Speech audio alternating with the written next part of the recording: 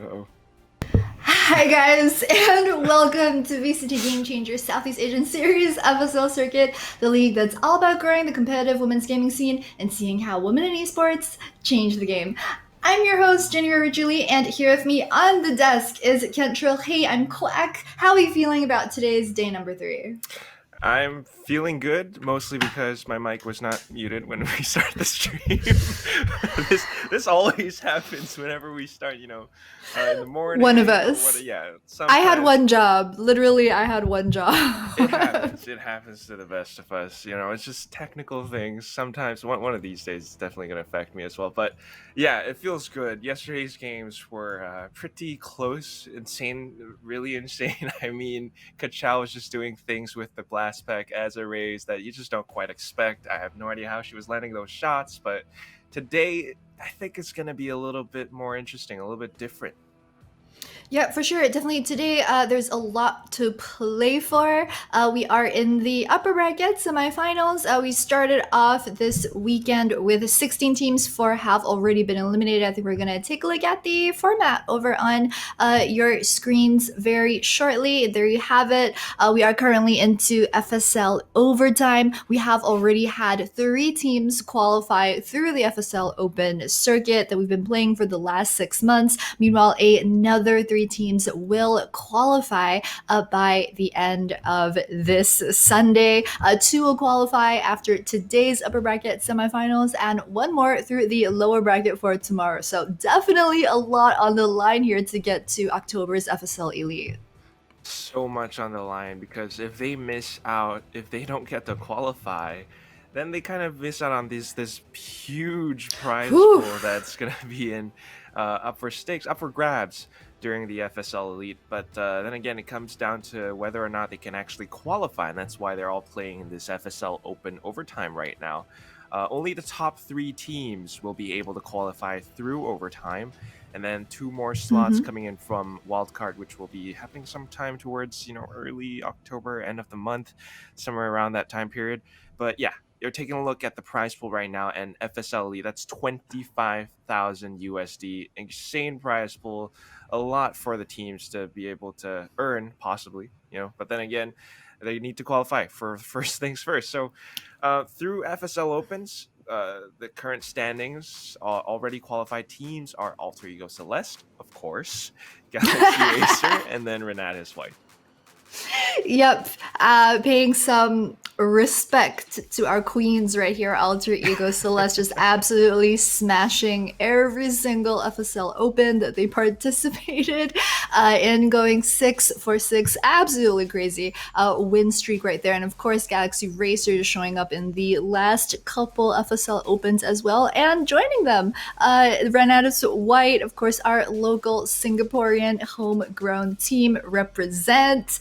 And yeah, yep, as you're saying, wild card happening 25th, 26th September, and I believe for 2nd and 3rd October as of well. So starting end of this month, it's going to run for a total of 2 weeks. Maximum of 48 teams can participate in wild card, and only 2 teams will make it through. The last 2 teams to make it into FSL Elite. So absolutely crazy, just the amount of support, the amount of teams, and just the sheer amount of just women gamers that we have in this region. Of course, do want to give a quick shout out to our sponsor Intel, as well as our official media partner Yahoo, for making all of this possible. Also, huge thank you to Riot as well for picking up the FSL Open circuit, kind of in the middle of our circuit, kind of having this little partnership. We're now also the VCT Game Changers Southeast Asia Series FSL Circuit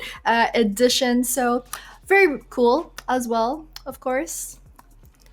And of course, I mean, just talking about wildcard a little bit, that's why if you're a female gamer right now, if you're looking to participate and compete, you want to head over to the FSL Facebook, Twitter page. Keep your eyes peeled for those sign up sheets because wildcard registration should be opening pretty soon. But other than that, I mean, these are the current teams, I guess, participating or playing for FSL Open overtime.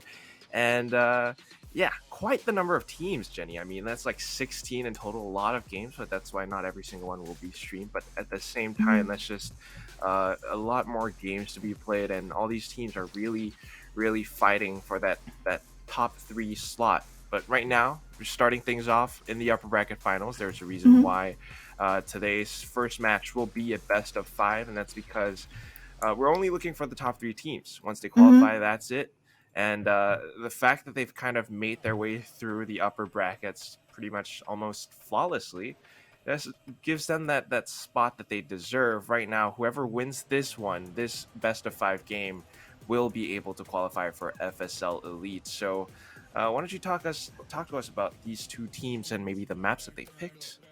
Yep, so absolutely insane. As Quack mentioned, guys, we do have a lot of games being played. There is, I think, the English stream, facebook.com/FPS. There's also twitch.tv/FSL. We also have the Bahasa, the Thai streams over on YouTube, as well as Twitch to check out. But today's first series is going to be Aricat.Aresta versus Big Scythe. I believe this is also the first time that we are able to have Big Scythe's games being played on the English stream. So it's definitely a treat for us. One of the highlights of Overtime, we get to highlight a couple of other teams that we don't usually get to see during the open Hmm. circuit. So talking a bit about Big Scythe, they're an Indonesian team. It's the first time they made it to playoffs actually was just last week during FSL Open 6. So we're not all that sure what we can expect from them, except that they've just been getting better each FSL Open that they've taken part in. So maybe they're peaking here. Who knows? This would be the best time for them, absolutely, for that to happen. Also, we kind of had word through the grapevine that they're friends of Alter Ego Celeste, and that this team, they used to be teammates from different teams in CSGO with the Alter Ego Celeste girls. So definitely going to be interesting, going to be something to watch out for.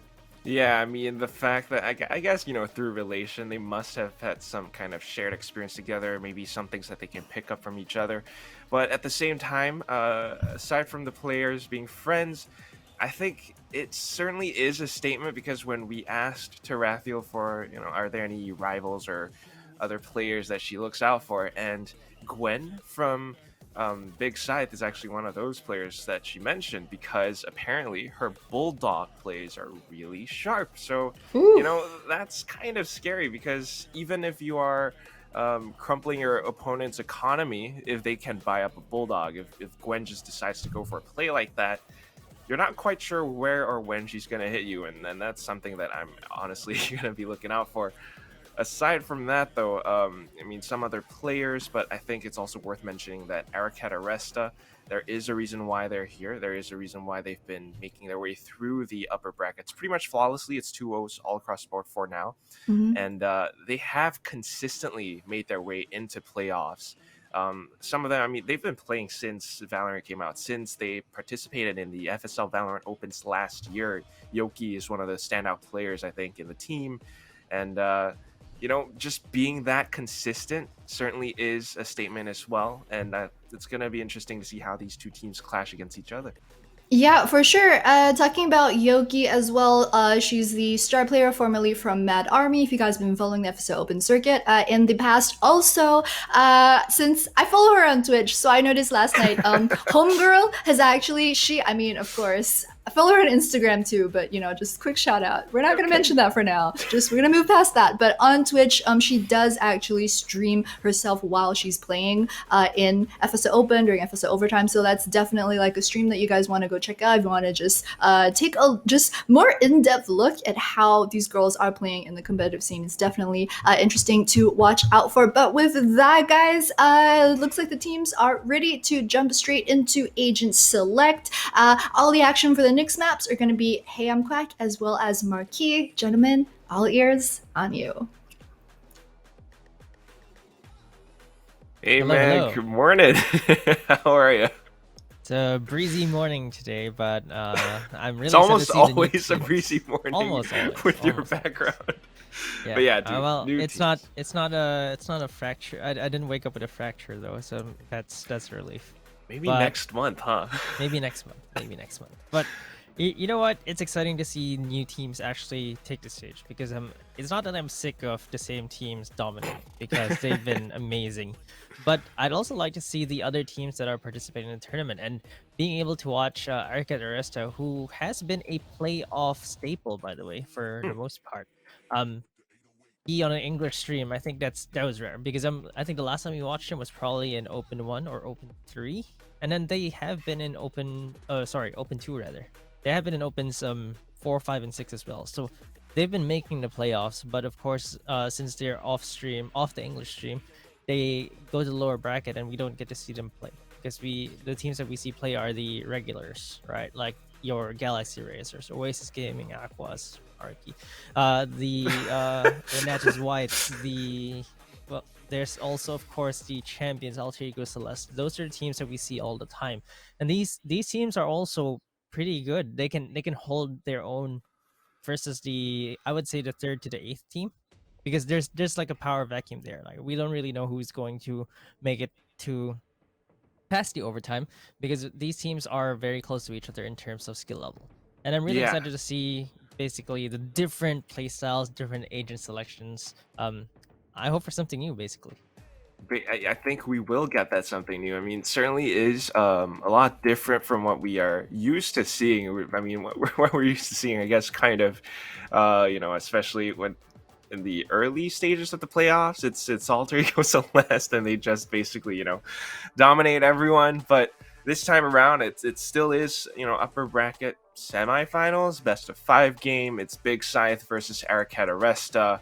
And both these teams, I think they got very different playstyles from what we're used to seeing. I mean, Alter Ego Celeste, we know they try some insane things. Sometimes they get bored and then they just go for triple sentinel. They switch things up, and that's always interesting. But Aricat.Aresta, I think, slightly, you mentioned the word staple, and I think that's kind of what they go for. Very consistent style. You often see Yoki, who streams on, I think, twitch.tv/Yoki official. She's got that verified check mark. That's why, she's got that a little bit of credibility to her. But yeah, tend to be, there she goes. Always the Sova main.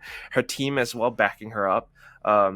Different playstyles here and there. I think some of the information that we got from the stat sheet that we have is that sometimes they have run and gun play styles. Sometimes they like to lurk in smokes.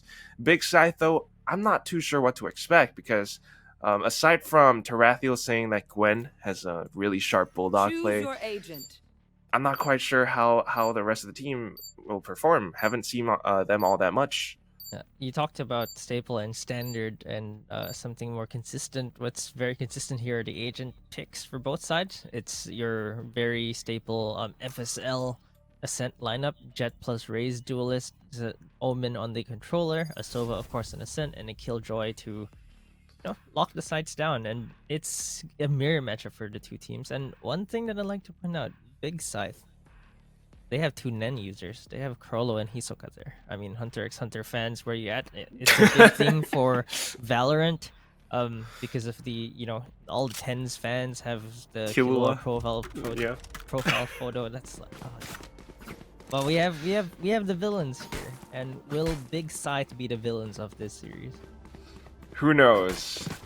I mean, so far, their run in the, I guess, upper brackets, it's again, the format is double elimination. Best of 3 is pretty much all throughout, except for the finals. The games that actually allow you to qualify for FSL Elite are best of 5s.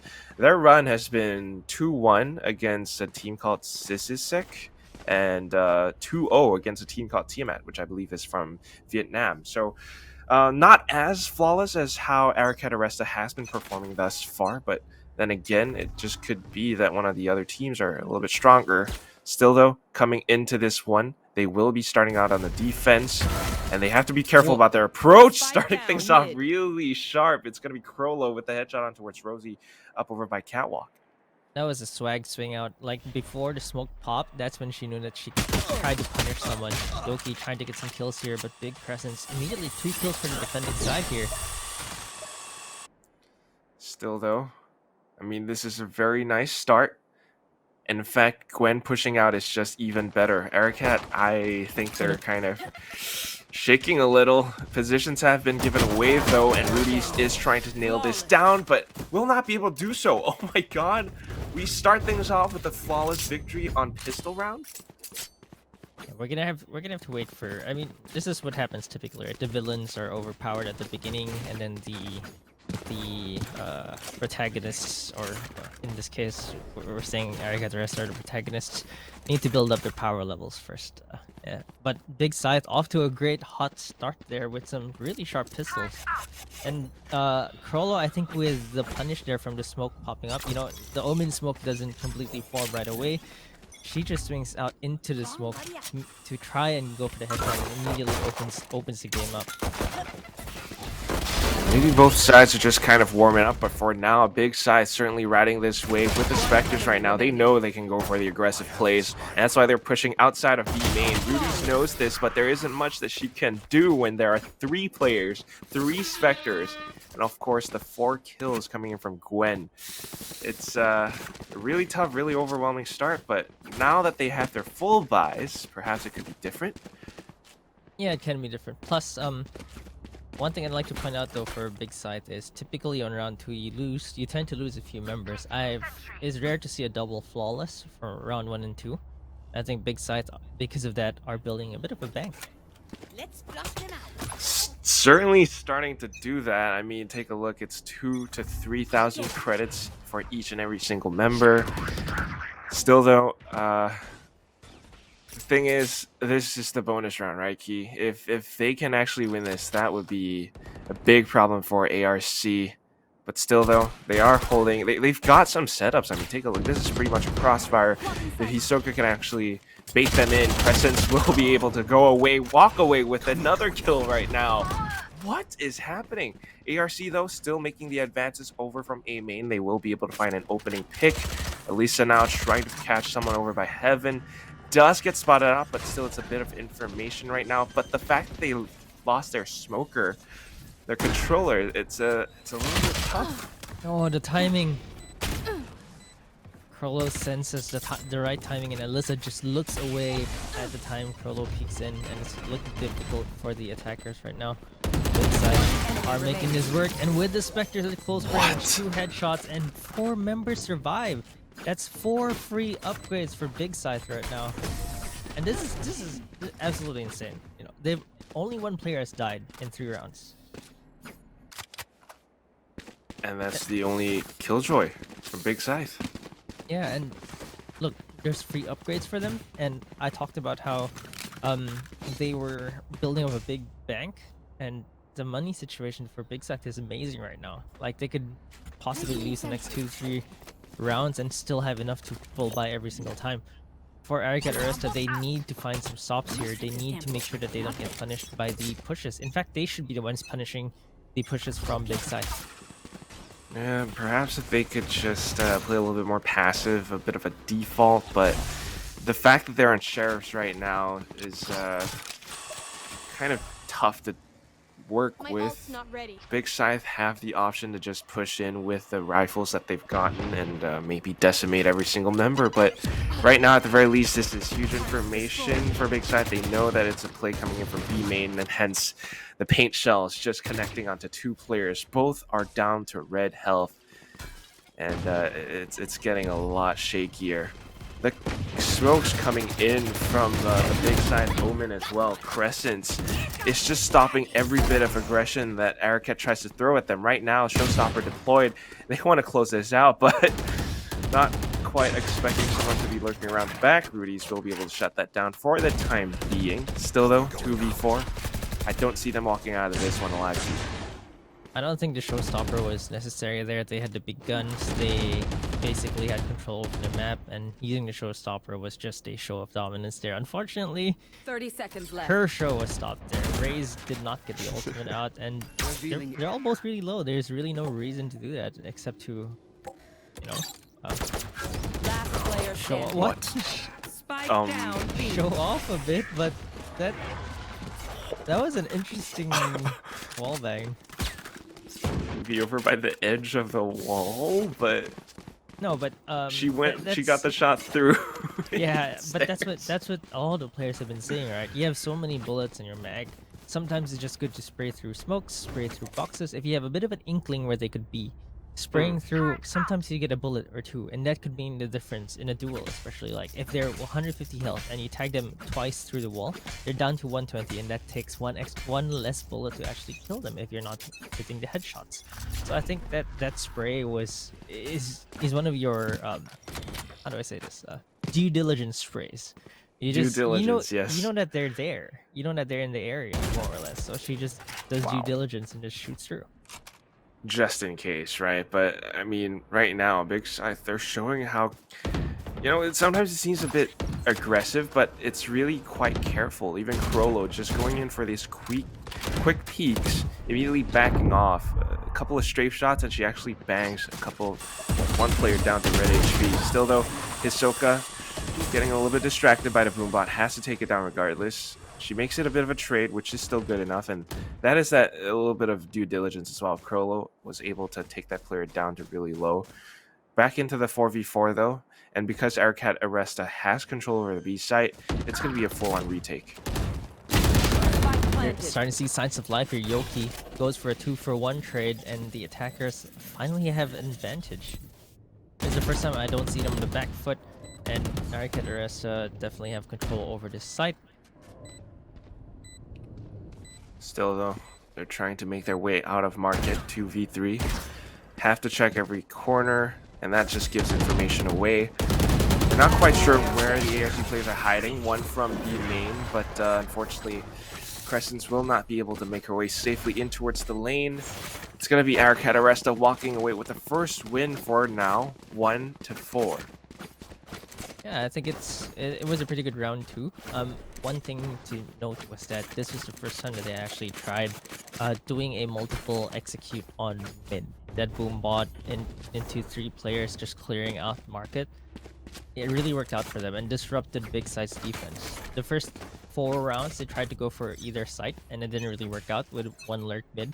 But taking mid control, something that we rarely see teams like really focus on in FSL, really paid out for them. And Solo gets tagged. Was that headshot there? 26 HP left on that jet. A little bit of a dig for sure. And now with the information, Alyssa just peeks this angle, knows that she's there. It's a second headshot. Definitely entry onto his site. The main thing is, though, there is a Raze lurking over by Wine, and I think Yoki's going to be the one to walk in towards that spot. But Alyssa's just going in non-stop. Yoki does get a kill of her own as well. The remaining player, Crescent's coming in from mid, will get ultimately denied. Quadra for Alyssa in this round, and 2-4. Aricat.Aresta certainly waking up. They made it look so casual there, at least Alyssa did. With the 3 headshots that she landed, the first shot when she actually took down the Opper, it was because the Opper was already dinked down to 26 HP, so she got a body shot, killed the Opper. But the rest of the kills, she just seemed to one-tap all of them. It was just clean and clinical from Alyssa, and it looks like she's reached a power level where she can start taking down Big Scythe.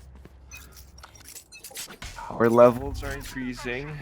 I mean, Hunter x Hunter, maybe a bit of Dragon Ball, maybe a bit of a KO Ken. Still, though, this is the mid-control game that is starting to be contested for right now. Crescents is just ultimately denying it, and Crollo watching B main as well will be able to do a bit of damage. The rest of the team trying to push out of A main will get shut down as well. I mean, they were kind of trying to go for that default 2-on-2-ish setup, but they tried to aggress, and when they came down to the aim duels, Big Scythe was just prepared. Yeah, it looks like something that goes too fast is not very good for Aricat.Aresta. At least it's not working out against Big Scythe right now. What has been working is, again, a mid-injection or a lurk from one of the duelists, and the 2-on-2 push is just a bit too fast for them, and Big Scythe are really sharp, so they can punish these still.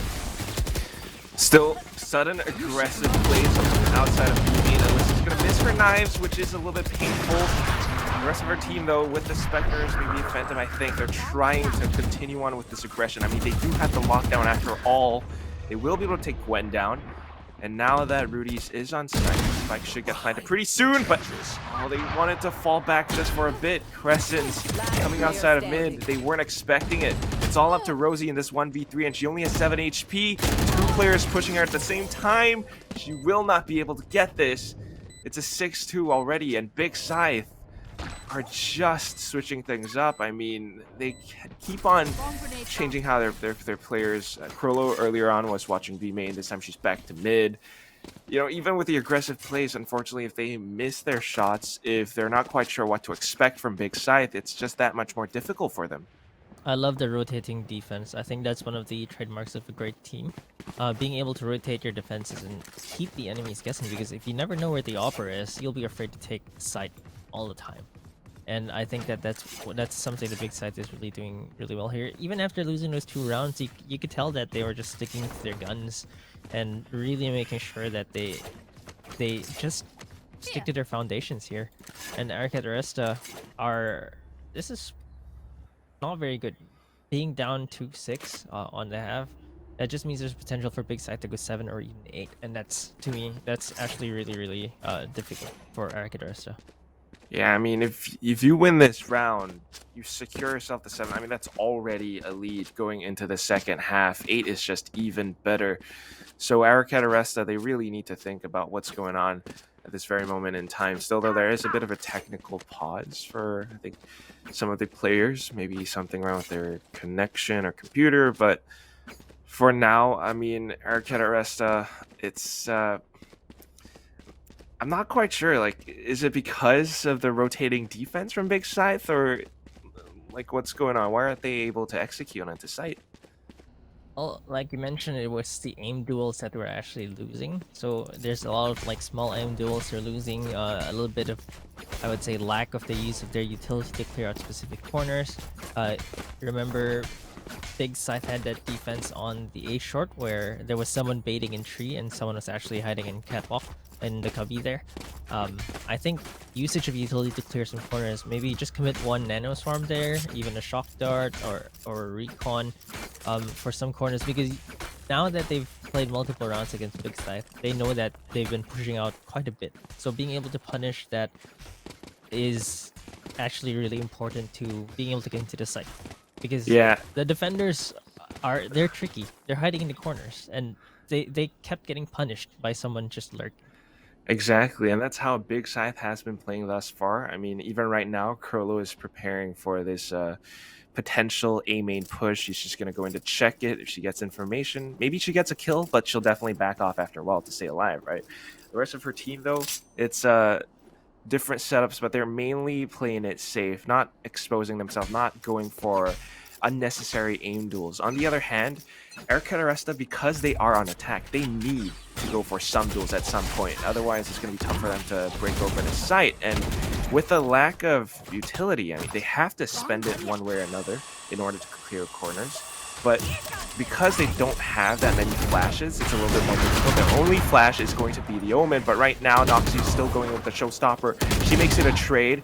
Crescent does take her down, but now her team just follows up on this aggression. They will get control over the A site. All that's left is none other than the Sova player from Big Scythe, Chasu, in a 1v4 situation. This is tough, even though she has the Hunter's Fury. Lineups? Really? From here? I would... Wait, so it did land. It was a lineup. On A site. Wow. Yeah. Interesting.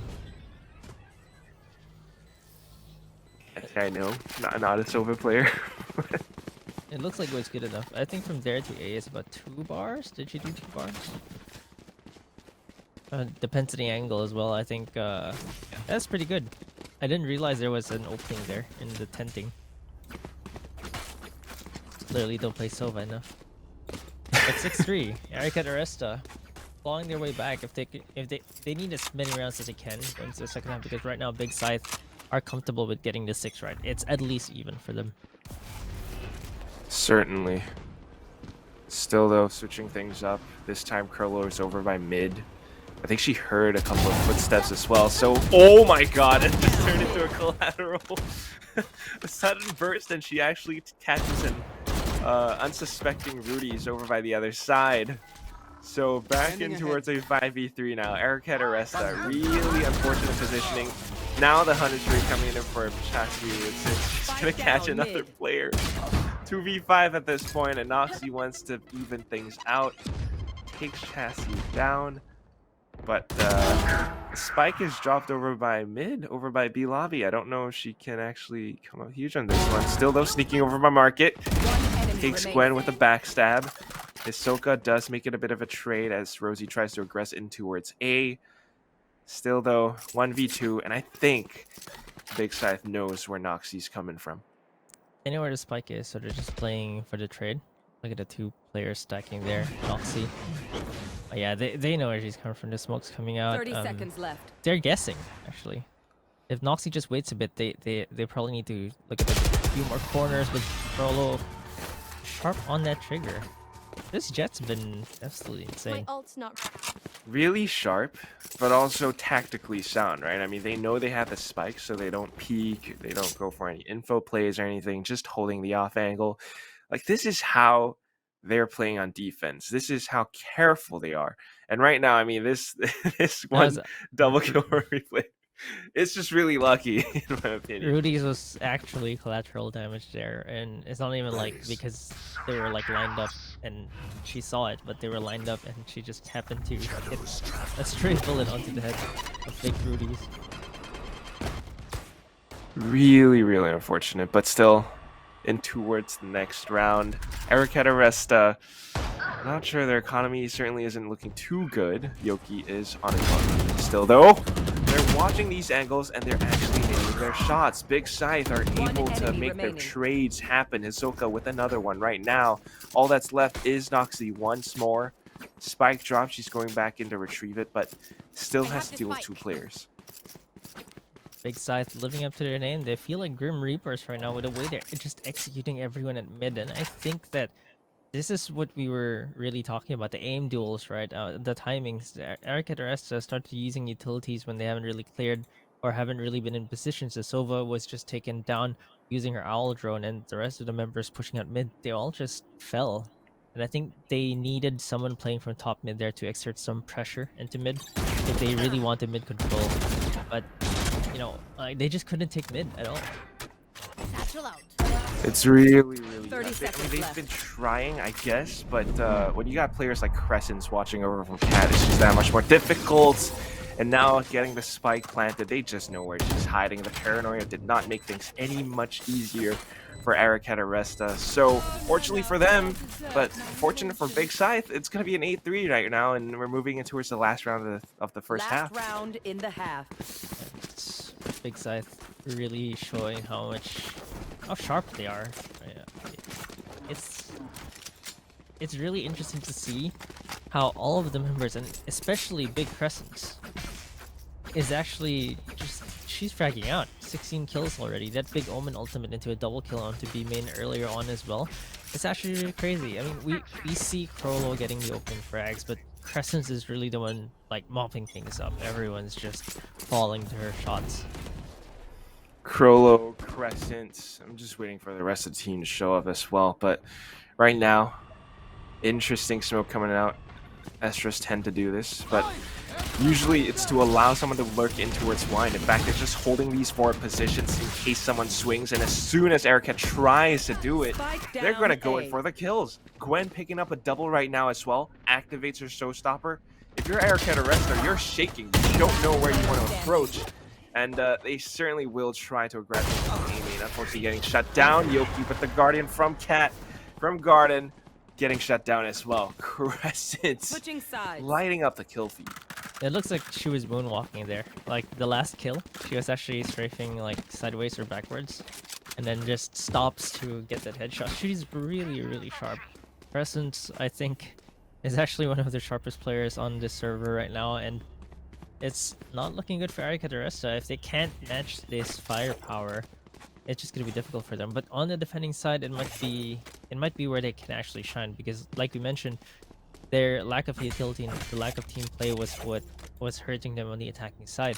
On defense, Big Scythe were able to just hold their ground, stand their ground, take the end duels, and win. But let's see if Big Scythe can replicate the same thing on the attacking side. Let's see. There's a chance that they can, but the fact that they've already gotten this huge lead, 4 more rounds, and they close out the game, it's just a little bit tougher for Aricat. But if they can string together these wins, that would be good. Still, though, look at their setup. It's not exactly the same that we see from Big Scythe. It's pretty much an individual player over by Garden.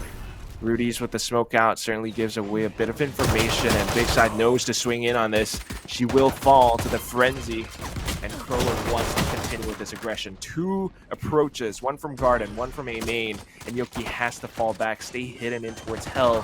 They're looking to get her down though, but they don't expect Alyssa coming in from Garden.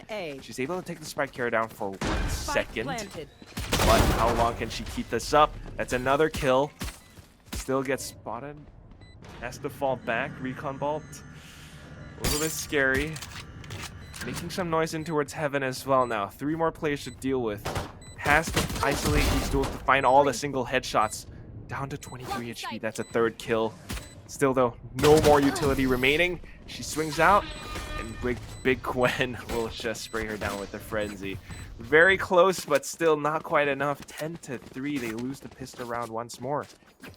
You can tell Alyssa's still really sharp. Got those 3 kills, even in such a dire situation. Being able to get those headshots, I actually thought it was a potential to be a clutch ace. I mean, she's really sharp right now. Really, 11 kills on Alyssa. The rest of her team not being able to win this aim duels because Big are just too good right now. Way too good. I mean, they have some kind of coordination, some kind of prepared strategy. The way that they're approaching these rounds as well. I mean, the way that they executed a split this time is just unbridled aggression in towards mid, perhaps. If you're Aricat.Aresta, you need to set up for this, and unfortunately they don't quite have it yet. But still, making a bit of a trade is going to be Rosie. She does pick up the Spectre, and the spike getting dropped is a big problem for Big Scythe. They need to come back in to retrieve it. Still though, there are a couple of players trying to aggress in towards market. Well, that would have been a pretty good spray, but the wall was like right in front. One enemy remaining. Well, Big Gwen with a quick double kill into the smoke there, able to take 2 down, and it's now down to a 2v1, and Crollo is there. You can see, you mentioned it. There's a lot of team play, a lot of coordination from Big Scythe. The way they peek, the way they go in, someone is always covered. Someone is always covering someone else. And you saw Raze take out her grenade there. She was extremely vulnerable, but Crollo was right behind and doesn't even let Alyssa take Gwen down. And I think that's the biggest difference in this game right now. Big Scythe are playing as a unit. The way they move, their movements, not just on attack, but we also saw it on the defensive side, right? They had coordinated pushes on every single front. That's what really made Aricat.Aresta's life difficult. Exactly.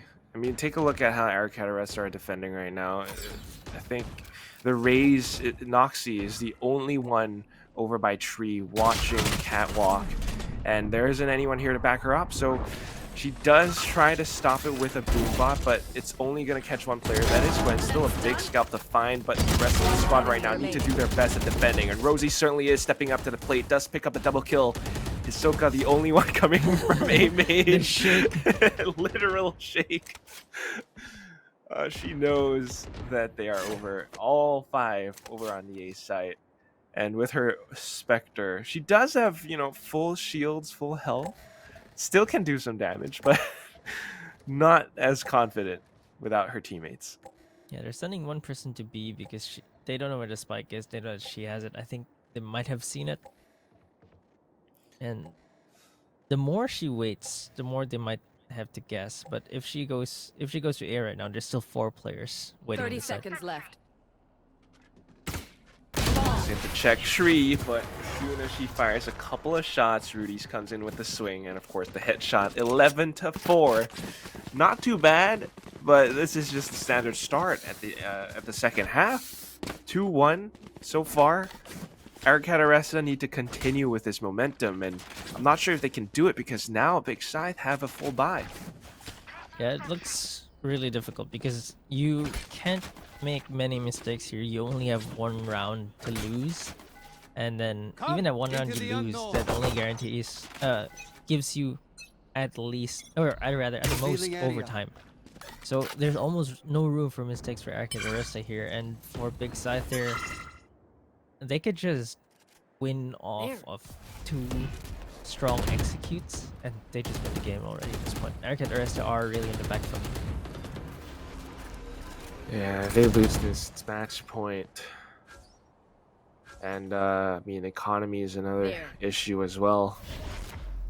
So Aricat.Aresta is certainly playing a lot more defensive this time. You don't see any aggressive peaks coming out, but the thing that I have in mind is, will their setups actually be able to stop the pushes from coming in, or are they just going to play retakes? I don't think, given the Killjoy players' position, that's what they want to do. Still, though, Rosie was instrumental in winning the previous round. If she can repeat the same magic, that would be awesome. But Hanbolt coming out. She's going for a bit of a peek. Gets the first headshot, a second kill, and the Nano Swarms are being activated. Noxy just here to help her out, maybe push them off of Catwalk. Instead, that is what they're doing. Big Scythe heading in towards market right now. Crollo spotting a random updraft. Tries to take it down, but the door has been shut in her face. Door might actually be her death because Yoki is already on the other side of it, and if Yoki peeks at the right time, Crollo out, and there's the peek, takes one down, and Alyssa is there to clean things up. Hisoka gets taken down, and Aricat.Aresta starting to look better on his defensive side. A little bit better. Let's keep this up. 11-5 right now. And they still are holding on to their weapons. They still got everything going for them.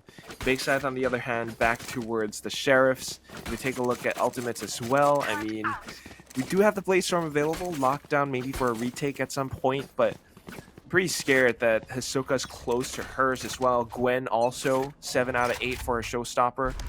Not to mention, Chassu does have her Hunter's available to her. So this could be setting up for an execute at some point from Big Scythe, and Aricat has to be prepared for it. They're preemptively shutting the door, Marky. Yeah, that's really smart, and they can choose to break it as well if they want to. There's alarm bot spotting people at least one person at mid. Presence is there. I'd still be afraid of these Sheriffs because combined with the Hunter's Fury plus the Showstopper, they can still do quite a bit of damage. Still, though, being careful for now. I mean, look at this. They might have all Sheriffs. They might be on an eco, but they're not just throwing a Hail Mary. They're not just like, all right, whatever. This is round that we're probably going to lose. They're working as a team. We have a full 5-man Sheriff train walking all the way up Catwalk right now, and Noxy sees this. She's terrified. 5 players, and you have to back off. Pink Shells will be able to do some damage, though, and they still continue their aggression outside of doors. Yoki will be able to stop this with a bit of a spray. Goes in for the classic. Does not know that if there's a player behind her. Still, though, looking for a chance over by Generator. She will be able to take her down and collect the 4th kill in this round for herself. Yoki being the bastion of the A site right now. Yeah, they're really defending this really well. Big Scythe. That was an eco round for them though, so I think they're still fine. They still have a lot of chances to get the 12, to get to match point. They have a full buy right now. They have 3 ultimates as well. So Showstopper, even the lockdown to get into the side, plus the Hunter's Fury. Although the lockdown is going to be difficult to use because there is a Hunter's Fury on the side of Aricat.Aresta as well. So if they choose the wrong side, the Hunter's Fury is just going to take a lockdown down. Yeah, and because of this many ultimates available to Big Scythe, this is where, if you were in Aricat.Aresta's shoes, I think you want to play, extremely defensively, all the way at the back of the side. Maybe you can just go in and prepare for a retake at some point, because you know that there is a chance an execute is going to happen from Big Scythe. They're going to deploy their ultimates at the same time, and if you're not prepared for it, you might just forfeit the round. And at this point, 11-6, they need every single thing that they can get. Still, though, just a little bit of a warning shot from Gwen over from B main. Maybe they're trying to bait out some utility as well before they make their execute happen, softening up the site, as it were. But Aricat.Aresta, they're not really budging all that much. In fact, they've actually taken The race player down to about 50 HP. I'd still like to see some mid control. I mentioned this earlier on Aricat.Aresta's attack, but Big Scythe, look at mid right now. It's pretty open, and I think that going through mid will put a lot of pressure into the sides rather than just going to the 30 sides. seconds left. And they don't even have a lurker at mid, so Big Scythe are trying to brute force their way into the sides, and they are going to for an A execute right now. The raise is all the way at mid though. They might catch someone who has to rotate, and there's the first kill. Yoki though trades with Chase U. Big Presence is going to get the spike down. No, the Fury denies the plant. Yoki takes Big Presence down. Noxy takes Hisoka down as well. They had to plant the spike now, otherwise they have no chance. But Alyssa with a wide swing takes him down, and Rosie finishes Gwen off.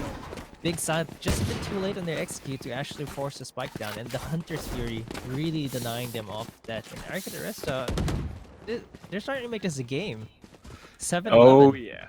7-11. How many rounds in a row have we got? 4 rounds in a row. This is what we've got.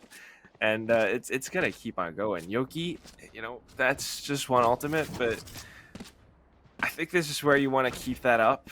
I'm still afraid of what Big Scythe could do. I mean, right now they've you know, Sheriff's, one Spectre.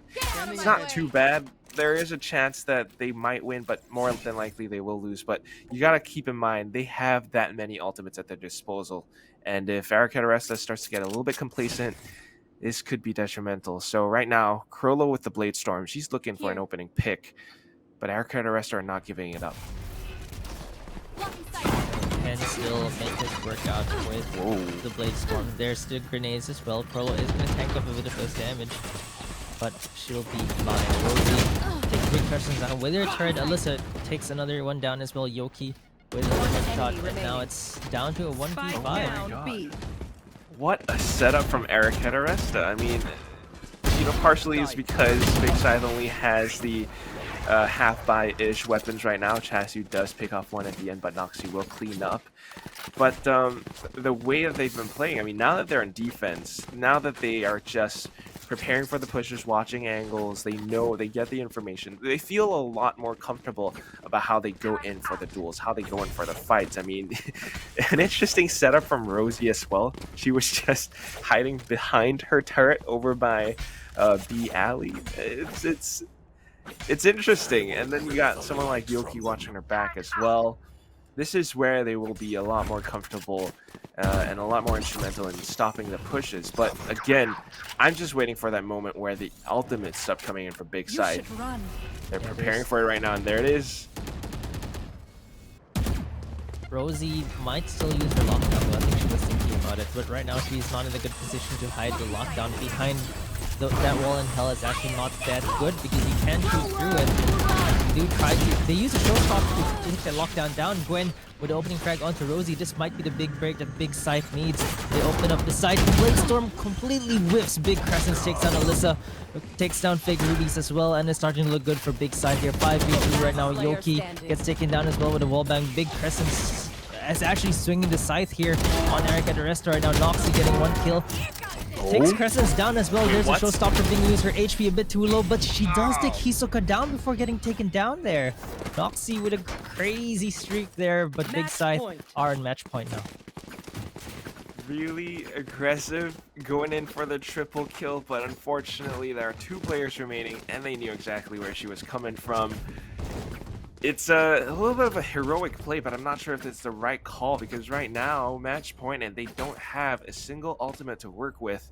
They might have the buys, but if Big Scythe go in for yet another execute, how did they keep that up? They've won 5 rounds in a row previously, but now it's match point from here on out, and they need to be extremely careful. Crollo with the operator still is a very scary thing. But the executes are what I'm worried about once more. They cannot make a mistake anymore. It is match point already. They have to win 4 rounds in a row to send us to overtime. There's a bit too many traps on the air right now. There's a grenades being used to clear out the turret. Don't think that's how it's gonna work, because it does bounce off the wall. Still though, Alyssa tries to do her best, preventing the push from coming in, but she will ultimately push back because of the nano swarms. And now Crow is just walking in with the right click, able to take Lizzie down. Alyssa makes it a double though, and right now it's just mayhem as Aricat.Aresta are coming back in for this retake. Hisoka, last one left alive, over from Hell, gonna get shot down by Yoki. And Aricat.Aresta, You failed. Out of charge. they're doing pretty good thus far. I mean, I was afraid of the executes. It might have come in, but they were able to stop it from happening. So right now, 12-9. If Aricat.Aresta can keep this up for a couple more rounds, I think right now Big Scythe's economy might not be the best after that loss. If it goes to another win and then another win, yeah, it's just gonna be up to about 12-11. You're starting to see Aricat.Aresta read the executes coming in. Big Scythe at this point in time, they need to change something up because the executes aren't quite working. Still though, now on the Sheriffs, a little bit more careful. An attempt at a double shock dart in towards Garden. Does not connect to a single player from Aricat. Look at how far back they're playing. Alyssa though, deep in towards Market, trying to watch the angle over by Cat. Does collect one head, immediately dashes away. Nice early damage. An early pick just softens the attacking force. It's down towards 2 and 2. 2 players over by Garden, 2 players over by Amy. They're trying to time the execute, but they just won't be able to get it. Oh my god, the positioning from Yoki. Krolo was not expecting it right now. And the recon ball going in on towards Crescent. It's a flawless victory for Aricat.Aresta. This is why we see the FSL teams prefer to start on the defensive side. I think their defensive holds are so much cleaner. It seems like maybe they're not used to the executes, or maybe it's the lack of the initiator, the sky from these teams that actually makes it difficult for them to get into the site, because the executes, you can tell Big Scythe looks so good on the defensive side, but now it looks like Aricat.Aresta, their defense is just a bit too strong for Big Scythe for Big Scythe to actually take any rounds here. And they're struggling. They were at 11 rounds at some point, and they're just struggling to get that last round, and the grenade actually dings the wall in the corner there. Makes it difficult for them to use the utilities. Alyssa gets shot out a little bit there. This could be a problem though, yeah. She's down to 70 HP, and I think Big Scythe has kind of recognized that maybe B is the weaker side, because thus far they've been going A several rounds in a row now. So with Alyssa, the only player over by B site, the spike is towards B as well. She needs to stay alive. She needs to get some kind of information, otherwise Aricat.Aresta might just lose this round. Remember, we are at match point from now on out, so lockdown coming into play. They're trying to sell a fake. 4 players over towards A, and Alyssa might rotate as well. They do manage to take away the lockdown, but Alyssa drops the Krolo, her Jet counterpart, and just like that, Spike goes down on B. Now it's a 4v5 retake. Very big problem for Aricat.Aresta. And that's enough for them to actually get into the site, and it's now Aricat.Aresta on the back foot, but Fake Rudy's great positioning from her here. She knows that she can stop the fakers. Oh my god. And, Hisoka reveals her position there. Fake Rudy's has a chance to stop her here, and there's 3v3 retake happening on B. There's a 1v1 happening on mid. Frollo takes one down. Rosie takes 2 down though, and Hisoka takes another one down, and Big Scythe are the ones that will swing the scythe this time around and take map number 1. That was an interesting usage of the From the Shadows. I guess she was trying to, most of her teammates were coming in from spawn, so if she came over by B main, that would be a little bit tougher for a Big Scythe to hold, perhaps, but she wasn't expecting Hisoka to be coming in from the back, and because of that, she was separated from the rest of her team, thus making the retake a little bit more difficult for Aricat.Aresta, and unfortunately, they lose out in that round, so 13-10 is the end of the game. It was close. They managed to string a couple of rounds over by defense, but yeah, I think they lost way too many rounds on attack. Yeah, it's really whoever starts hot first, right? You have more room for mistakes, and There were many mistakes from the side of Big Scythe, especially on the attack side, where the executes just weren't clean. They couldn't get into the side, couldn't string those rounds in, but they built enough of an advantage for it to be a win for them. Yeah, they certainly did. I mean, they were kind of hoping for the executes to happen, but when it came down to it, on their attacking side, Big Scythe, maybe a lack of opening picks, maybe Aricat.Aresta were doing some sneaky things as well. I mean, sometimes they were holding these off angles. They might have been alone, a little bit different from how Big Scythe approaches on the defense. They often had someone like a little bit like a buddy system, right? But Aricat.Aresta, it's still not a problem for them. They know how to use their utility. I mean, oftentimes you see someone like Noxy with the boom bots, the paint shells, and Yeah. that alone is enough to stop a rush from coming in. On the flip side, though, when Big Scythe were defending, I mean, you saw 7 first bloods on Krolo's stats, and I think that's a very big thing. I mean, she knows how to go in for these aggressive plays. I think several of those first bloods came in on their defensive side. Yeah, all the first bloods really opened things up for the defenders, and Krolo, it was so scary in that mid. She denied any mid control, and I really think that Aricat.Aresta could have punished her a bit more. Maybe peeking her from 2 angles, one from top mid, one from mid link. I think those types of punishes should be more common because she got away with so many kills at mid, like waiting for the smoke to pop or them pushing smoke. But that's why I don't push smokes, right? The way the smokes work, they're dome. So your gun goes in first and someone inside the smoke sees you before you see them because the head goes in last. That's why the smokes are dome shaped in the game.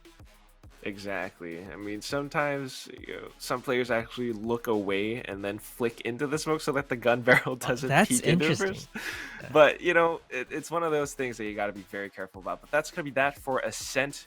We're gonna come back with our next map pretty soon. So a little quick break, a breather for the players. But after this, maybe about 5-ish minutes, we're gonna be right back with the second map, guys. Do not touch your browser, and we're gonna come back with map number 2. Welcome back, everyone. Yeah, we are on game number 2 of this best of 5 series between Aricat.Aresta and Big Scythe, and we saw a game 1 that kind of went in the balance, like between the two teams, right? It really shows how close these teams are, and of course how defensive sided these teams are, I would say. But moving into game number 2, I think that it's still quite a coin flip, right?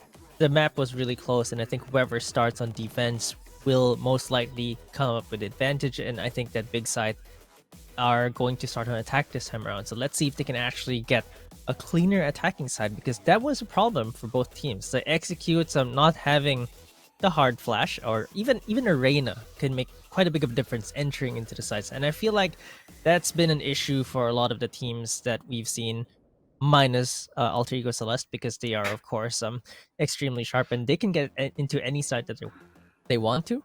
But seeing the other teams play here, I think that their executes really just lack that one hard flash to allow them safe entry to the site, or maybe a faster or more explosive execute to deny the defenders from rotating fast enough. Yeah, because the rounds that they actually won was, when they had executes coming out of smokes, maybe a lockdown to back them up, and then they just blast pack in, send a boombot somewhere. You have Krolo dashing in at times. That helps them. But then again, it's a little bit confusing. We're not quite sure. Aricat.Aresta just maybe a little bit better on defense, but then again, that actually was their map pick. Ascent was Aricat.Aresta's map pick, so that losing 13-10 doesn't inspire the best confidence in me. Honestly, I kind of thought, because just based off of circuit standings, right? They're ranked number 4. They've been consistently making it to playoffs. Big Scythe maybe not as much, but that sudden change in performance, I mean, what happened? Maybe they're warming up. I mean, maybe they just need a little bit of feeling it first. Sometimes there are teams that are like that. They are much better in a longer series, and this is a best of 5. And Aricat.Aresta, like you mentioned, number 4 in the leaderboards. We're gonna see the draft right about now, but number 4 in the leaderboards just means that they didn't make the cut to qualify for elite, right? So that's why they're playing overtime right now. Of course, they are one of, like we mentioned earlier, one of the playoff favorites, staples rather. And here's what we needed to see, right? The Reyna. This is the flash that I will actually let you get into sights. I like the Viper pick for the side of Aricat.Aresta. For Big Scythe, it seems like they might go with a double controller this time around. They're certainly hovering over it, and I kind of like that because Omen can be versatile in that aspect. He does have, paranoia, kind of a Select your flash. agent. Even more smokes just means even more control over sites. You kind of have that option of being able to fake out sites as well. So it's a nice option, but I'm not sure how that'll actually play out against Aricat.Aresta now that Aricat are starting out on the defense. So both sides, I mean, you got to be careful. It is Icebox after all. Sages on both sides though, pretty standard as well. Yeah, I mean that's what she has ice. It just really works that she has ice on Icebox, right? I guess so. Cold joke, cold joke. I was more thinking along the lines of, the things that you can do with the walls and slowing people down with your slow orb. But yeah, ice on ice box. But it's kind of interesting to me that Big Scythe actually decided to pick Icebox because just based off of stats, they actually play Icebox quite a bit, but the last time that they actually did that was against Galaxy Racer, on which they lost 13-1. Ouch. Yeah, so I don't know. This time could be different. Maybe they did some studying and homework. Yeah, I mean it's something that Ilu mentioned every time we go to Icebox. If you pick Icebox, you better be damn ready. Okay, there's a wall allowing them to get a little bit of mid control here. There's no mid control for Aricat.Aresta. There's no one playing the tube. No one's playing on the ramp anymore. There's the wall, second wall coming up, Sage wall, allowing them entry into the B site. There's a shock dart though, big damage onto Big Crescent, and Gwen gets really low as well. Rosie's gonna take 2 down. Aricat.Aresta with a hot start right now. Chase you, trades 1 for 1, and now it's down to Big Crollo. And Crollo, not sure if she can come up big here. She's been very sharp, but 4v1 is still a tall task. Yoki does not take that much damage. Yoki finishes this Big Crollo off with a headshot. And that shock dart really ruined their plans there. Completely. I mean, AoE damage, several players getting backed up like that. They weren't expecting someone to be holding all the way from kitchen. And I was kind of wondering why. I mean, it's safer if you have the Sage wall erected as you approach in from mid towards B, but I think it kind of gave their positioning away as well. Like that just gives up some information. If they were a little bit more quiet, perhaps just using the toxic screen to sneak past, maybe they would have caught Yoki off guard. But regardless, onto the second round, and they're making a rush in towards A. And we have a couple of Spectres to hold this. Alyssa plus Noxy up over by the top of pipes. They get the information. Noxy though, up on this one spot, won't even collect on the kills. Now Alyssa comes in. It's a bit of a trade, but yeah, I just don't see Hisoka walking away from this one. Does collect on 2 heads though. Excuse me. Picks up a Spectre as well. She has, I guess, adequate health if she wants to make it happen. 1 minute remaining as well. She has the option to rotate. There's so much time right now though. She could just hide in this corner, and if she doesn't get spotted, they might just split up. Or at least both go to B because... Okay, this drone. Uh-oh. She gets the timing, she gets the timing. Hisoka, 4 kills right now. It's gonna be a clutch ace if she gets this 40 HP on her. She runs around a bit, fakes the spike plant. They're like trains. Just missing each other in the night, but unfortunately for her, she was going on the wrong side and Rosie finishes Hisoka off. But at what cost? 4 teammates lost there. They have to buy again this round, or they're just gonna have to completely eco this because Big Scythe are coming up with the rifles here. Bit of that ring around the Rosie, and just unfortunate, I guess, maybe timing and positioning. Still though, it came really close.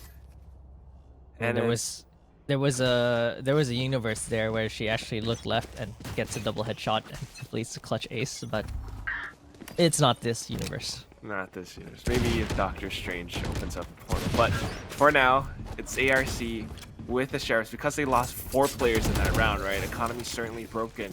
On the other hand, though, Big Scythe, they have a firepower for this, and they're making the execute happen. Prolo getting the first hit already. Alyssa trying to do her best, will be able to chase you down. Still, though, it's down to the 4v3, and Big Scythe are not slowing down. I mean, they pretty much have control over its site at this point. This is an interesting wall. It creates this angle where you think that there's probably no one up there. But Sage is actually looking through that corner. And Prolo takes Yoki down, Gwen takes one down as well. Rosie, trying to play it more expensive, takes Prolo down as well with her Spectre. Remember, she's the one who survived. Might be able to get another one. Rosie takes Gwen down and is getting very expensive. But, okay, you know, there's a Viper in the game and there's no such thing as a defuse when there's a Viper. Yeah. She might just want to try to go for an exit frag here and die or save the gun. They're running away. Yeah, Could save the gun. No. No. Well, okay, she's. If you die after the spike explodes, you don't get the. Do you? You don't get the penalty. No. Okay. It doesn't matter. It's only after the round when they actually do the check whether you save the gun or not. Anyone have Cool. Okay. Unlike other games. Close. But you still see Rosie stepping up to the plate, despite being the last member alive. But regardless, whatever it is, it's still a win for Big Scythe. So 2-1 right now, and they have the chance to continue building up momentum. Certainly right now, selling a bit of a fake it towards mid, but Noxie holding the angle will be able to collect onto Gwen. So this is a bit of a problem for Big Scythe, down towards a 4v5. Yeah, I like the quick dismiss out as well to get back into safety. Same for Big Prolo. These duelists are really fast and making sure that they get out of a bad situation, and I think that's a good sign for the duelists, because that's really what you need to do as a duelist, right? You take the duels on your terms, and Rosie takes Crescents down. Unfortunately, controllers don't have that fast of an escape mechanism, so she couldn't get away from that. Rosie takes one down as well. It's gonna be a trade for Hisoka.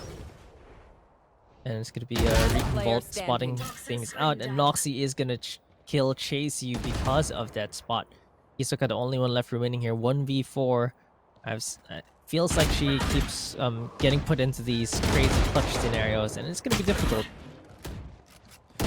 Very, very difficult. In fact, they know where she is, so they're just gonna hunt her down. Noxie immediately going in for that sort of pre-fire. 3-2-1. And Aricat.Aresta are starting to take the lead. This is Big Scythe's map pick, and it's kind of weird for both sides, but so far so good, because Aricat.Aresta have been winning these duels just because they get the information, just because someone like Noxie is often positioned up over by pipes. Anyone who tries to aggress in towards A just gets shut down. Looks like it's the same problem, right? The attacking side is just so difficult for these teams because the executes just aren't clean enough and they can't get into the site. And for the side of Big Scythe, they're the ones without the flash, right? You only have the Paranoia, which is the near side. They don't have a Reyna to use the Leer in to get into the site. You can see where it's difficult. Like, they're having a difficult time breaking in, and when they do break in, it's not clean, and because of that they get punished. They get taken out one by one. The only round that they won was when they had rifles against smaller guns, or more or less an eco from Aricat.Aresta. Exactly. Look at how Noxie's positioned right now. Earlier on she was over by pipes. This time she's up on Nest itself. Still though, Big Scythe trying to go in on towards kitchen. Big Gwen will be the one who collects on that kill, but we're unfortunately running out of knives. So at this point, I think they just want to convert the push in towards a B play, but Rosie hiding over by yellow can be a bit of a problem. She's that sleeper agent, and once she starts waking up, it's going to come into full effect. Double kill already. Gwen making it a straight though. Still 2v3, she will be able to get the spike down. Has the res as well, but Noxie wants to deny this. Coming in already from green. Gets shut down. There's the res. 3v2 at this point. There's a very good chance that Big Scythe might win. As soon as I say that though, Alyssa just goes in on time. Takes away the res player. 2v2 and they're both really low. Alyssa is going to make this as difficult as she can. Instant flakes on towards Gwen. And they 90-degree turn there. That was a 90-degree flick. Luckily, Sage was really low, so that body shot was enough to kill her. Alyssa really showing up for Aricat.Aresta here. 4-1 right now, and they do look so much better on defense. That res though, such a misplay because normally when you res, right, you wall up, you defend them, you try to go for a trade, you use them as bait. It seemed like that res was a free. Okay, you lose your res and you lose a member. That's 200 extra credits for us, and we win the round. Aricat.Aresta. Yeah. They haven't built up an economy here though, like.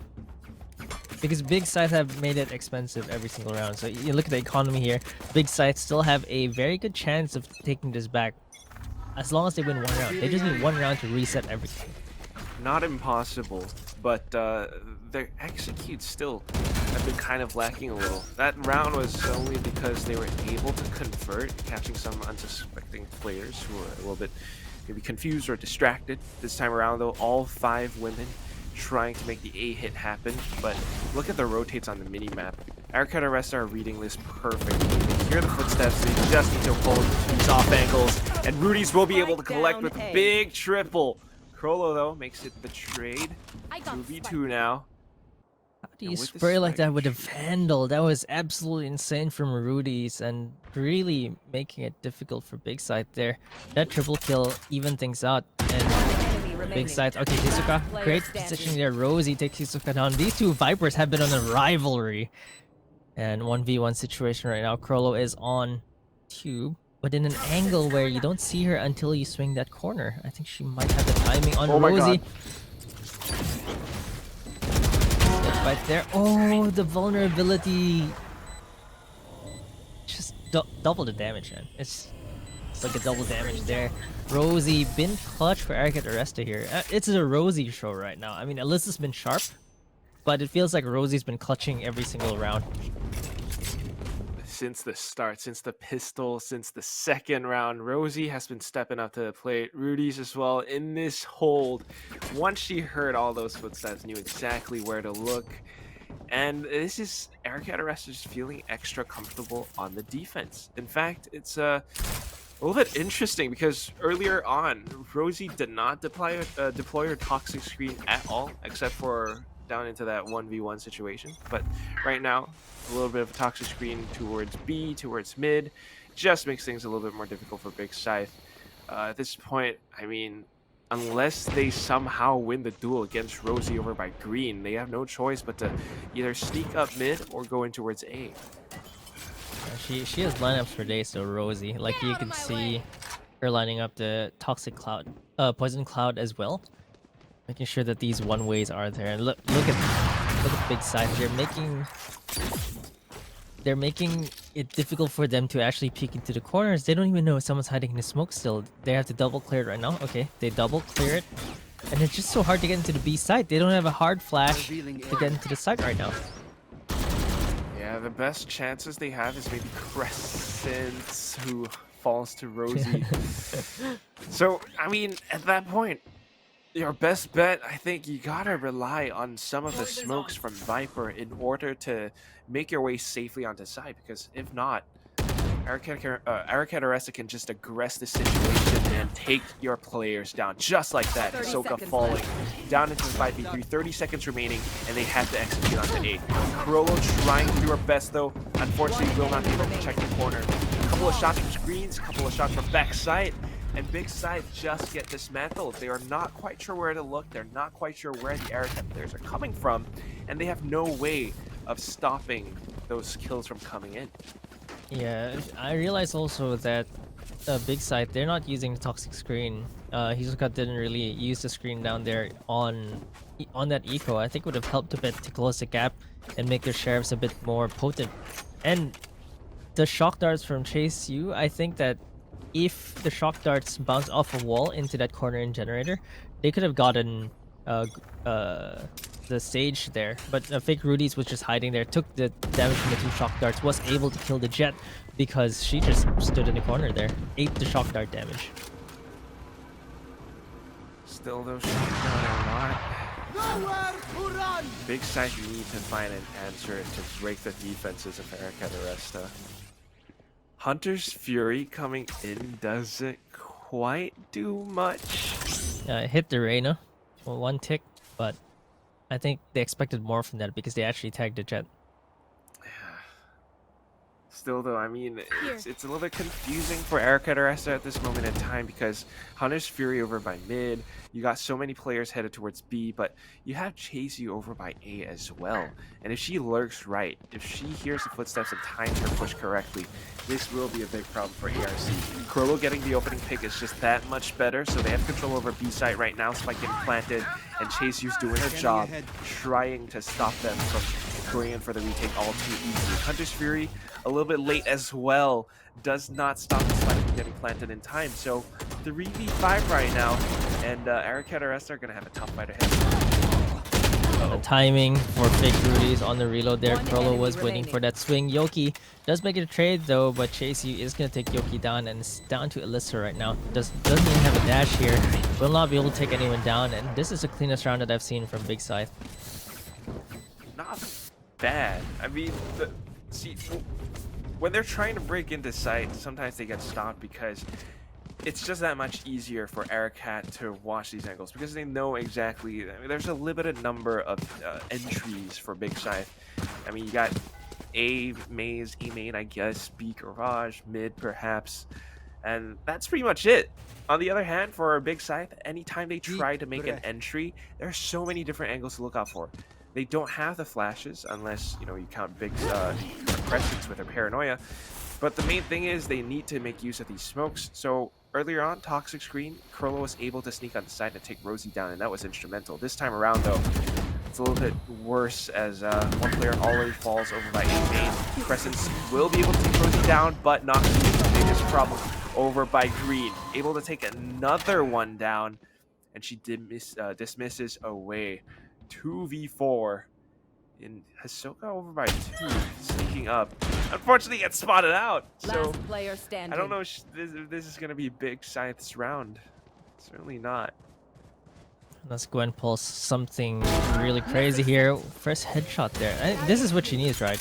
A few 1v1s, 1v1, v1, v1, v1, and she gets a spike down, and it's starting to look better for her. If she could take fake Rudy's down, it's gonna be doable. There's the headshot, and now it's a 2v1. There's a wall there as well.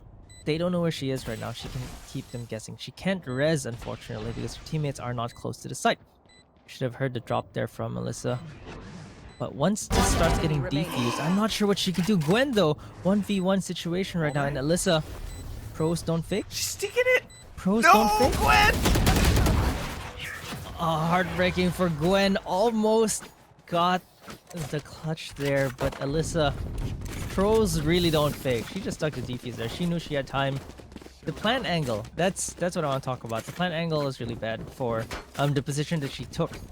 Like, I get that she wanted to go for the kill, but she needs to run to actually get back to the spike, to actually get the angle to shoot, because there's a box there. And that box blocks the vision. Exactly.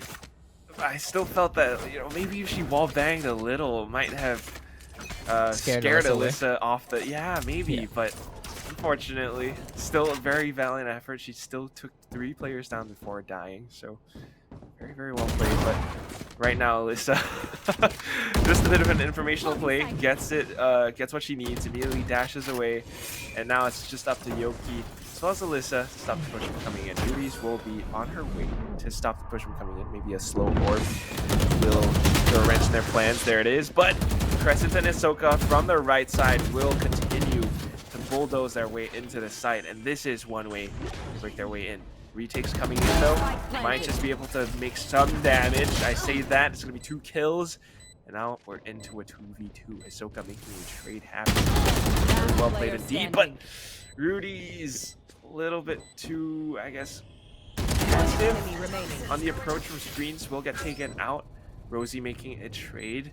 1v1 now. Not sure where Chase is, but she gets the flick. Dude, what? Rosie with a clutch yet again. I feel like whenever it's an A clutch, it's always Rosie. And getting that 180 flick into the headshot was really, really great, because 8-2 right now for Aricat.Aresta. Big Scythe looked really good on the first half on Ascent, but Aricat.Aresta looked even better on defense here on Icebox. Incredible plays. Oh my god, Rosie is just showing up huge right now for ARC. I mean, maybe not exactly on site. She's often over by B, this time swapping over onto A because she has that Viper's Pit available. It's just going to be that much tougher for Big Scythe. I mean, considering the fact that they don't quite have, I guess, maybe the best economy right now. I think I saw a couple of pistols. But they're still trying to go in for this. Still, Alyssa aggressing in towards mid, plus Yoki. It's just... deaths all across the board. Crowlo, the only one with a Vandal, trying to do whatever she can, but will not be able to do all that much. 9-2, Last round Marquis. before the switch. That was a, I think, perfect flawless too. Like, I don't think they got hit at all by those sheriffs. Like, I didn't see any damage, at least in the interface, because I mean it's really small, right? If you get hit by 50 damage, you might not be able to see it so much. But that was a clean round from Aricat.Aresta, and it looks like it might be a 10-2 if they keep this going, because look at the ultimate situation as well. Aricat.Aresta have 4 ults. They still have the Sage Res, which I'd like to say also is a little bit more defensive advantage. Because if someone dies on site, you could easily wall and res them. On the attacking side, if someone dies on site and you're playing a Sage, typically it's not that easy to res unless you take over the site already. So right now, for this situation, I think Aricat.Aresta really do have the bigger advantage here, because there's also the Hunter's Fury that's extremely good at the retakes. And that's exactly what they can do, right? They can go for retake. They can just take their time. They don't even need to fully commit to fights. Exactly. So many ultimates, not to mention, I mean, it is 9-2. Even if they lose this round, it's not the worst thing in the world. They win, and it's just even better for them over on the second half. But we're just starting to see this. It's kind of the same problem over on Ascent. They're having a tough time trying to gain control over specific areas of the map. And I'm talking about Big Scythe, of course. I mean, they're just unable to take these fights in an advantageous way. Anytime they try to approach over by A, as soon as someone like Alyssa gets information, as soon as they hear the footsteps, ARC instantly rotates over. You might see a slow orb. You might see, a couple players holding off angles. But the thing is, whenever they drop, they make it an even trade. One person on Big Scythe will drop as well. And down into the clutch situations, it's Rosie, the last one left alive, and she's always able to make something happen. Maybe there are some rounds where she does lose over at least, the 2 rounds that Big Scythe actually won, but it's still a very, very strong lead. It's a gigantic lead, and for the side of Big Scythe, what I already talked about in Ascent, for something that was Aricat's map pick, they looked a lot more coordinated, a lot more ready. And this is their map pick, Icebox, and it looks like they're not really that ready with their executes. And I really feel that the attacking side just needs to be polished by these teams. And I think that for a team, let's talk about the other teams in the circuit, right? Galaxy Racer, something that they really did to get over the edge and really beat out every other team except Alter Ego Celeste was to polish their attacking side. GXR, we used to call them a very defensive team. They're really strong on the defense, but that's because they're really good players.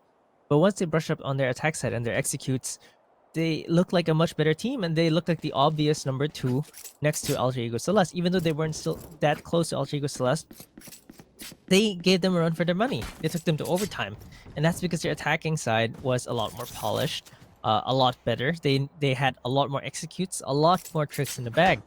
But like right now, what I'm seeing from these teams is they're struggling so much on the attacking side. They do have the firepower on defense. You could tell that they're actually sharp. You could tell that they know how to. They have the mechanics, but they don't have the executes to get into the site. And on a map like Icebox, if you're not ready for those executes, it's just so hard to get in. Exactly. It's the same point that I guess Illustrato illustrated. Yeah. Yeah. It's true though, because you really need to be prepared, especially on the attacking side. If you don't, there are just way too many different angles, different positions that you gotta be cautious or wary of, and it's perfectly shown by a player like Noxy, who is constantly switching things around. Still though, this is the last round of the first half, and it's just getting underway. Already a very interesting setup from Rosie. I mean, it shows that Aricat.Aresta are a little bit that much more prepared. But Big Scythe, they're not going to back down without a fight. They're still trying to go in towards mid. I think Yoki hears this, though. Shock dart's already coming in. Not quite going to connect. And because of that, as soon as she dropped over by Boiler, Crescents will be able to pick up the kill. Looks like they're going to be able to get into the site, but it's going to be difficult to keep One enemy remaining. them in because Aricat.Aresta are just going to take them down one by one. That res was also a bit ill-advised, and like I mentioned, if you haven't really taken over that site and you res, it's pretty much a free kill, right, for Aricat.Aresta. And 10-2 right now going into the second half. That was just a complete wash-off around there. Big Scythe really couldn't get any stops. 2 rounds, I think, probably gonna have to mount a almost insurmountable comeback here. They're 8 rounds behind, but again, we've seen them on the defensive side. They're also really good on defense. And Aricat.Aresta, their attacking side also needs to be a little bit more polished, but I think that having the Reyna here will really help them. I have to agree. I mean, once they make their way in, that one Lear, if it's not dealt with, or even if it just goes up for a second, will be a big enough distraction for Big Scythe to have to deal with. They're still going in for this, and Crowlo will get the information, so rotate's already happening. But let's see how Aricat.Aresta actually makes their way onto the site. They follow on with the Owl Drone. No Lear coming out might be a big problem because Crowlo as well as Chasey will be able to take down 2 players. 3 on the other side now, just a big firefight, big firing range, and a lot of blind shots and smokes. ARC still able to collect a couple kills, but Crowlo is the main one that they have to deal with. Haven't been able to take her down yet. Rudy's healing herself off. Still going 3 players. Her down. She's able to take Hisoka, but Gwen with the headshots will be able to bring this back for her team. So nice start for Big Scythe, but let's see if they can keep this up. I mean, it is good for them to get the pistol on the start of the second half. And it's the same nightmare for them on the attacking side for Aricat.Aresta. It's always Crowlo with an opening frag. That opening frag leads into the team being able to come in time to get some shots in. And you saw that firing squad. There were 3 of them shooting that on that defensive side. And Aricat.Aresta couldn't even get in. They couldn't even step into the site.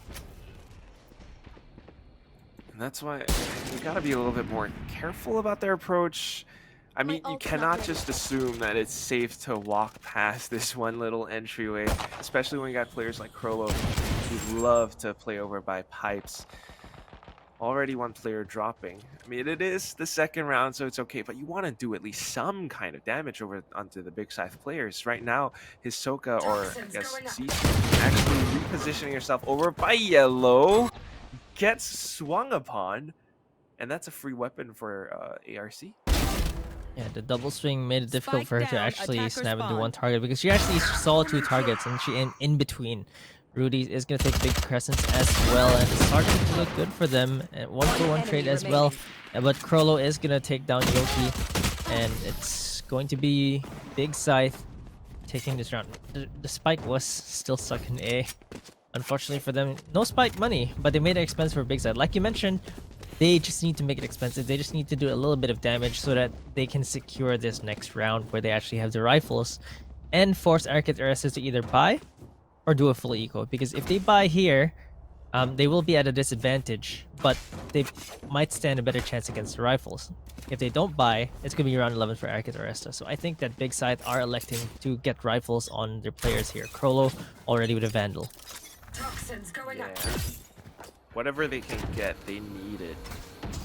So maybe playing a little bit more careful this time. Toxic screen goes up, Snakebite already deployed. Alyssa just pushes past it though, so that's kind of scary. Thing is, if she's able to sneak her way up and then explode on the site, I don't know if Hisoka's going to be prepared for this. Spots her shoulder, but because it's a quick jiggle, Pete will not be able to connect the shot. But there we go! Oh my god, she just drops dead. Still though, Gwen with the Vandal will not be able to collect another kill. It's a bit of a trade, but Aricat.Aresta has already lost 2 players in this one duel. Retakes very possible for Big Scythe. Yeah, they don't have the guns for it, but they do have the numbers, and combined with the utility, they can get into the site and take fights on their terms instead. Look, they're already approaching to the side. Crowlo has a Vandal of her own, uses the smoke Takes down Fake Rudy. Starting to look good for them. Rosie, though, with a Vandal, unfortunately has to reload. Crescent is going to take her down. It's all up to Yoki. Gets the headshot. Does not expect Krolo on top. And she's going to get the defuse safely. It's going to be round number 11 for Aricat.Aresta. For Big Scythe, rather. Round number 5. Wait. Did she... What? Is Wait. that a mistake? Yes. Why would you... Well, oh no. Uh... The game's not over, Krolo. wait, I have an explanation. You know, Krolo in the anime can only use one skill from his book at any given point in time. So I think that to increase her fragging power with her gun, she has to let go of the other skills, you know? Right. Okay, I guess so. So Yeah. maybe now that she's spent her blade storm, We need some canon have- explanation. yeah, I don't know, extraordinary skill with her guns now that the blade storm has been given up. Still though, they have to be prepared for this push coming in over by A. It's the Hunter's Fury, it's the Leer, it's the Execute from Aricat.Aresta, and they just go in with the frenzy. Krolo. What is happening I don't here? know, it could be different, but 5v2 now. Spike planted. And they just might have forfeited a round. They weren't prepared for this. Yeah, they weren't ready for the rushes, and Aricat.Aresta with a decisive rush, and of course hitting the headshots helped a lot, but Gwen, headshots of her own, can get the res up as well with the next kill, but the wall goes up, and I think that Aricat.Aresta are going for the res of their own. Big Rudy's with a sheriff here. That's not gonna kill Gwen, does get her res up, but gets taken down, and the pistols and Spectres and Frenzies just a bit too much right now. See, I mean, sometimes it's not just all about firepower, right? You suddenly switch up the pace, and the Yes. opposing team just doesn't know what hit them. A sudden Hunter's Fury basically blocks anyone who might try to attempt to come in from screens, and that just keeps the remaining three players on A side itself, and because they weren't quite sure how or where Aricat.Aresta were going to approach from, and plus the Leer, you're just gonna get taken down. Yeah, so the change in tempo really helps a lot when you're attacking, right? Like, if you're unpredictable on the attacking side, if your timings are variable, it will really allow you to find openings. And at that point, they basically went to the fastest rush into the site with the jet, used the dash in with a frenzy, and it really worked out for them. Being able to change the tempo at will is what marks a good attacking team. And Aricat.Aresta, their attacking side is starting to look good. Agreed. Still though, they have gotten the spike down. The thing is now they need to play post plan in this round. Big Scythe still have 5 players alive, and that could be a big problem. One snake bite in, there's just by a little bit of time perhaps.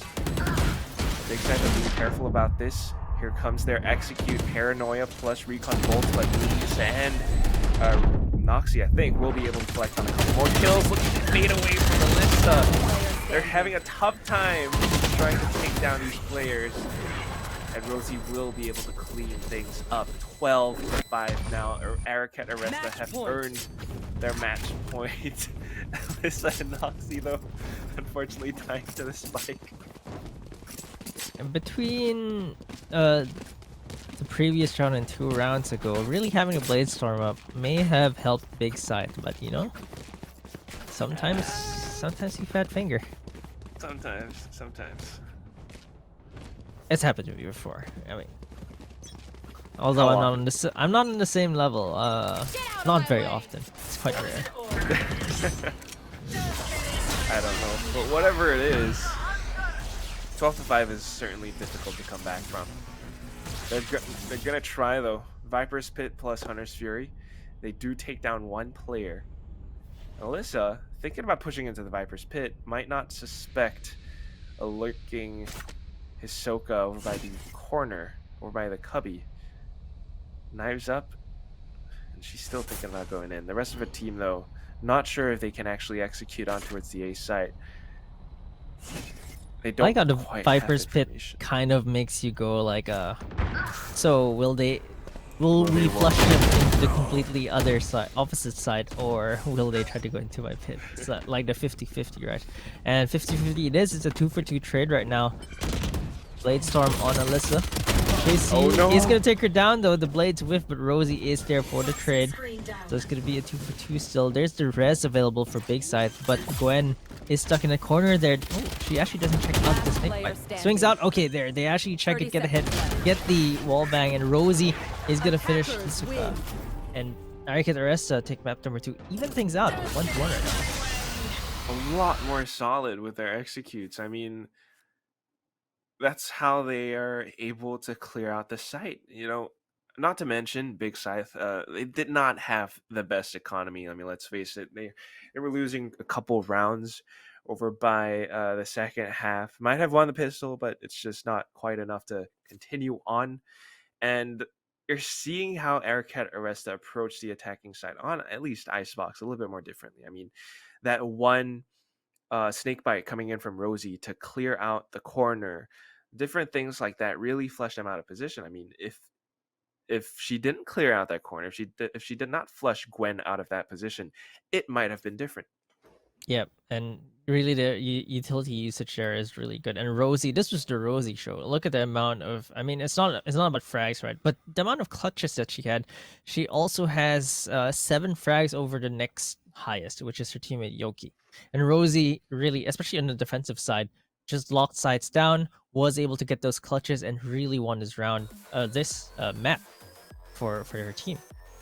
Yeah, I think it has to be said, while we do have these players with their incredible star performances, I mean, Rosie for sure, there were times, I guess, maybe Crollo, Gwen stepping up as well, but unfortunately, at the end of the day, it always comes back to this one problem. We saw it on the previous map, and right now in Icebox as well, the attacking side is looking a little bit lackadaisical.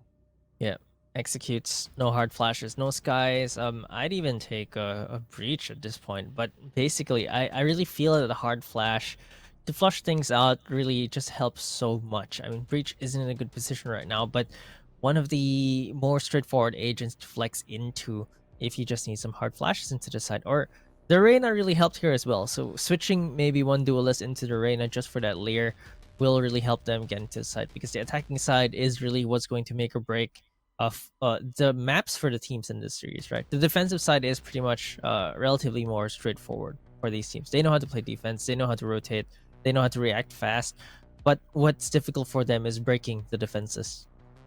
Yeah, I mean, even if you don't have a dedicated hard flasher, it's okay, but you need to be able to take the fights in a safe enough way, because if you just drive peek all the time, you don't quite have the information on where your opponents are holding the angles, you're not going to be able to find the entries, you're not going to be able to gain control over the map, and I think that's what kind of cost them that many rounds on attack, at least for Big Scythe. Still though, over onto the next map, it's going to be Bind. We are at a 1-1 right now in this best of 5. Anyone can still take this away, so you got to keep your eyes peeled. You're not quite sure what's going to happen. I mean, both sides still look, despite this being a 13, I guess 5, I still want to say they're evenly matched in terms of skill. The only thing is, maybe difference in maps and strats, but who knows what Bind's going to look like. That's the next map, so we're going to go for a quick break, allow for players to rest up a little.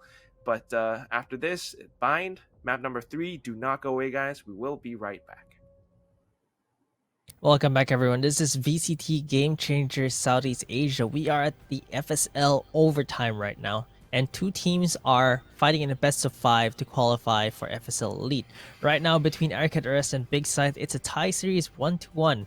And what we're seeing here is a pretty close 2 games, I'd say. 13-5 on the second map, though, but it still looked quite close. And I'm joined here by Hey, I'm Quack, and we are your caster for this best of 5. Of course, we are going into game number 3 very soon on Bind. But between the 2 teams, what are your thoughts so far on the games?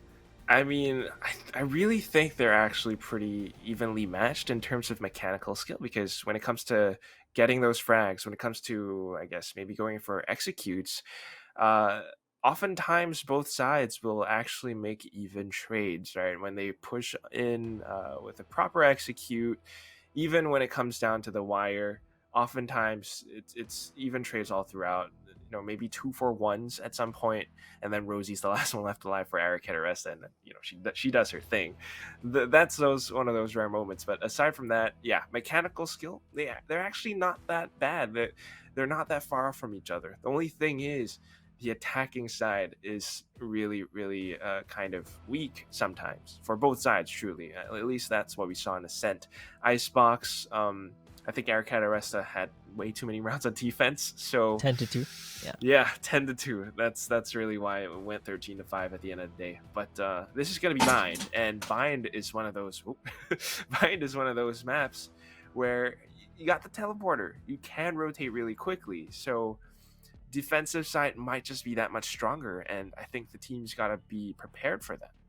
Yeah, I just want to talk about why the teams are losing their map picks as well, because you notice that whoever's map pick it is, they actually don't win the map, and the reason for that is, like you mentioned, the attacking side, because the team that doesn't pick the map picks the side, and picking the defensive side has always been so far the winning side. And something that we wanted to see was a hard flash, and that's something that we're seeing right now from Big Scythe. So I'm excited for the Sky. Crollo is on the Sky right now, and we've seen top fraggers go for the Skies recently for many teams in various VCT leagues. We've seen even Ineri on the Sky herself, and Crollo on the Sky I think is going to be really huge for Big Scythe. Could be. But yeah, they are starting on a defense. So this was Aracat's map pick. We'll see if that pattern does hold true. If Big Scythe actually wins this.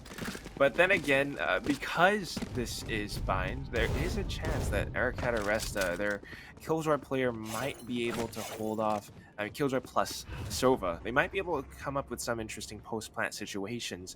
Then again, though, it comes down to the attack, whether or not they can actually gain control, find the opening picks onto the site itself. I mean, we talk a little bit about hard flashes, but it's not 100% necessary if you can actually win these duels. They need to, first of all, I mean, they have the Sova.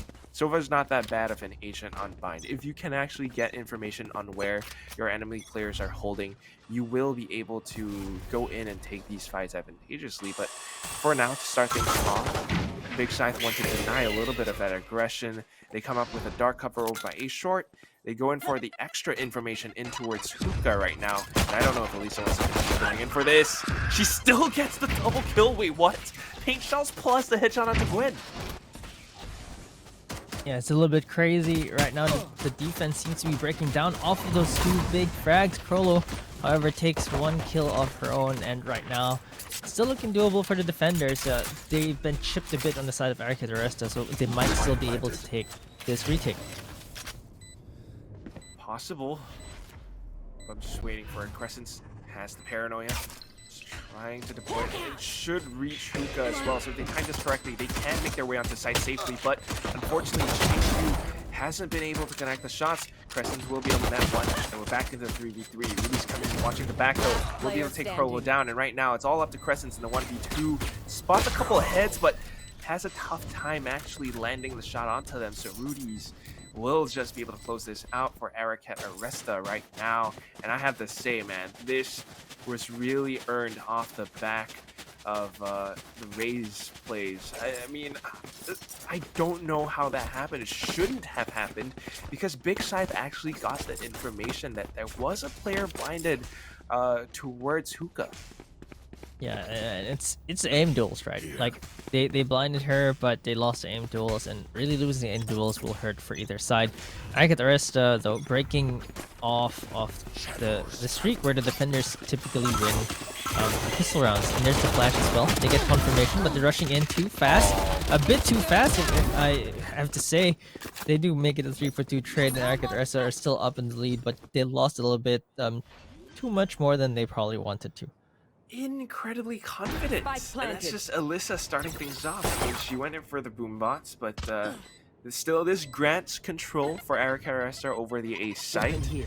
They have the information of where Big are trying to approach from though, so still gonna be difficult for Big to actually take this 2v3 retake. They might have picked up the Spectres, but they don't quite have the shields to back them up, so Hisoka trying to go in for this will just drop first. Now Gwen, over by U-Haul, gets the information, but yeah, I don't think she has the duel.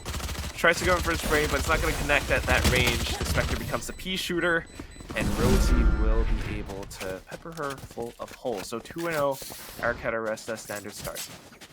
The Spectre sometimes gives you those juicy double headshots from range, and sometimes it just does almost nothing. And that's really the nature of the Spectre, especially when you go from mid to long range already. It's just a bit too difficult to reliably hit those shots, and that's just how it was. And 2-0 right now for Aricat.Aresta, their attacking side. You mentioned it, Alyssa going in decisive and confident really opens the site up for her team. And I think that's really important because as a duelist, that is her job, and she's doing it really well. She's making sure that they at least trade 1-for-1. And that time it was a 3-for-2, and it was really great for the attackers to be able to just get those trades off the back of their opening cracks. But this time around, though, it's not going to be the same thing. Crescent's already in an elevated position, plus Gwen over by Showers, which they don't quite expect. 2 players down, and it's a 3v5. It's going to be that much more difficult for Aricat.Aresta to break into a site now. Yeah, this is their bonus round, though, so I think they'll be not completely. Actually, Yoki with a Vandal by there. So it's going to be a B execute, or at least they're going to try to go for B anyway. So some utility has already been used. They're starting to inch towards the site. My ult's They not still have ready. 40 seconds. And Krolo is holding on to her Hawk. As soon as she hears something, you know that thing's coming out. Turret getting deployed, and this just confirms the hit 30 over on seconds TV. left. Camera in place as well. And Hawk does kill for the flash. And there's the connection from Krolo. Instant kills, perfect setup as well. I mean, if Krolo didn't get it, Hisoka certainly would because she was positioned over by Elbow. And that's Big Scythe doing their big setup. That is a great hold as well. The Cypher Cam is the one that makes contact first. You play into the flash, and both the Cypher plus the Sky get to peek out. And this defense is just a bit too strong for the B side because, like I mentioned, Aricat.Aresta don't have flashes of their own. So they're going to be met with a strong flash coming in, and they're going to need to really smartly position their smokes to get into the side or to be able to execute onto B. They have to be able to take one of these players out because 2 of them together, just a bit too strong. Okay. Wanted to shoot that recon, but was, I guess, pulling out her weapon. Still, though, Trailblazer will be able to get some information, but that is the go signal from Aricat.Aresta. They want to take this off the information they got from the Owl drone. Hisoka tried to go in for a spray conversion, but unfortunately, Noxie's just a little bit faster. And right now, control has been granted over to Aricat.Aresta. I mean, look at how they're using the utility to prevent Big from pushing outside from spawn. Another Nano Storm right now. Waiting for Yeoman to put up a smoke. Still, though, it's going to be Chase U who makes it a bit of a trade. Noxie will drop, and we're into the 2v3 retake. And that's exactly what they needed. The dart from the Owl drone really detecting the Sky in Octagon. Being able to get the killer through the smoke really helped them a lot. Chase U 1-for-1 trade. Enemy remaining. And actually makes it a 1v1 right now. She gets his kill. No, fake Rudy's the nicer. Chase U though, showing up big. They're making it expensive for Aricat.Aresta, but it's going to be a reset for Big Scythe. That was almost a magnificent clutch from Chase U, but in the final moment, up against Rudy's in that basically 90-degree angle, she couldn't get the flick. It was like an inch off from Rudy's head, so it's one of those days. It comes close to it, but it's just not quite enough. So 1-3 now, and Aricat.Aresta, they have the advantage. They have this momentum that they're starting to build up on. Still though, Big Scythe this time around, they will have the full buys and they will be able to do something. I mean, the way that they're setting up over on B this time, it's completely different from what we saw earlier on. Yeah, if they can slowly inch in and look, this Owl drone is doing a lot of work for them. Finding those trap wires is really important because if you trip them all, then it's a lot easier to get into the site. But for the side of Big Scythe, if they shuffle these wires around, it might be really good because look at this wire right now. Like that wire is so close to the ground that they might just accidentally run into it. But it's gonna be a teleporter play. You mentioned teleporters on Bind being able to rotate quickly enough. The attackers were actually planning on go on A, and that B was just a fake. Gwen, however, takes Alyssa down, and there's a Hunter's Fury from Chase U. Taking fake Rudy's down as well. The attackers are having a difficult time getting to this site, but they do commit the lockdown as well. 2v4 right now.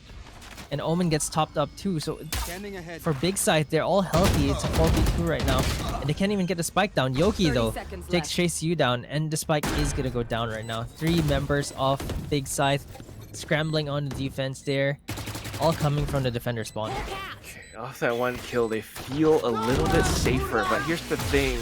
Lockdown is only going to buy that much time. Yoki with the Hunter's Fury will be able to buy a little bit more, but it is still a 2v3. If Rosie dies right now, I don't see how Yoki will be able to hold this.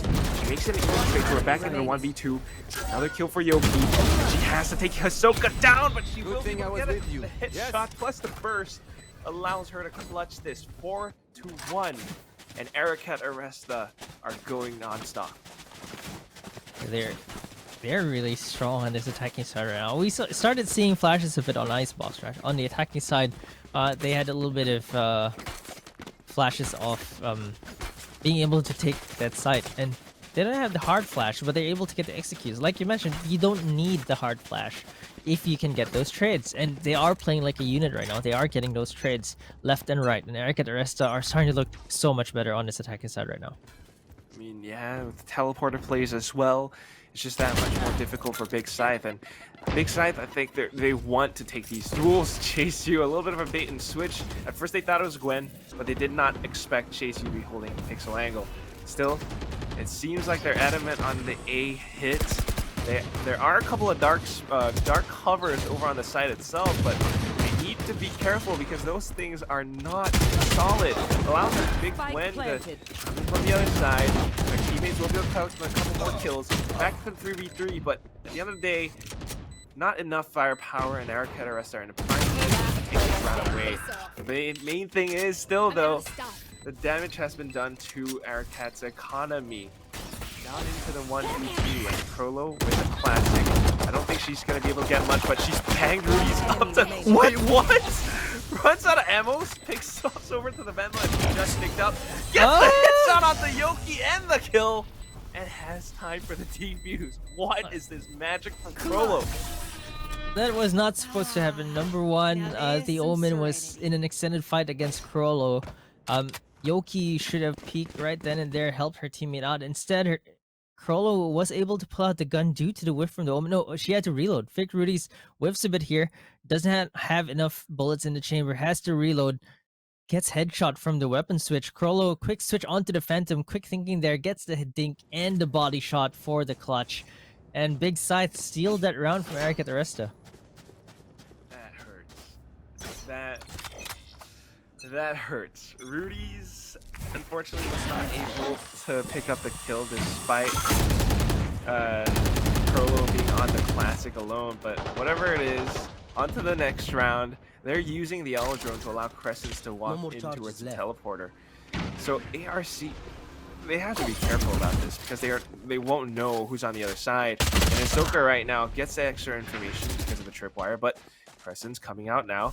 I don't know. We see Rudy's turning around, but she will not be able to collect on the kill as well. So a bit of a trade on both sides, but main thing is hookah control has been passed over onto Crescents, and now Chase U coming in from spawn.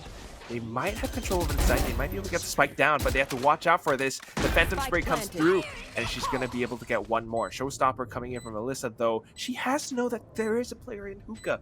Still watching, just making use of his Showstopper to buy a little bit more time. It burns away. And now back into the 2v2. Crescents just trying to make a little bit of noise. They bait out a peek, and there it comes. Chase U will be able to take that one, though. And now back into this peekaboo duel between the both players. Paint Shell's coming in as well. It connects on the Chase U. She backs off in time, and she will be able to stay alive long enough for the defuse. Yeah, that was a really smart play. The Owl Drone from A to open the doors, and then have Omen run into the teleporter there, or at least have anyone run into a teleporter there. I don't think they expected that from the side of Aricat.Aresta. And Big Scythe, off of that tilter of a round because of Crollo, are starting to string rounds together. It really hurts your confidence. And I feel the same way. Like, once you miss a kill that you know you should have gotten back in that 1v2, it just stings, and now you're just not as sure if you can actually win duels. So Revealing area. Aricat.Aresta, we're seeing how this affects them. They're playing a lot more slow than they used to. In fact, they need to be careful because now they might be a little bit more paranoid about the teleporter plays, the owl drones coming out of showers right now even. Bomb buddy out. Yeah, they're this is I call this, used to call this the GXR special, double bats push. They don't have a Sage though, so they're just gonna take an ultimate orb. I mean, it's still an economy, right? Ultimate orbs, sometimes Yes. that ultimate can swing around, so being able to take those orbs is really important. For Big Scythe, they have 4 ultimates up right now.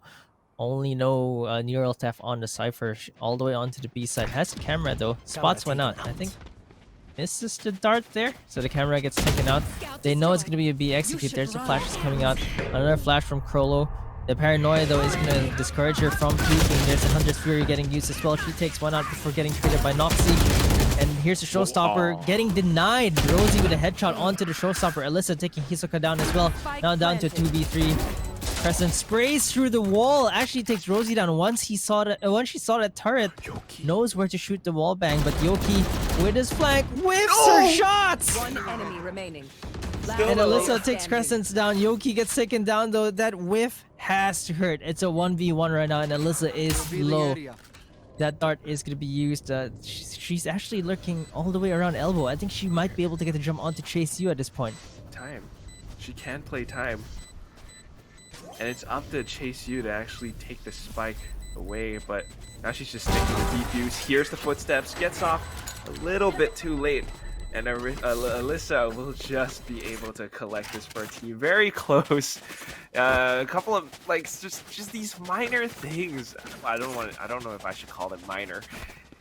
Aricat.Aresta are starting to drop some frags, like miss some sprays that you know they should be getting. Yeah, it just looks like a little bit of sloppiness on the aim, on the holds, on the angles, but they still look quite sharp on the attacking side. I mean, it didn't feel like their attacking side on Ascent, where it just looked really frustrating because they couldn't get into any side at all. They're still able to get into the sites, the post plants. They just need to take care of their positioning and making sure that they really clear the sites and watch their angles properly.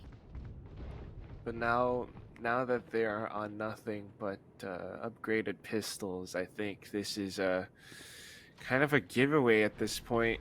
I mean, a bit of an aggressive control hold over Hookah. They got, I guess, some information, but what they did not know is that the actual push was coming onto A. Teleporters coming in as well, and now they know, but I think it's a little bit all too late. 5v5 retake when you have pistols? Nah, that's way too tough. There's the post plant situation. Yoki with a double kill onto the 2 flankers. Noxy with her Blade Storm gets 2 quick headshots as well, and now it's down to Crescents with a classic. Gets cleaned up by Alyssa. Great round from Aricat.Aresta. They're only needing to commit Blade Storm on the Jet 2, so she can buy a gun this time around, and that was an anti-eco. So Aricat.Aresta really getting out of the anti-eco without any losses is really good for them. Extremely great start. I mean, this is only the first half, but they've already secured the 6 wins. And that just means that moving on into the second half, they're going to be really, really comfortable. The only thing is, what's going wrong with Big Scythe's defense? That might have been an eco, but the previous rounds as well. They made it pretty costly. But I think they've kind of been repeatedly granting control, giving up control of Hookah to Aricat.Aresta. In fact, the way they're playing over Street is just really, really far back. Yoki right now, Hunter's Fury being deployed, will be able to connect onto 1, but Octagon is being held down by Chase U, and that's just a tough one to deal with. Tough not to crack for sure, but they have the option to rotate. This is bind after all. Yeah, they can still use the teleporters to go into the A side, but Yoki with the shock dart takes Chase U down. That's a... Alright. Teleporter play right now. That shock tower was really great, and they only have one defender on the A side right now. Big Scythe have been rotating their players. That's why the Sky is on the A side. Krollo takes the turret down, uses the flash. Actually flashes Yoki, but they get traded real quickly. 2 for 2 right now. Crescents though coming up big. Rudy's is gonna get the teleport. Try to step in. Oh, throws down the smoke. Gets caught casting utilities. So 30 Crescent's seconds left. 1v1 situation right now. Alyssa yet again put in another clutch situation. She knows where the spike is though. Crescent's so she's trying a big brain play here, going to bats, going all the way around. Let Alyssa get the spike down? I mean, she has to plan on A. There's not enough 10 time seconds anymore. If she actually gets the spike down and she gets to retreat into a safer position, that's going to be the worst thing in the world for ARC right now. But she's planting out in the open, and that just gives Crescent a free kill. Fourth That's in the some round. Big brain plays from Crescent. Knew the timing. It didn't even look back. The fact that she knew what she wanted to do and just went for it. She went for the walk all the way around. She went the whole loop without running, except the last part where she just ran and shot out Alyssa there. But she knew what she was doing there. She knew the timing. I think Alyssa was thinking that Crescents was somewhere back around spawn or heaven, and that's why she planted in that spot. Yeah, I mean, you just have to trust an instinct or trust a call and go for the 50-50 rather than try to look at every angle, because the more decisive you are, the faster it actually is to get the spike down. And if she got the spike down on that first try, she stopped the spike plant, by the way. Like Yeah. she tried to plant got off for and a baited out, second. right? If she planted it all the way, of course she didn't have enough information. But if she went for a safer plant, I think she might have gotten that clutch.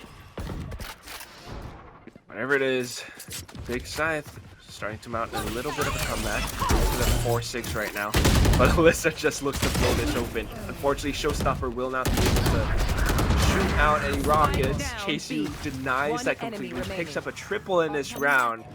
And Rosie, the lone survivor, separated from her team all the way on the A side, does not have the spike with her. You can see the cones of vision as well. They're certainly considering that Rosie might be wrapping her around from spawn.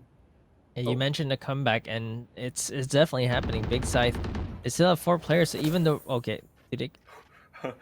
No, it just fizzled out. So they don't get the information. But even if she can take one down here, which she doesn't, there's too many players to take care of. Yeah, it's really tough. But this is where Aricat.Aresta start to falter a little. I mean, I'm not sure. They were trying to make the push happen over by B, but it just got shut down. You know, they had the information from the Cypher. You have someone like Krollo who's able to stop them if they try to rush because of the flashes as well. Wait, did I just see Krollo getting boosted up into a spot? She did. Oh, Outside of showers. how? I didn't know you could do that. It's a kind of like technique they can do. Like normally you would slide off the head, right? But if you had some kind of object to stop you from sliding off, I think there was some way. Someone posted something on Twitter and Reddit somewhere, but it's a little bit old now. Regardless, whatever it is, this is very interesting. And Aricat.Aresta, although they do have control over hookah pretty much repeatedly, it's still a little bit tough. And right now, they try to make their way into A, and they will be able to get it. Noxie getting the instant kill on the Krollo, even with the boosted up position, does not escape the clutches of Noxie with a cross. Still though, Crescent's coming in over from U-Haul. Will be able to take 2 down before dropping to Elisa. 3v3 situation. And this spike, even though it gets planted, might just create a little bit of chaos. Gwen with the paint shells into U. Behind the truck, but now into U-Haul. Oh, she's going in for this. Has her teammate backing her up as well. Takes down 2 players. Back into the 1v1. Yoki, last one left alive. Knows where Gwen is thanks to the call from her teammates. Watches the angle and takes her down. 7-5 at the end of the first half. It just proves again that both sides, you know, you might have some strong leads at some points, but it's still proven that they're actually pretty evenly matched. Yeah, they are really closely matched. And Aricat.Aresta though, I think first time that one of the teams actually come up with the lead from the attacking side. So even though it looked shaky in the middle rounds, I mean they had 2 rounds of a tilter, right? There was Yoki whiffing those shots, although they won that round, and there was that 2v1 as well with Krollo getting the clutch 1v2. I think that Aricat.Aresta though still look like they have the slight edge on this map. This is their map pick after all, and being able to win on your map pick is really important. And Aricat.Aresta, getting 7 on the attacking side, they might just be able to take this because they are better on defense, and if they come up with an advantage from the attacking side, I think it's just gonna look better for them. They might. I have to say, Alyssa as well as Noxy have been really instrumental in Aracat's offenses, the way they go in for those entries. I mean, Alyssa getting control, as a race, getting control over Hookah is really, really strong, and sometimes even blast packing onto site itself. Noxy, on the other hand, with the dashes, with the cloud burst, she knows exactly what she's doing. In that previous round alone, getting on towards the elevated position on top of Truck, pretty much, I guess, kind of allowed her to get the kill onto Krollo, because Krollo's crosshair, she did not quite know like how to position it accurately. You have to get a really accurate flick onto this position that your crosshair isn't very used to being placed upon. So it's really impressive to see this stuff, but now that they're on the defensive side, let's see if they can repeat the same wins. And Noxy with the opening Sheriff. This is a confident start for her. Gets the headshot on to chase you. Confident start indeed. And that opening frag. Sheriff, dude! This is the way. This is the Forsaken way. Forsaken Arts. The way. Yes. Holds the angle. And that's one of those things that's really scary. This is how, this is how you want to place your crosshairs. Every single one of these players on both sides just have that lockdown. Fundamentals of playing a tactical FPS like Valorant. But still, whatever it is, Big Scythe changing things up a little. They've slowed down the pace a lot. In fact, making the silent advances in towards B. Not so silent anymore though because of the alarm bot. And now they're going to be met with a bit of resistance. Paint shells over in Hookah, and Gwen wants to push in outside of Octagon. Tries to connect the sprays with a frenzy, but will not be able to do so because Alyssa's just dancing back and forth right now. Krollo, though, still able to connect shots with her ghost. Gets the 4th headshot. Last one is going to be Rudy's. Knows that she's probably coming in from spawn, but kind of second guessing herself a little. 15 seconds remaining, and she needs to get the spike down. If she gets this, it's going to be the ace clutch, I guess. 10 seconds left. To the collect, and she's sticking it outside of spawn, thinking that Rudy's went in from elbow. Unfortunately, drops. There it is. Vengeance. What? That is absolutely great plays by Rudy's, by the way. I'm just gonna mention the fact that she didn't go into the site after throwing out her paranoia is really smart, because she knows that the moment the spike goes down, that's when she can go in. That's when she just keeps Krollo guessing. And you could see the hesitation from Krollo, right? Is she gonna come out from elbow? Is she gonna come out from Octagon? Paranoid. I'm gonna hide into the... Yes, exactly. She was extremely paranoid, and that was such great patience from her. Finally, only peeking out on that last plant where she couldn't plant anymore after that. You know what I mean? Like she couldn't fake it, so she had to stick it there. And she just gets taken out. An amazing play there. Unfortunately for Krollo, that was gonna be her clutch ace if she actually got Rudy's there. Mind games, dude. Right now, Noxy just really banking on her accuracy. Unfortunately, does not connect the shot onto Crescents. Has to back off, but still trying to contest showers. But the main forces from Big Scythe seemingly heading towards B for now. Yeah, and Yoki takes one straggler down onto A cubby as well. Right now, it looks like to be a B execute. That turret is going to spot them. They were almost ready to rotate out on the side of Aricat.Aresta. Alyssa was already moving away. But that turret spots them, and they know it's going to be a B execute. Rosie takes one down, takes two. Eats a right click from Krollo, though. And now it's a 2v2. She does get a Spectre. Alyssa is still here. Gonna chase you down with that spray. Able to connect that Spectre spray from range. Prolo alone on the map right now. All the utilities coming in. She takes one down. Gets a reload. Tag down to 4. And Alyssa is gonna finish her off. And that's one of those moments you're stuck in a can and you know that they're coming. You know you're probably dead. You want to take as many players down as you can with you, but yeah, they weren't gonna give it to her. It's I mean, the sun goes down and they're really starting to get a little bit more paranoid in those 1vx situations. Prolo, as sharp as she might be, it's they still need that little bit of confidence, right? It's mind games, it's the mental aspect of competing in an esport. And coming over onto attack right now, I mean, they have the buys. They need this round. Yeah, stuck in tube is like a fish in a barrel or sardine in a tin kind of situation.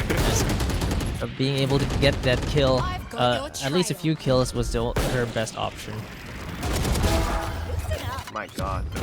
Seeker, Gwen just going on a non-stop killing spree right now. She does get shut down, so it's not non-stop anymore. 2v3 as ARC tries to stop the spike from getting planted. Prolo, though, just takes the teleporter, brings it all the way over onto the side, but I don't know if that was the best decision because her 2 teammates just dropped dead. Here's the teleporter, though. Holds the angle, but will not be able to collect on the kill. Yeah, it's like you mentioned, I think that her teammates maybe peaked a bit too early, and basically it was 2v2 and then a 2v1, right? Instead of a 3v2. Like, they split their forces there. I think it wasn't the smartest decision, and Aricat.Aresta punished that. This is the 3rd round in a row for them as well. That was their bonus round, and that's 2 free upgrades for Aricat.Aresta. Very, very painful. I mean, not to mention Alyssa with her showstopper right now. That's just one of the biggest things, right? But 10-5. Oh, Rosie has her lockdown too. 10-5, and this is where Aricat.Aresta are really starting to string rounds together. I mean, this is already a perfect 3-0 start at the second half.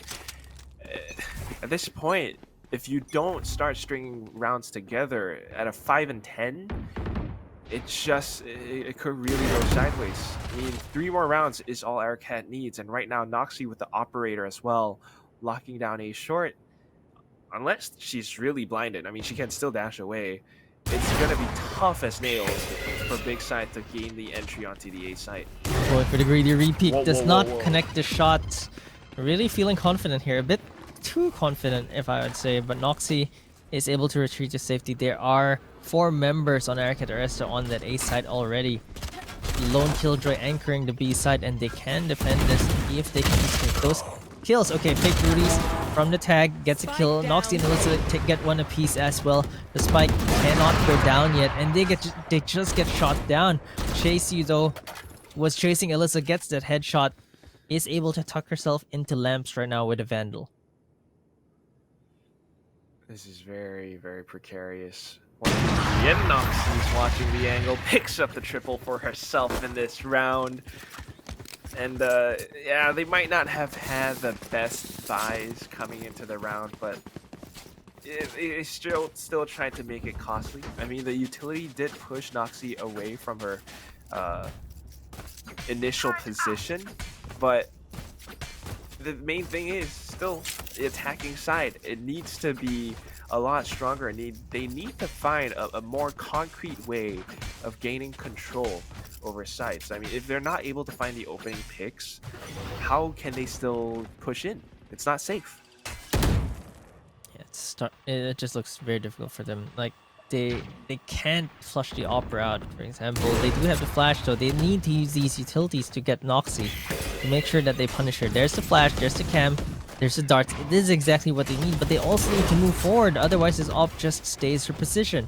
And Noxie gets starting to get pushed out slowly, ever so slowly, but they're starting to run out of utilities here. There's the Nano Storm coming out. This encourages to push a little bit, and Noxie is going to be able to get that kill. They're just not fast enough right now. Still, though, I don't know how, but Gwen has managed to sneak her way into spawn, get shot from the back because of Alyssa. The lockdown coming in from the defensive side did not help them at all. So Noxie is just going to retake every single thing because she's feeling herself. She's on fire, and the Elder Flame is on her side as well. Hisoka's the only one remaining. And hiding over by Octagon. She's gonna wait for her smoke to dissipate. Spots will help Rosie, but it just is bait for Noxie to peek up and collect the fourth, the quadra kill. Match point right now for Aricat.Aresta, and I don't see how Big Scythe can come back from this. Yeah, I completely agree, and it's just Noxie now with the operator. They haven't found an answer to that.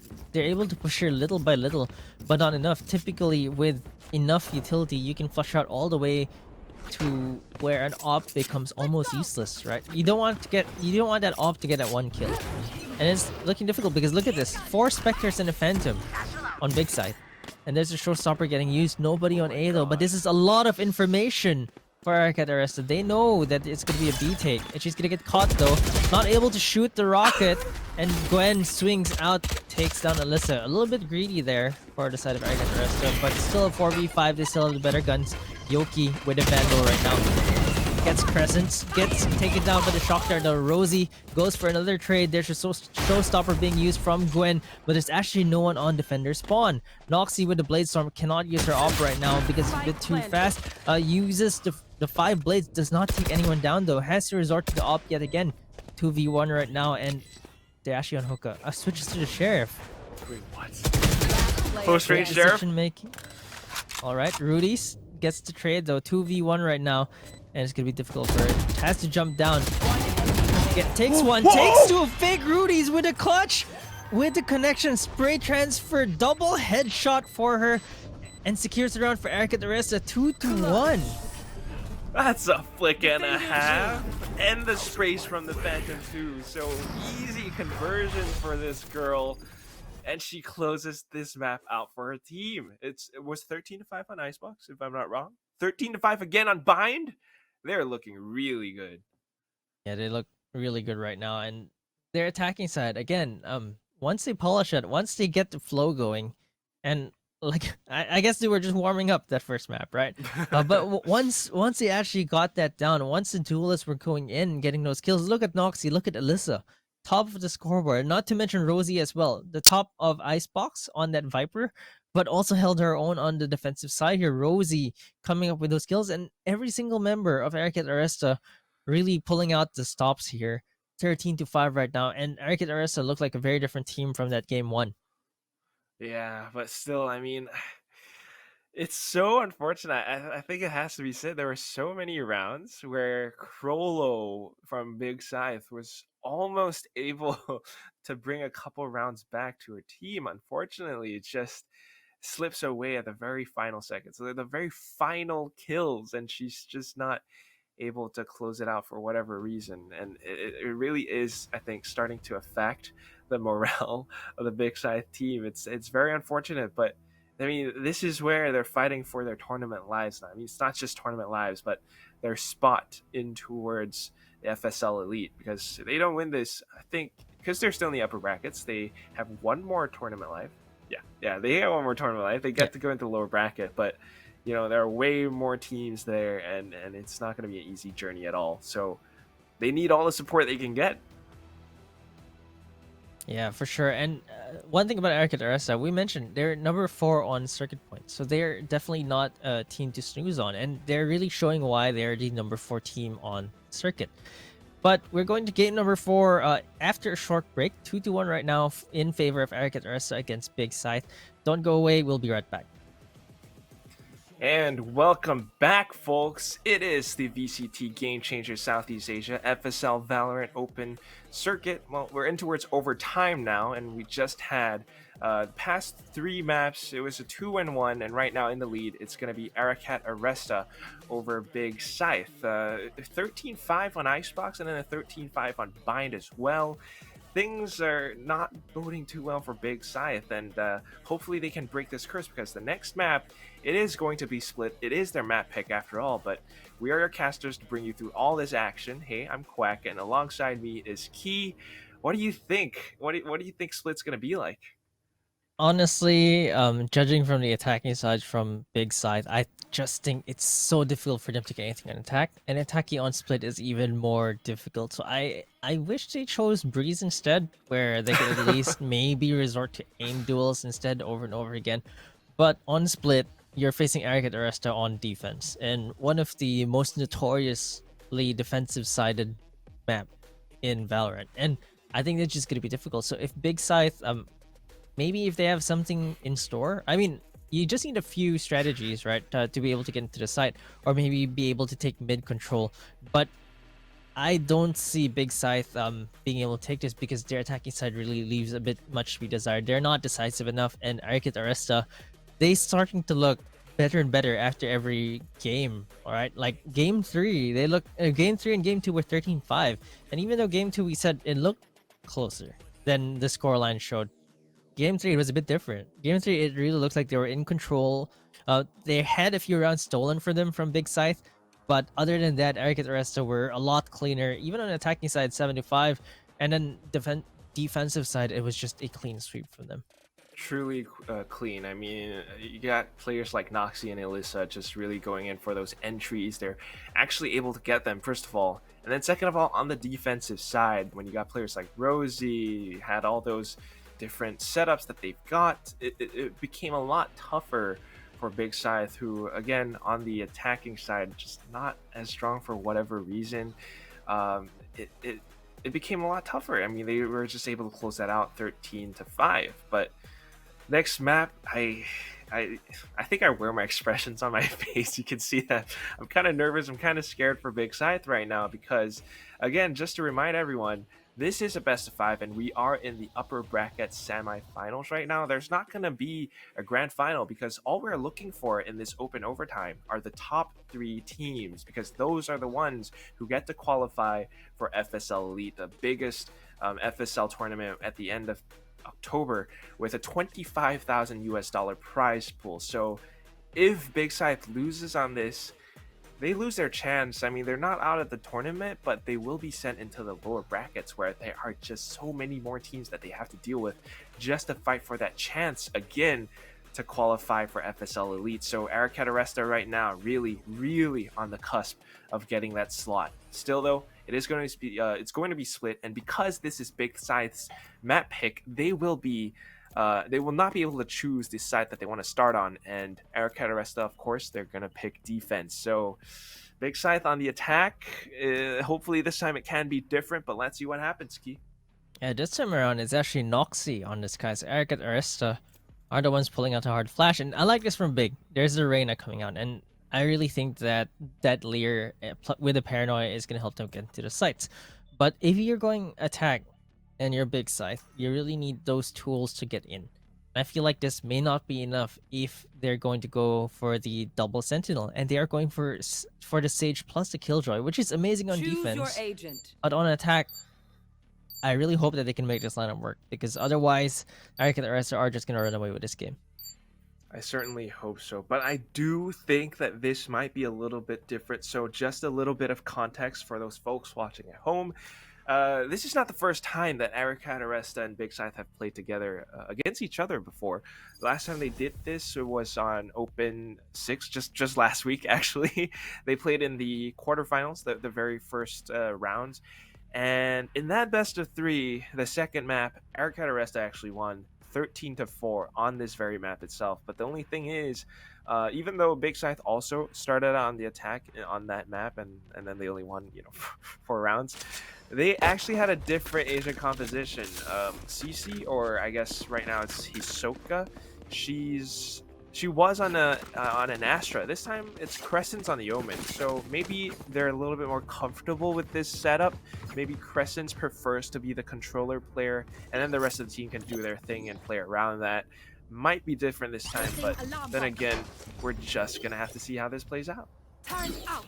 Here we're gonna see which team can actually sneak away the win here. But again, this is split, right? One of the most unforgiving maps if your attacking side is not sharp. Like, you just need to be able to get those opening frags. You need to be able to pry your way into the site because it's just so difficult to get in.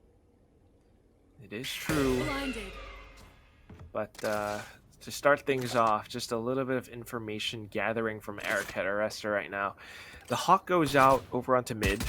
Does get some information, but the main forces are coming over onto A ramps, and right now the page shells might be deployed, but it's not going to connect onto that many players. Gwen does do a little bit of damage, but Carlos there to back her up, and they're just going in for the frags. What is this? They push in towards fence. They're getting more kills, and Crescents takes out down to 5 HP though, and they are still going non-stop, just pressing W.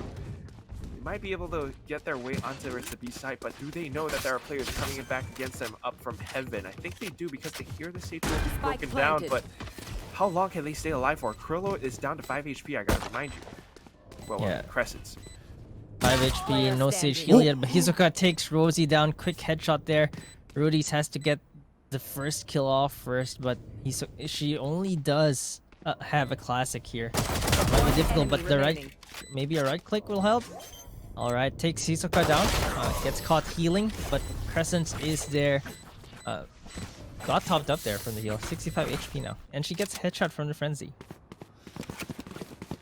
65 HP is very nice, but at that range, I think you would still maybe go down to a right click, but the main thing is, I guess the final player from ARC was looking the wrong way, so this sudden, just non-stop aggression from Big Scythe, I mean, you saw the way they went in. I would have thought that you push in towards A ramps, you would just go for the A site plant, but they just kept going. I mean, in towards fence, in towards B heaven, in towards B, and they just kept going. So now that they are going in with this really, really crazy aggression with the Spectres, they could do the same thing. Yeah, if they can get into site without any casualties. Right now, Aricat, of course, on the eco. They can still make this expensive for Big Scythe. Yeah, and there we go. There's the first kill on to chase you. That frenzy, she's gonna get punished for lurking at mid. And Krolo is gonna take Alyssa down though. The Spectres, of course, the better guns here, but of course, don't underestimate pistols because they can do a lot of damage, and they do chip down Crescents there. But Big Scythe are going to take the spike down. Hisoka has her heal available as well, and this wall just allows for Gwen to get some extra information, but they gotta watch out for Noxie coming in from ramps. Oh my god, that's a triple for this girl. Takes down 3 players and turns this into 1v2. Hisoka stuck in this situation. Even though she might have the guns, how does she take this fight? She hears them right underneath her, but she knows she needs to isolate duels because 2 pistols right into her face is still very deadly. So as soon as she hears the tap, comes out of the smoke for that one peek, takes Rudy's down, and now she has the advantage. Yoki might try to stick this, but it's not gonna be enough. It's planted in an exposed position, and Hisoka collects on her kill. 2-0 is a very nice start for Big Scythe. Yeah, that was a gigantic misplay from Aricat because they needed to be both on the site there when one is defusing. But the Sage was actually standing inside the smoke. And I think that's just a mistake because you need to be there for the trade, right? You don't have the guns to actually fight this 1v1.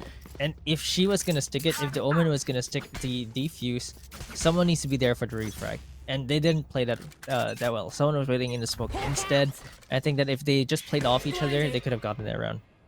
Yeah, perhaps, but I guess sometimes your nerve just comes in when the spike starts ticking away. Still though, now that they have...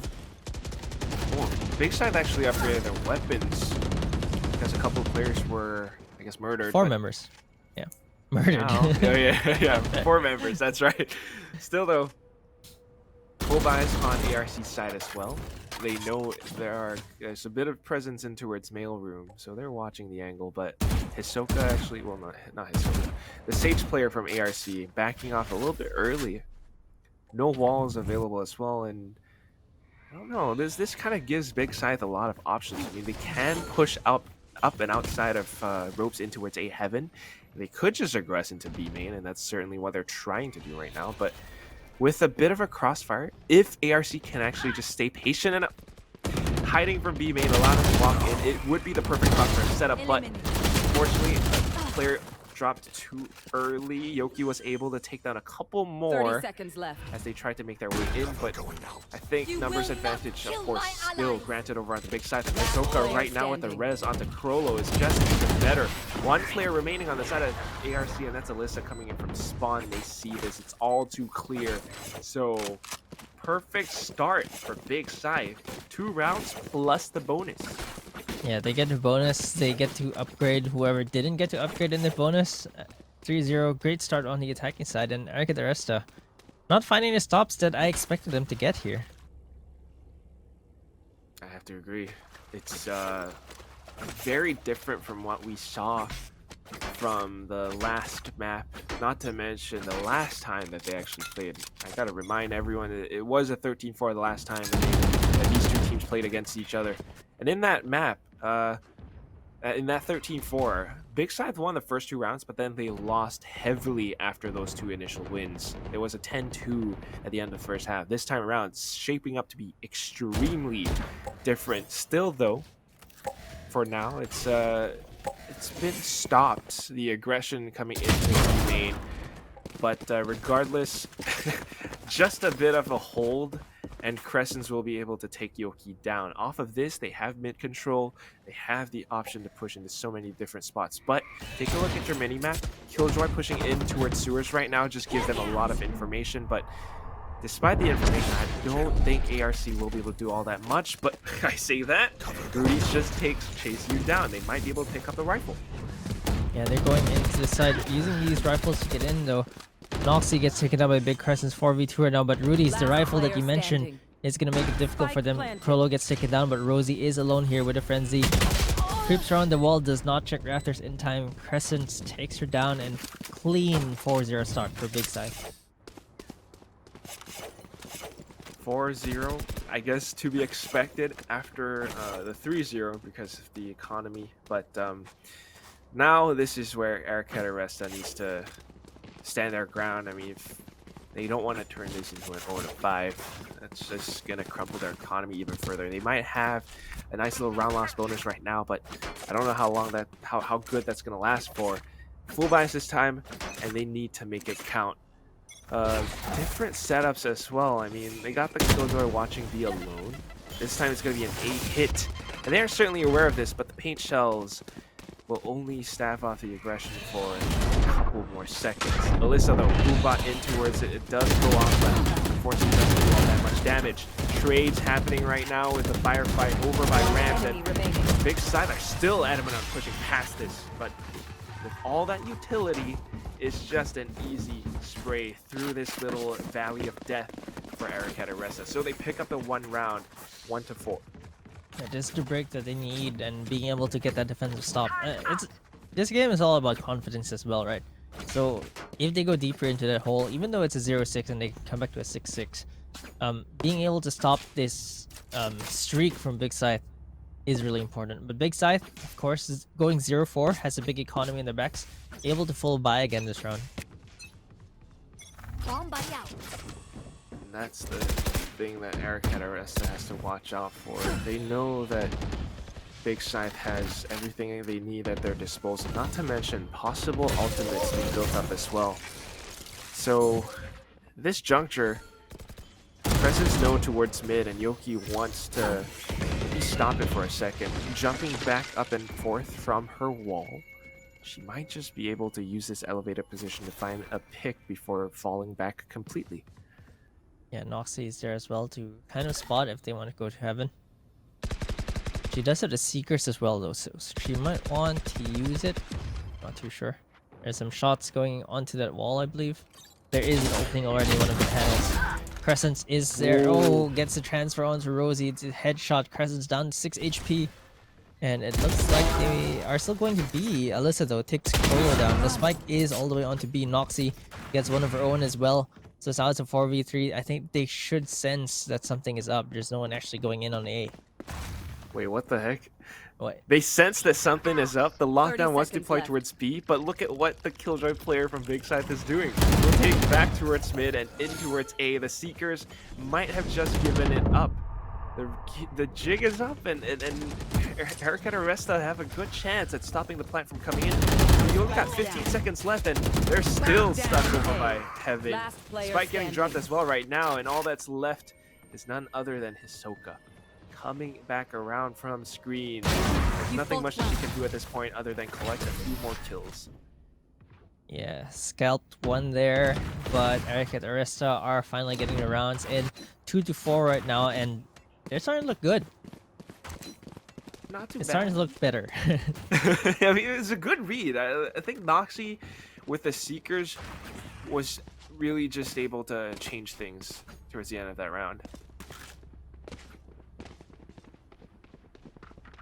Yeah, and being able to use those ultimates, right, to secure those rounds, they need to do that. Aricat.Aresta still have 3 ults as well. The Showstopper from the Shadows can be used as well for more information. They still have the Sage Res as well. There's the Pain Shells. Going to him, it's gonna be the eco for Big Scythe. Finally, their economy got reset by Aricat.Aresta. They can take a breather here. The Bladestorm is used though, so I wouldn't completely discount Big Scythe because Krollo is on that Bladestorm by TM. Late Storm by TM. It's trademarked. Let's see if Krollo can actually convert that into a full-on play, though. I don't know if I like the early paint shells in towards market, though. I mean, it does buy a little bit of time. If they are trying to rush, then it would do a lot. But whatever it is, it doesn't do all that much in this round. Still, though, it does keep a lot of the big players stuck over by mid, and right now it just allows for Aricat to push up front. They set themselves up in the best positions, and they will be able to spray down every single player. Flawless victory, and unfortunately that Bladestorm TM just did not, it came up a bit short. Yeah, that's definitely a great round for Aricat.Aresta. Not losing any of those guns, preserving the economy. The biggest thing I think that they've made, the biggest difference in their defenses, is the buffed up mid control from Aricat.Aresta. Not letting them go through mid really seems to have bolstered their defenses here. Like, they've been playing it safe, but still controlling the mid anyway. Yoki does not go over greedy for those peaks like you see just now. She peeks out, just makes her presence known, Falls back. puts some pressure in, and then falls back. Noxy is there as well to exert some pressure in case they do go through that wall. A lot of patience as well before the wall goes down. Now the wall is down. Yoki. That wall can be used as an information gatherer, by the way. And there we go. The information gathered, the headshot onto Gwen, heals herself, and goes back to safety. And they're going to switch. Noxy is the one that's going to peak probably soon. They're pushing up to heaven, though. Headshot. Oh There my you god. go. Headshot from Noxy onto Krollo. This is exactly the mid control that you want from your team. And Aricat.Aresta have denied this mid push for 3 rounds. This is the 4th round in a row now. And for Aricat.Aresta, look at it. This smoke from Rudy's just gonna buy so much time for them. And Big Scythe had to push through a smoke to get in. Oh, they don't know that Rudy's is boosted up on this one spawn. She's enemy gonna be able to remaining. collect one before dropping, but at the end of the day, it's just a strong advantage for Aricat.Aresta. Like you said, Marquis, 4 straight rounds in a row, and I think this is time for Timeout. from Big Scythe. I was just gonna say they need to adapt to this. I mean, it's the perfect setup from Aricat.Aresta, right? You talked about the wall from Yoki, but the second thing is I really love Noxy being positioned over by Vents. It's perfect because you would expect a lot of controller players to smoke out top mid. You don't want, especially if you're going to play for mid control as an attacking team, you want to prevent them from gaining any kind of information, any kind of vision down mid, especially from a spot like Vents as well. But because it's a smoke, when you have someone like a Sky, you can flash out of it. You can come up with big plays with that one blind. It's able to do a lot. So at this point, I don't think Big Scythe should be repeatedly making their complete plays all the time over by mid. I mean, maybe one player, maybe 2, but the rest of the squad should be somewhere else. Yeah.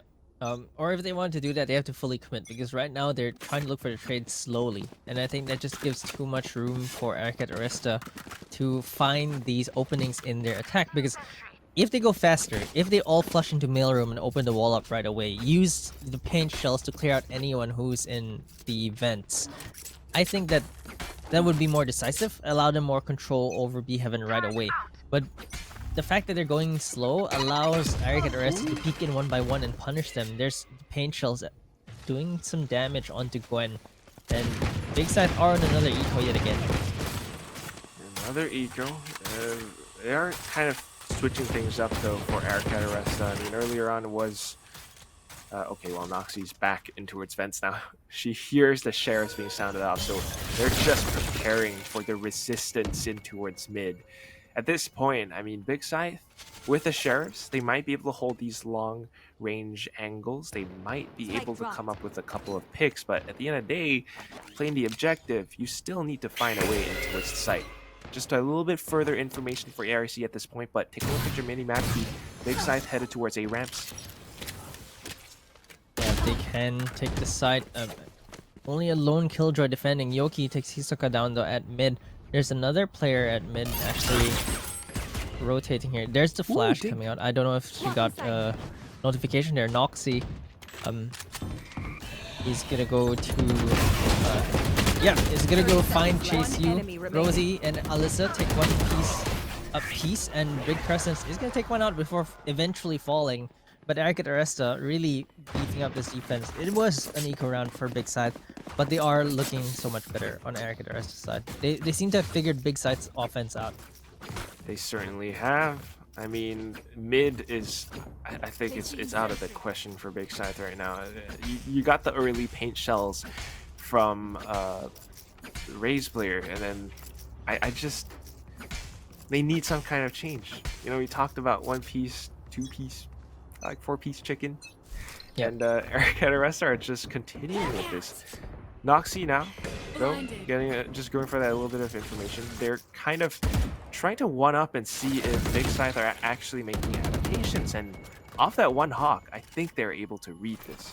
So they're not using the same exact setup over by mid anymore. In fact, it's Yoki who's playing around this box now instead of over by mid. And the flash to help Yoki out, at least help her escape, does get her to safety. Okay, so that keeps her alive. Slow orb in as well. Quite a bit of utility being spent. Chase seconds off the clock at the very least, but right now, as soon as they try to make a move towards A, they get spotted out by the alarm bot. Not to mention Rosie, who has been hiding over by screens. Lockdown into play right now, and it just blocks them off even further. Completely blocked. Down to about 40 seconds, 30 seconds remaining. You have to make a quick commitment in towards B at this point. Left. And I mean, because this is also telegraphed for ARC at this point, they're prepared for the B push. Yeah, they saw the From the Shadows. Great patience there for staying in his B side. Omen, fake Rudy's actually able to stop the From the Shadows. There's a dash in. There's the wall coming up. Paranoia, great timing there. Hisoka, however, takes Yoki down. Fake Rudy's is still on the side. Cole takes her down. Just enough time to plant the spike. If they can deny this spike plant, they might be able to get around, but they don't deny it. Big Scythe come out big here. 4v2 right now, and it's looking difficult for Aricat.Aresta to secure this 1v4. Rosie in the clutch situation. On that killjoy does not take anyone down, and Big Scythe take this round, steal it away from Aricat.Aresta. Really stolen. I mean, we used to say this before, but I think they really got their rug swept up from underneath them. I mean, Aricat.Aresta pulled out all the stops, the lockdown, the utility in towards mid. They should know that it was going to be a B hit.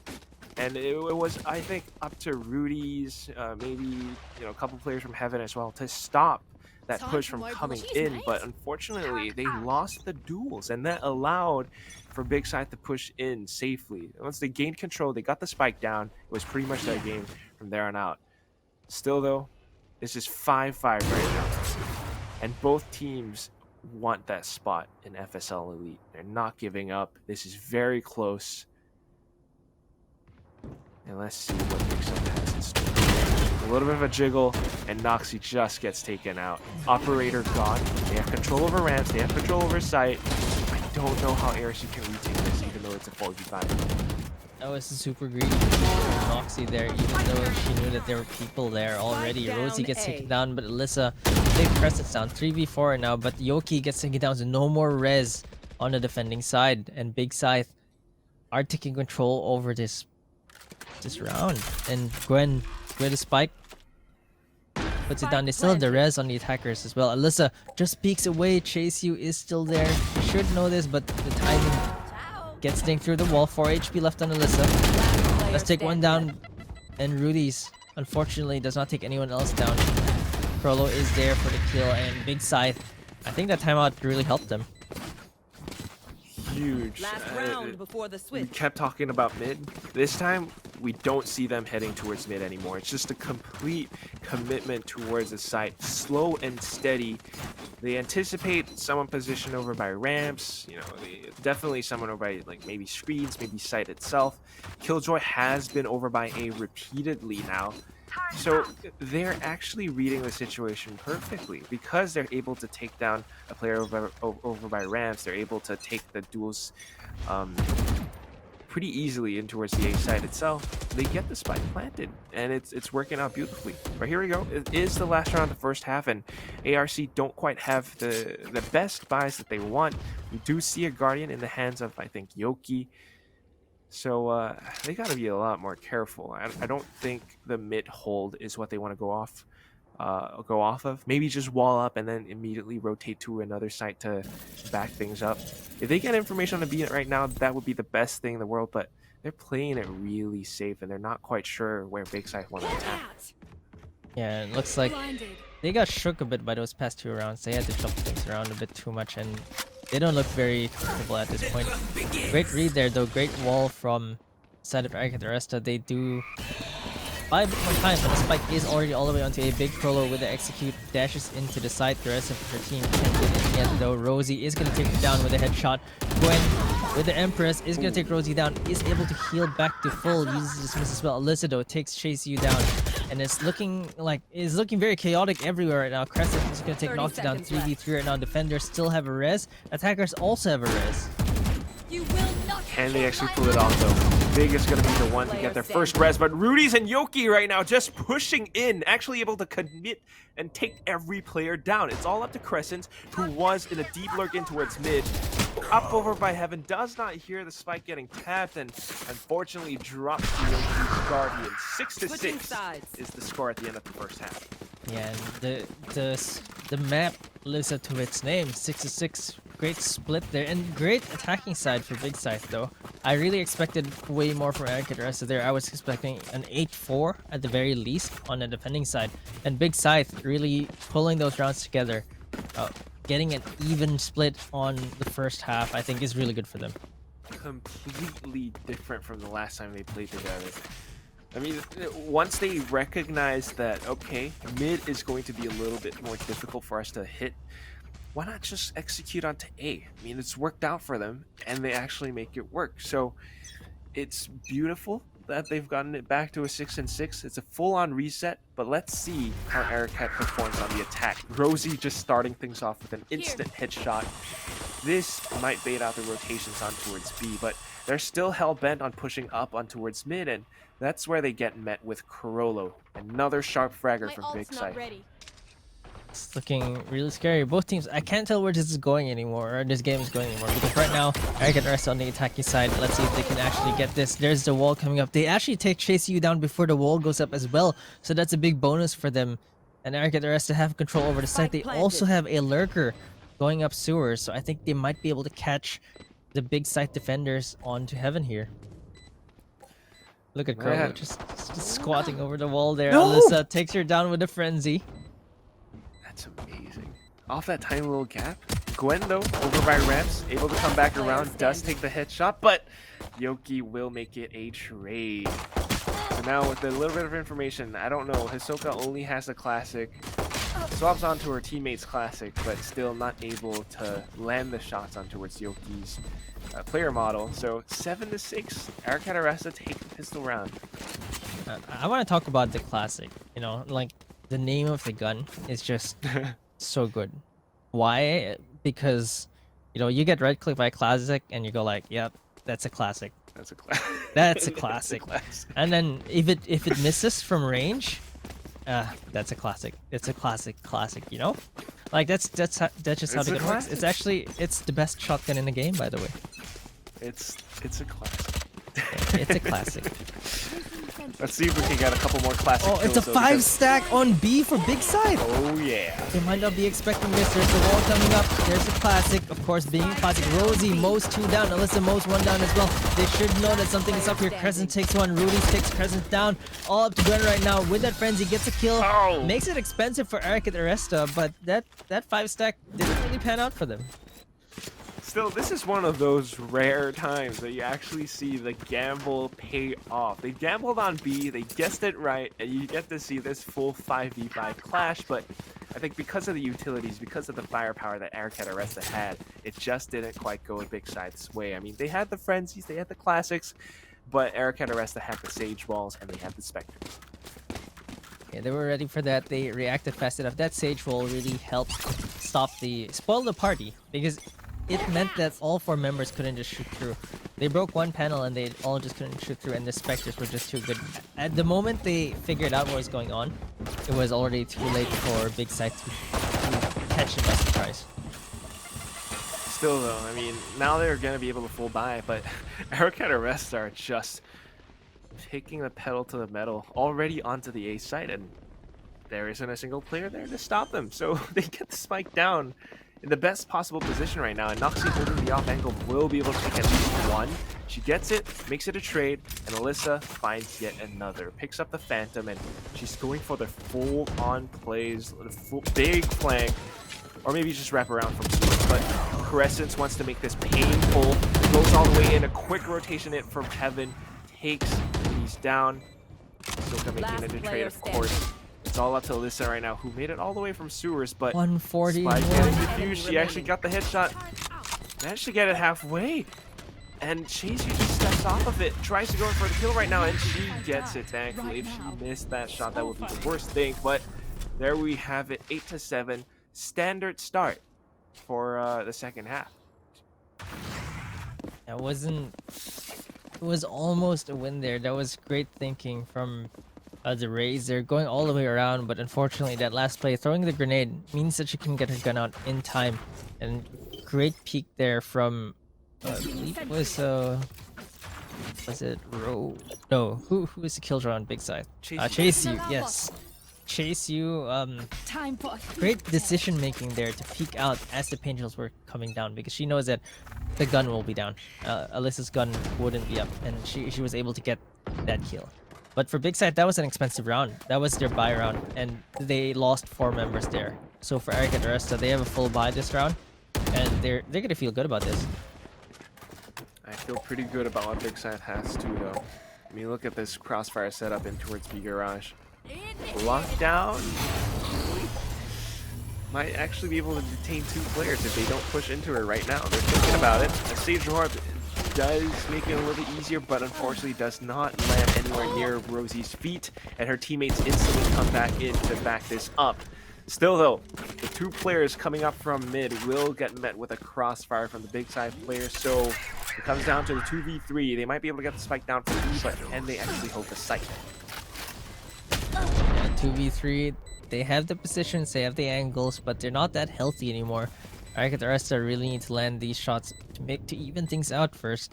But the Big Scythe using the Leer to get in, paranoia Rudy as well. They're gonna try to go for Rudy's. It's gonna be a 1-for-1 trade, but Big Scythe are gonna win this round, and they take 2 down. 2 members left alive, and then they even things out. 8-8 right now. This is a very deserving game. 8-8, and I gotta say, I love the decision to go for Reyna from Gwen. I mean, the fact that she has been using the dismisses really tactfully. I mean, just making herself another tough target to track. Meanwhile, her teammates can go in with the frags. It helps them out really well on the retakes. On the other hand, though, for Aricat.Aresta, I mean, they've been trying all these different strats to get their way onto site. They actually do.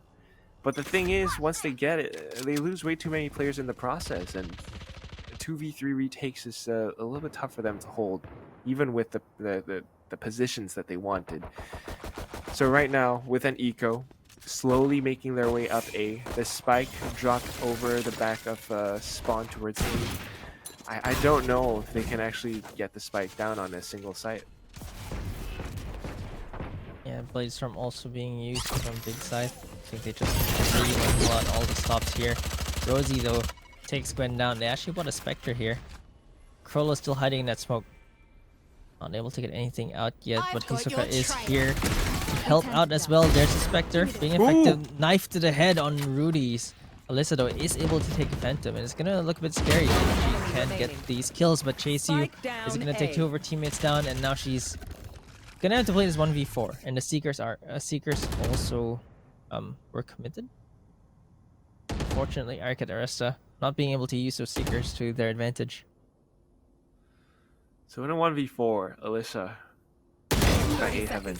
Gets that first frag, but I don't think she knows that Curl is right behind her. There goes the knives, right there in the back. It's a complete, actual backstab. 8-9 now, and Big Scythe, they're starting to come up with a big lead. I mean, okay, it is a 9 and 8, but the main thing is they've been able to chain these rounds together, and that means it's momentum. If they can continue this, if they can win this round, they will be able to crumble Aricat.Aresta's economy yet again. Yeah, but Aricat.Aresta, I think they Stay might safe. be onto something here. They're just going for the hard exit onto A with 2 lurks on mid, just to keep the defenses. You know, if you put a little bit of pressure mid, the 2 mid defenders can't really leave their positions. But the spike is actually all the way onto B. So I think they might just go for maybe a quick kill here and then run into A. I am not entirely sure what the game plan is right now, but the spike is far away from the rest of the team.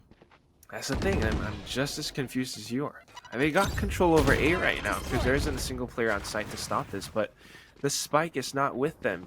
So a bit of a relay, they pass it on over to the Omen, and she has to make her way in, but at this point, it's already allowed for the rotations to come in from Big Scythe. Still, Rudy's goes in for the plant. Rosie unfortunately gets taken out back towards mid, and it's up to Big Scythe to retake this, and they have the advantage. It is a 5v4 plus a lockdown. Alyssa might want to use a showstopper here. She might be able to make it big. She pushes up on top. Omen from the shadows. And Big Scythe are starting to take the members out one by one. Rolo gets taken out. Yoki and Alyssa here. Steve's showstopper gets taken out because of that Leer. Does not shoot the rocket. And Big Scythe are going to come up big here with Crescents. 4K there. 10-8 lead right now. 10-8.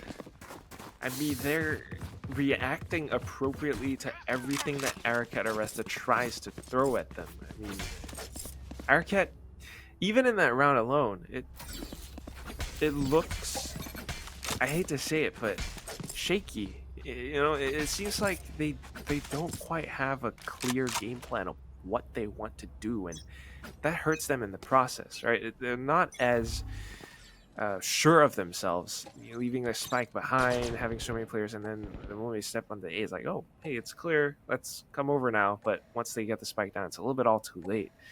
So economy on towards Big Scythe's side. Krolo with an operator locking this out as well. She knows that there's a killjoy on the other side. Legs Rosie, who thankfully makes it out of this with her life. Still going in for the repeaks. Oh my god, this is just playing with fire. Definitely baiting those shots out, and she ran fast enough, I guess. It must be the German efficiency in every single step, but Krolo does not hit the shot there. If they can flush this Opera out, they might be able to take control over B's site. They're prepping for a slow play right now, but Yoki gets shot through the wall there. Gets taken down, and that's not how you flush an Opera out. You need those smokes to come in, you need some utility. The flashes maybe from the sky. Gwen, this is exactly the mid take that I was talking about that I wanted Big Scythe to have. Using the pain shells to clear sewers to get into heaven. They now have a bit of control over onto B heaven. They use the Trailblazer as well, but Gwen is going to take 2 down. They don't stop her from coming in from vents. 2v4 right now. Alyssa and Rudy's are stuck. Gwen gets a third as well. Fake Rudy's 1v4 right now. 10 seconds left. He's out of the smoke.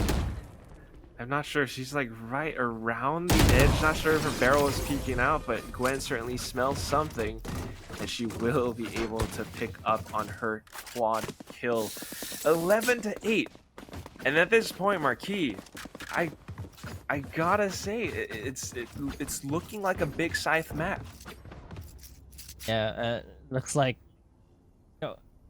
they were ready for this, like more ready than they were their icebox pick, which is I find it funny. And on Aricat.Aresta, the timeout a little bit late, I think, but if this is the round that they can actually buy in, I think that they can still mount a comeback. It's still not that far. 8-11 is not insurmountable, but attacking side, it has really been a problem for both teams, right? Big Scythe did a pretty good attack on Split, but right now Aricat.Aresta are the ones finding problems. They can get into the site, but it seems like what they're having trouble with is getting those post plants safe. Man, I think their economy's actually broken this round, because they had a buy previously, and yeah, I don't know if they're gonna be able to repeat the pushes onto site. Yep, they can't buy. It's broken. It's Damn, gonna be match point most likely, unless they go full out. They go full out shares here, get all those headshots. Or maybe an A rush would even be good. But look at this, Big Scythe, great defense on A. 3 members playing there, and even Jed is playing on A events. So there's now 4 members on A right now. They're not even. They haven't even crossed the orb. Rudy's just used her paranoia from the bottom of sewers in towards A ramps, and it does blind. I believe that's Gwen, but nobody was pushing up into it, so it kind of becomes a bit of like wasted utility. 400 creds just gone, just like that. Now they're rotating back towards mid. It's really unclear what Aricat want to do on this attack. Following the Trailblazer, but the rest of the team are kind of like leapfrogging from the back. Rosie going to try to capitalize on this though, but she will not be able to connect the shots, and Presence just holding from the bottom of hell will be able to take 2. It's starting to fall apart again, and the spike being dropped over by B Heaven is a very big problem. Yeah, there's a frenzy here. Not the best gun at this range, but does chip Gwen down a little bit. 30 seconds left. Only 5 or 6 HP onto Rudy's there, so it's not looking good for them. Gets sprayed down a little bit more. This frenzy though, if she lands a double headshot, it's just bye-bye. But difficult, right? It's crazy spray. Gwen is gonna be able to. Oh, there we go. The headshot onto Gwen. 12 seconds left right now. Okay. They're gonna have to go all the way in. They're gonna have to full send this because they don't want to lose 1,000 creds. And Rudy's with the Vandal trying to make it expensive here, but gets taken on by Hisoka. And match point right now for Big Scythe. Match 8 point. to 12 match point. And there is still the problem of Big Scythes constantly rotating, constantly swapping defensive side. I mean, you're never quite sure. You know that Krollo has an operator, but you don't quite know where she's going to be positioned. At first, I mean, I think earlier on it was B, sometimes it moves over onto mid. This time it's back onto B. And if you're Aricat.Aresta, I don't know. Are you gonna take a gamble? I mean, it seems like they want to go for a Hail Mary in towards the A site. This will work this time around because they're leaving A to the Killjoy, right? So that means the defenses are all the way to B. If they make this Hail Mary work, it might just mount the comeback. Maybe. Certainly hoping for it. And they have kind of guessed right, because Chase Yu is the only one here. Her utility is a little bit far back as well. Nano Swarms will be activated to just slow them down a little, but the main thing is Lockdown allows them to gain control of the site and get the spike down safely. Still though, it is going to be a 5v5 retake, and remember, Krollo has her operator, and they're not quite sure exactly where the Big Scythe players are going to approach from. So coming in from screens, coming in from heavens, but do they think about ramps? And Rosie is able to get this. It would be good. She does know that someone's coming, but those layers are gonna discard her. But great headshot there, takes Gwen down, but Presence is there for the trade. Yoki takes the operator down as well. It's now down to 4v3. Great flash there. Oh, it's a bit of a team flash though, but they do get the kills. 2 versus 2 right now. That wall is going up. He's going for the defuse. Hisoka inside the wall. They're gonna have to take the panel down. Let's see if they can actually sound the defuse here. And they do. They're right click on the classic. 0.06 seconds remaining. No one survives, but they do get the round, and I think at least they got the round, right? Because that 0.06. What a close defuse there. Almost snuck away with that. That wall was really smart. They weren't even shooting the same panels on the side of Aricat. Yeah, and that's kind of weird, you know, coming in from a pro team, but that's a classic. 0.06, you get the kill. Don't let them defuse. That's a classic. Still, it's oh my god, 9 to 12. It's cutting it really close. Way too close for comfort for me on Aricat.Aresta side. They need to be a lot more sure of themselves on attacking these sites. And this opening pick in towards B Heaven might just be the trick. They wall off vents, which is even better. Now the approach comes in from B Garage. They break the wall, they get the flashes, and they are trying to overwhelm Pro. Has the operator. She dashes away. A res does come in, but the control over the site has been granted to ARC. Spike getting planted right now, and they are still trying to deal with Alyssa coming in from mid. Oh, she's gonna get that trade. I think that's really big for them, getting Gwen down, but Chase U takes Rosie down. 3v3 right now. They do have the res, but Noxy gets taken down. No space for a res right now from Yoki. There's the lockdown being committed as well from the shadows. Getting used to go onto B main. I don't think this is that good of an idea because it's a 2v3 right now. They're gonna have to get into the side. The defuse is coming. Oh, they actually gets locked down. And Big Scythe steal this map and make it a 2-for-2. We're going to game number 5. We are going to game number 5, Marquis. This is oh my god.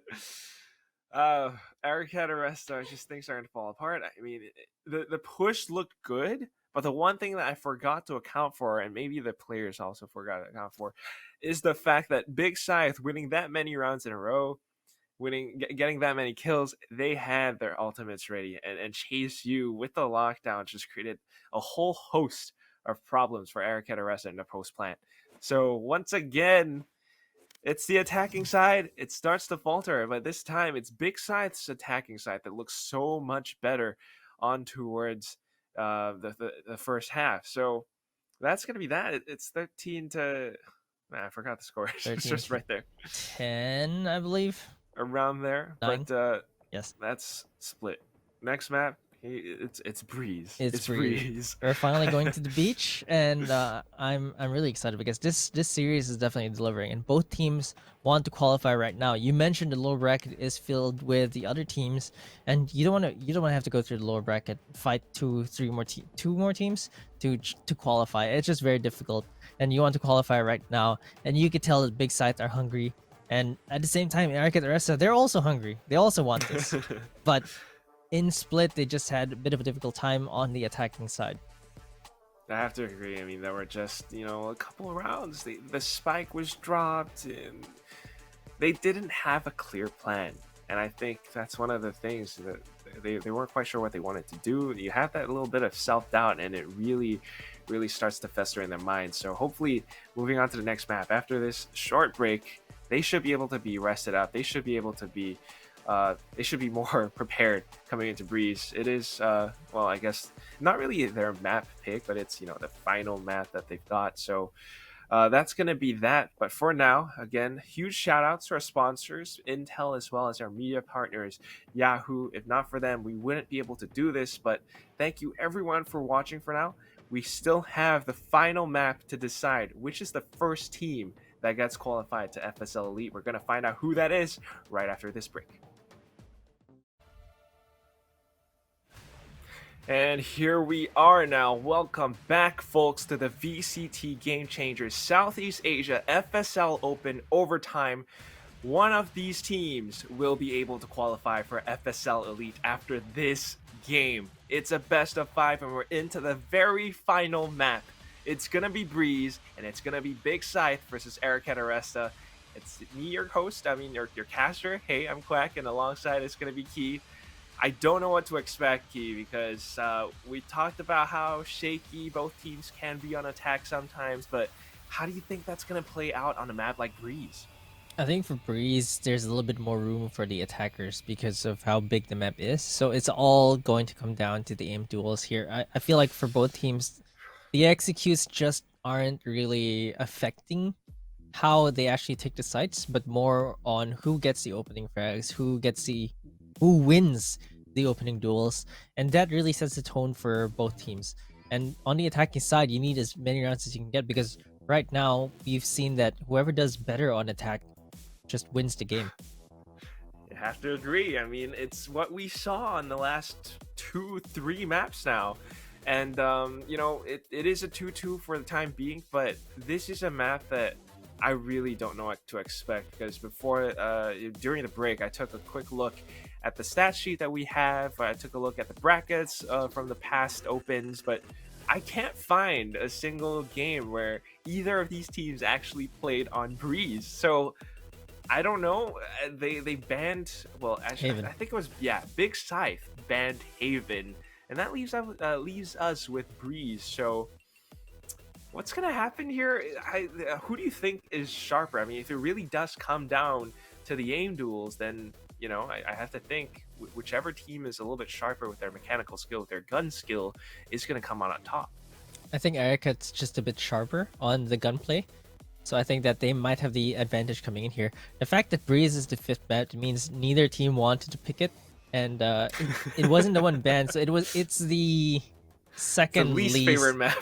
Yeah, it's the second least favorite map. Haven was banned, and then Breeze is like, I guess we have to play Breeze now, and I'm way ahead of everyone. I'm already here. I'm already enjoying the sun in my blazer. It's pretty hot You here, by got the way. great, But there great is internet on your island as well. yeah, it's at 5G. Make sure you get that 5G connection just to make sure that there's low latency and maybe can even play some Valorant here. But you know, game number 5 is going to be really exciting between these two teams because both teams are playing really for that spot in FSL Elite. They want to be that part of that Elite 8 and to go for that $25,000 prize pool. Exactly. $25,000 prize pool in FSL. You heard it here. You heard it right. And it's going to be a big one. So that's really what they're fighting for right now. And whoever loses this, it's very unfortunate because they got so close. This is best of 5 and they really pushed us all the way into all 5 maps. If they lose now and then they get sent to the lower bracket, who knows what's going to happen down there. It's going to be very unfortunate if something bad does happen. So I don't want to jinx anything, but let's just go into Agent Select and let's take a look at what these teams got in store for us. Whoever wins this, again, they will get to qualify for FSL Elite. Still, though, Breeze, I mean, for the past 4 maps now, we've pretty much been seeing nothing but omens because that's what these teams prefer. On towards Breeze, I don't know if they've prepared for this. I don't know if they've practiced this, but they have to go for the Vipers because she's just, I guess, a better controller for this huge map. Yeah, I mean, the dome smokes don't really cover the openings here, so it can work against you as well if you play Omen. Viper is really the only controller that's more or less viable here. It allows you entry into the site using that toxic screen to cut off the big sites, and the sky also helps a bit because the flashes would really help you get in as well. So you really need more Select your initiators. agent. It is more initiator kind of map rather than a controller kind of map, like let's say Split R or the other classic maps as well. So they do need the Vipers here. But I seem to recall, I think, if I'm not wrong, Rosie on Icebox, she was playing Viper as well. I think she had a couple of lineups with the Poison Cloud, but whether or not she has them on Breeze is going to be another thing. If she does, that's going to be amazing, but who knows what's going to happen. Again, because this was, I guess, the final map pick. If I'm not wrong, but Big gets to pick the side, right? Let me do a double quick check on that. It is going to be Totally forgot. not actually sure. Oh yeah, Big does get to pick the side. So they're going to be starting on defense. Okay, so defensive side, we mentioned, and they're probably going to do pretty well here. I am not a big fan of the Cypher, but it can work. I mean, we've seen some teams make it work. Alter Ego rather, the male team, has run Cypher on Breeze as well. So some teams can make it work. It still gets a little bit of information. It allows you to play a bit more greedy in terms of the positioning because you can just leave one member on the other side. I kind of like it for the attack, but interestingly enough, Aricat are the ones with the double duelist. Big Scythe only has one, and that is probably going to be Crowler on the Jet, but whatever it is, here it comes. It's the execute on towards the A side, and they have to push past this toxic screen. Yoki, though, just going to wrap around the pyramid. Gets the tag because of our teammates' recon bolt as well. Will be able to take Gwen down, so now they have the advantage. It is going to be a 5v4 retake, though. With the pistols, anything still can happen, and Crowler, of course, with the Sheriff buys, with the Sheriff kills, she's going to make it a world of hurt for Aricat.Aresta, going in for this, looking for the heads over by the pyramid. She knows Yoki, at the very least, is around this pyramid. And for sure, players still in towards cave. Unfortunately, KCU does drop, Crowler drops now, and then Yoki comes out huge on towards Crescent. The third kill in the round for this girl, and Aricat.Aresta walk away with a pistol win. Yeah, the Reyna plus Sky, I think they have enough tools to really get in. You saw that wall as well, or really cut the side, cut across the side to make sure that they're able to get that spike down, they're able to get some defenses going for the post plant. It just works so well for Aricat.Aresta, and I think their lineup is really good and really poised to excel on this attacking side on Breeze. I mean, you got the Leers, you got the Cloud Bursts, but the main thing is the toxic screen placement has been on point so far, at least on the pistol round for sure. But coming into this one now with the Spectres, they do not want to drop a single weapon because that could be painful for them in the long run if Big Scythe does collect on those. Still, they're going in regardless past the poison clouds, and ARC are just descending upon whatever Big Scythe had set up on the side itself. These Spectres are just overwhelming the players, and Crowler won't even be able to land a single shot. 0-2 standard start for ARC. Yeah, Spectres, they really made use of that on B. I think it's a better side to go to Spectres with rather than A actually. Unless you can get the flashes in, unless you can close the gap. Right now, Big Scythe are going to be on those rifles, so I think A side is going to be a bit difficult, but with proper utility usage, I think they can still bring them to the side because those Spectres can be deadly around pyramids. And that's something that you have to look out for. I mean, if they set up the exact same toxic screen and the Sky player, Gwen, right now is unable to stop them from pushing past this, they'll be able to repeat whatever they did on the pistol round, and that is to really play around the pyramids as well as cave. But this time around, they're actually pushing up halls as well, which is a little bit tougher because now you have to put that question mark in your heads. Are they going to capitalize on that position? Chase U, though, goes in for a quick peek, takes Alyssa down, and I think that's a big problem for ARC losing one of their top fraggers like that. Yuki, though, still trying to make this as painful as possible. Does get a dig, does get a kill, and it's going to be Rudy's who backs her up. Still, though, Spike and Carrier dropped over by the edge of the site. It's going to be a little bit tough to retrieve. Hisoka now being the thorn in their side, still into towards the pyramids, just causes Rudy's to look over in the opposite direction long enough for Crescents to come in with the kill. Standard start once more. It's a 1-2, and they deny that bonus round for ARC. Yeah, using those rifles to their advantage, really going for those long-range fights. Aricat.Aresta made it expensive, but Big Scythe come up with the victory. They are going... That damages their economy a bit, though, for Big Scythe. They took 3 players down, and I think that's pretty good for Aricat.Aresta's side. Where are you? That goes there. A good start. Let's see if they can continue on with this. So far, so good, because they've been denying the A push after that initial pistol round. But here it goes. It's going to be round number 4. And who knows what Aricat are going to throw at them this time with their full dive. A little bit of information will be good for Big Scythe as they collect it, and they know there is a bit of a mid presence. But Crollo pushing past halls. This could be huge. Spots the player, takes Rudy's Spike down, A. and the spike being dropped is another issue as well.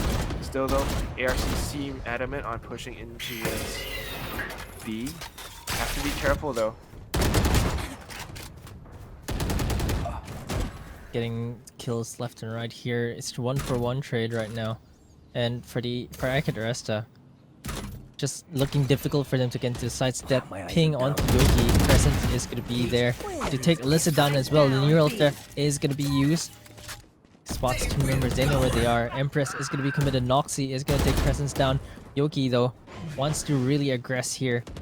It's not going to kill, though. Still playing around 30 archers. seconds There's two left. players already starting to collapse on her. She has to reload. Is open right now. Gets the kill. Krollo, though, takes Noxy down. 1v2 right now. The Empress is going to be reset and still up. Whips the spray, though. Hisoka is going to take her down with a wallbang headshot. And that's a heartbreaker for Aricat because it looked doable for them. But Big Scythe could be 2 for 2 right now. Very, very close. Really, truly doable. I mean, she was trying to toy with them around arches, maybe just to hold them back a little bit further. Then again, it's one of those angles that's kind of tough to work with just because of how narrow the arches actually are. I mean, it's a very tiny like window. Then again, once she backed up, she actually had the isolated angle. If she won that duel, that 1v1 would have been a lot more possible. But because of the 1v2, because she lost the spray, I mean, she tried to go in for that a little bit of the crouch spray back into its cover, but it didn't connect. Maybe the Empress threw her off a little bit, but whatever it is, it's a 2-2 for now, and Big Scythe are poised to come up with a huge lead. Aricat might not have the strongest economy right now. The Sheriff might catch Gwen. What? Not ready. I'm not sure what she was looking at really, but Alyssa with the timing there, able to get this big gun. This might just be the difference maker there. Noxy gets a headshot onto Krollo as well. Was rotating on elbow there. And right now it's a 5v3. Aricat.Aresta have the numbers advantage. They took a Vandal as well. They have a Marshal. They have Sheriffs. They, I think, took 2 guns too. But Chase You with her own Sheriff takes 1 down. There's a new sheriff in town. Her name is Chase You, but Noxy still gonna make it painful. Rosie has actually infiltrated behind enemy lines. I mean, look at where she is on the mini-map. She can actually wrap around to top mid Spike planted. and basically stop Big Scythe in their tracks. They're all the way up towards mid right now. We do have Chase You pushing in towards the elbow and then subsequently main. But Crescent's coming in from tunnel. Has to time this correctly with Chase You, otherwise they don't stand a good chance at all in this retake. She unfortunately goes in on her own, gets taken out by Rosie, so it's down to the 1v3, and at this point, I think it's pretty much a given round to ARC. Yeah, that drone has spotted nothing. Noxy was dancing around that pillar, made sure that she was not spotted at all. And the snake bite actually chase you out, so she's gonna have to save this. Full armor and a Vandal, I think she'll be... She's okay to save it, unless they can actually get it. Okay, she makes it expensive, takes Rosie down, but it's a good thrifty from her. Noxy, though, finishes Chase You off, and Aricat.Aresta sneaked this round away. It wasn't on the game menu, but that was basically a thrifty win. I mean, they had nothing but sheriffs, and I'm just kind of confused because what was Gwen doing pushing outside of mid wooden doors like that and to the bottom of the shaft? I mean, what was she looking for? I'm not entirely sure. That was a really weird movement for me. Plus, if you're going there, typically you still look to your left, not up to where towards your the mouth teammates of are. mid, right? But she didn't, and that's why she dropped and gave a rifle away, basically. But whoa, the marshals are still deadly, especially in towards cave. If you don't have shields, that thing will take you down, especially past a toxic screen like this. Now she has a knife, pulling from the other side, misses her right click unfortunately, and allows for Yuki to come in with the entries. Still though, a lot of resistance on the other side of this. Hisoka still nailing her shots with the Marshal. Might just stop them from getting the spike planted, but here comes the Hunter's Fury, definitely stopping it now. He's gonna connect onto Rosie, and all of a sudden we're into the 2v1. Where did all these trades come from? Chase You only has a Sheriff still, and I don't know how she's gonna win these duels from this range. A tap, if you have 150, it's not gonna be a one-hit kill, so she has to be careful. She has to create some kind of space for her. Pushing up now, might have just picked up a weapon, but I don't know if she knows it. Still looking for the shots with the Sheriff. Comes in around the side, that recon bolt Might just give her position. Oh, They she saw her actually head. hiding underneath it. Coming up around the side now, though. They know exactly where she is. They're playing for time, and they don't want to give this defuse to her. Tries to come in around the side, but Rudy's will just put a couple of bullets in, and of course, ARC walks away with a win. Well played by ARC there. What a lot of teams tend to do is to try to go for a double peek against the Sheriff, but that gives the Sheriff some room to actually go for the miracle play, right? So what they did instead was to not even let her get any headshot by just dancing around the pyramids and make sure that 2v1 is the 1v1v1 is not gonna happen, right? So Incredibly difficult. yeah, they just danced around, made sure that there was no room for some crazy headshot to come in from Chase U, but Crollo with the operator here does not land a shot! That jiggle from Alyssa baits the shot out and even gets the headshot. This is an expensive operator going to be denied God. from the side of Big Scythe, and Aricat.Aresta have control over the entrance, but not going in yet. I'd be so mad if I was the one with the operator. I mean, the crosshair was exactly on her, but just that one small jiggle. Still, though, it was a bit of a fake because look at your mini-map. Seeker's coming out on B, and the spike will be planted pretty soon as Rosie makes her way slowly in from cave. But Crescent puts a stop to this. Takes Yoki down for that 1 second. Viper Spin still comes up, and Noxie will be able to take Crescent down. 2 players on B side. 2 more. 1 in towards mid, 1 on A. And this could set up for something really chaotic. I say chaotic because Chase U will be able to wrap around from mid, take the Sova player down. Look at the And we're back Seeker. into 3v3. There's one Seeker on halls. Really confused right now. Main one on towards the B side though. And that's the Viper Spin getting dealt with. They're washing and swarming inside though. But Rosie with the triple kill just goes in and out of the Viper's pit. Actually collecting all those kills. And she takes the 5th win for her team. 5-2 now. And I'm not sure how Big Scythe's economy is looking. It's probably not too good. Yeah, it's not too good, and they had a difficult time looking for Rosie because of the way she was weaving in and out of vision, and being able to get that triple kill is huge for Aricat.Aresta. The lead is just growing bigger and bigger, and like you mentioned, economy is not looking good for Big Scythe. Look at their buys, light armors, sheriffs, but we've seen some comebacks here from 50 buys, so I'm not gonna discount them still. But against 5 Vandals, it's gonna be so hard with both sides. I have to agree. But it all comes down to whether or not Hisoka can actually nail these martial shots. Tries to get one past the toxic screen, doesn't quite connect it. Tries to take down the drone as well, but regardless, ARC's just going to push in. They're non-stop bulldozing the side at this point. Toxic screens and stick fights, they're going in for this hard. Crollo tries to make the flank happen, but gets shut down as well. The Sheriff will not be able to do all that much, despite only getting 1. Like you said, Marquis, the firing squad of Vandals will prevail. Yeah, it's just too big of a map to really get away with shotgun. I believe there was a judge there, which I think if they went to B would have been effective. But when you buy that judge and you're on B and they go into A side, that's a feels bad because that judge is not going to do anything for your retake. You can't even approach the side without getting shot. I think they sold the judge for the martial, so thankfully it's still okay. But I want to point out that, you know, Hisoka, who actually plays under, I think her actual name is XIXI, like CC. She's actually Bella Heartfire, one of the Indonesian VCT casters, and playing a tournament right now is surely showing that she has what it takes. She nailed a couple of great martial shots earlier on, I think towards the 2nd round, but this time not quite sharp enough. Still though, nice little bit of information from Chase. We'll be able to find out that there is a bit of presence in towards mid again, but whether or not she can actually deal with this is a whole other thing. Does take Rosie down, but now has to be aware that Yoki is looking for her.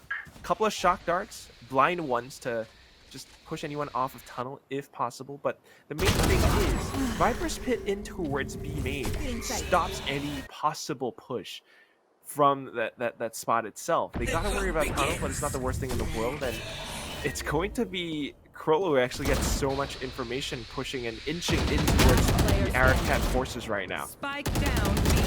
Spot the barrel there, but Yoki gets taken down by Hisoka. She spotted barrel, but you know, in Viper's pit, you get less vision than Viper does, so Viper had a fuller view of the Sova there. And Big Scythe, sneak one round away. Finally able to get a round in after 4 straight losses. Ah, this is a nice spot.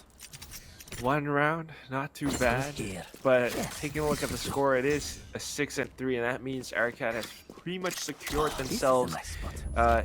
any advantageous lead at the end of the first half. I mean, 6-6 is the worst thing that could happen to them at this point. So, still pretty comfortable, but let's see if Big Scythe can continue to actually push this into a 6-6.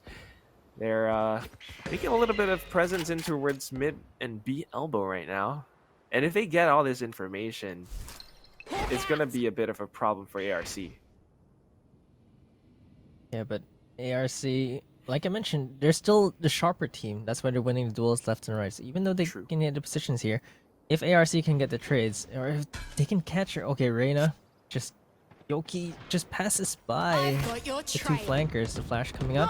There's the ult coming in as well for the Seekers. It's gonna be a 2-for-1 trade right now. Hisoka actually takes Yoki down, so the flank is starting to work out. But Gwen, Spike down through the A. smoke, takes Rosie down. That's getting punished for planting in the center spot. Crollo upgrabs in. Noxy takes her down but gets traded. What? All down to Rudy's, takes 2. But Chase You is gonna get the round for Big Scythe. That big flank from Scythe pays off.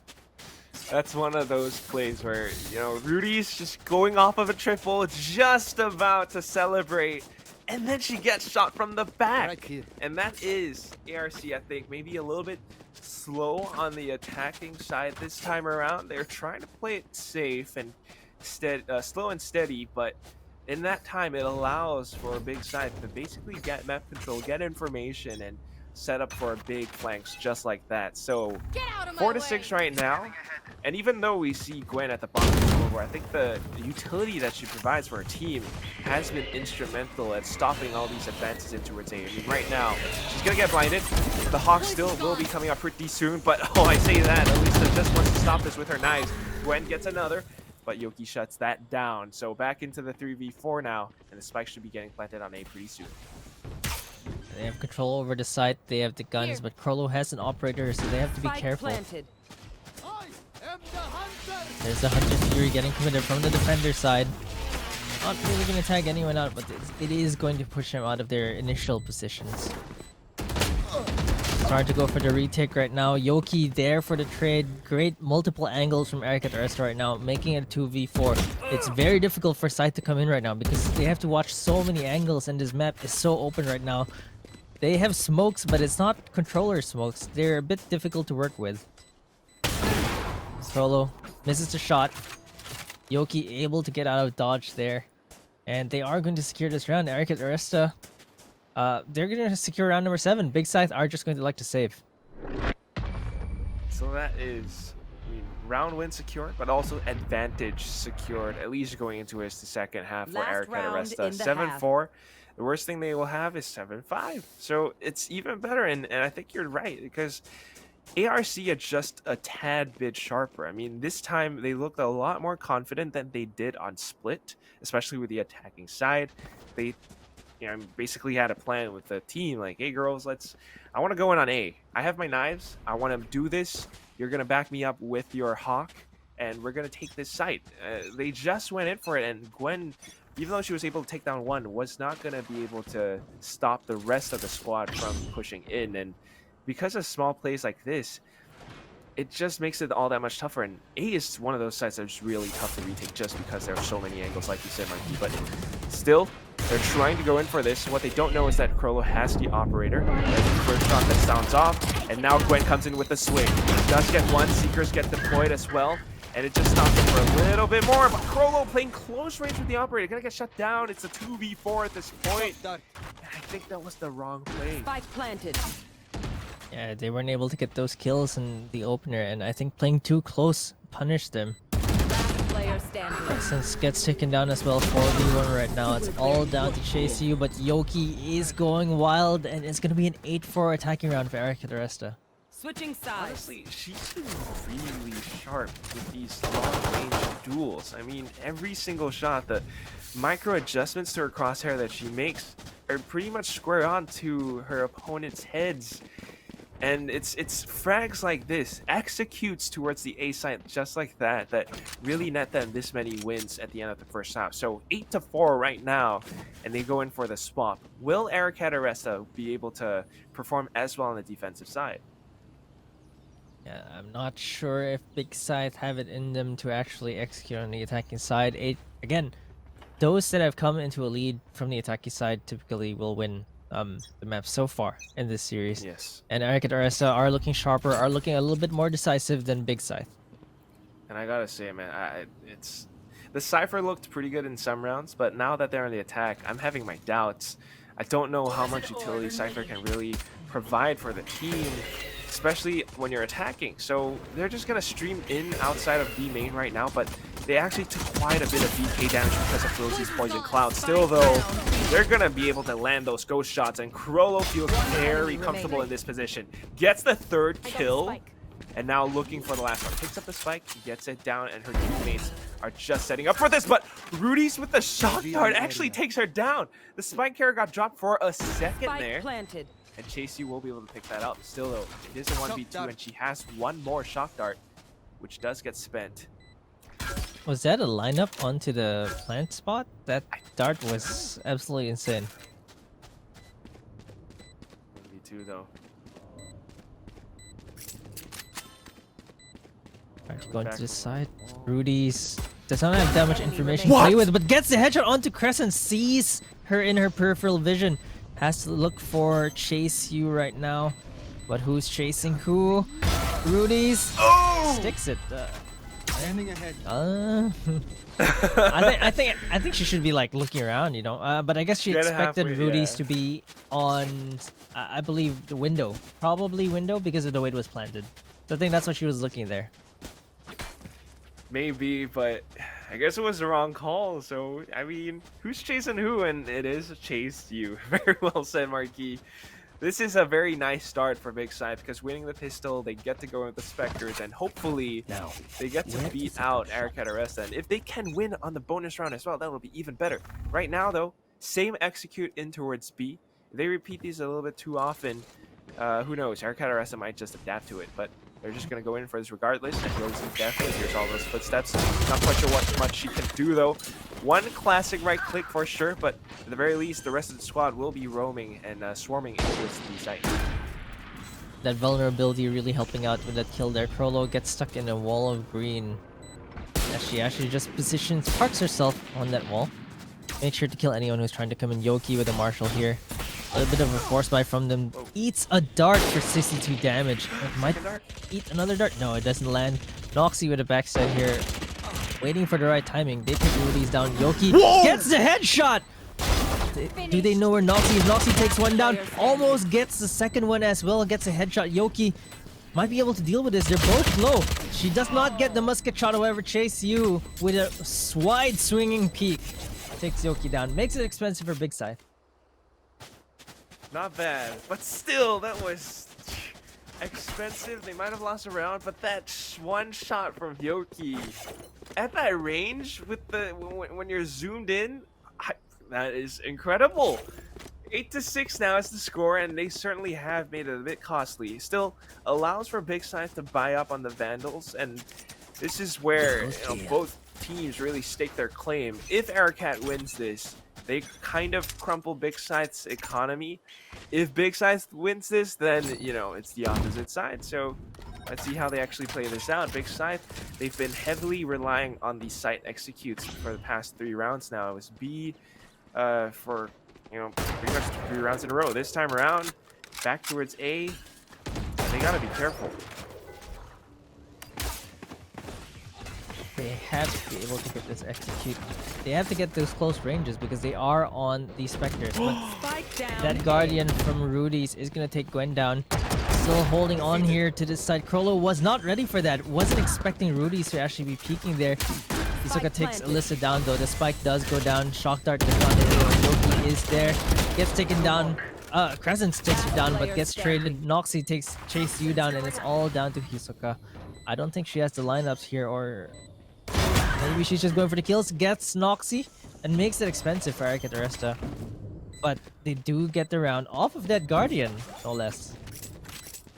Not too bad, but I think this is where the problem starts to happen again. I mean, yeah, economy definitely damaged on Aricat.Aresta's side, but because 2 players are still alive, they get to pick up the Vandals and the rifles that have been dropped, not to mention, because they won the round, first of all, they can buy up for their teammates. Second of all, their teammates just might have enough for their own buys.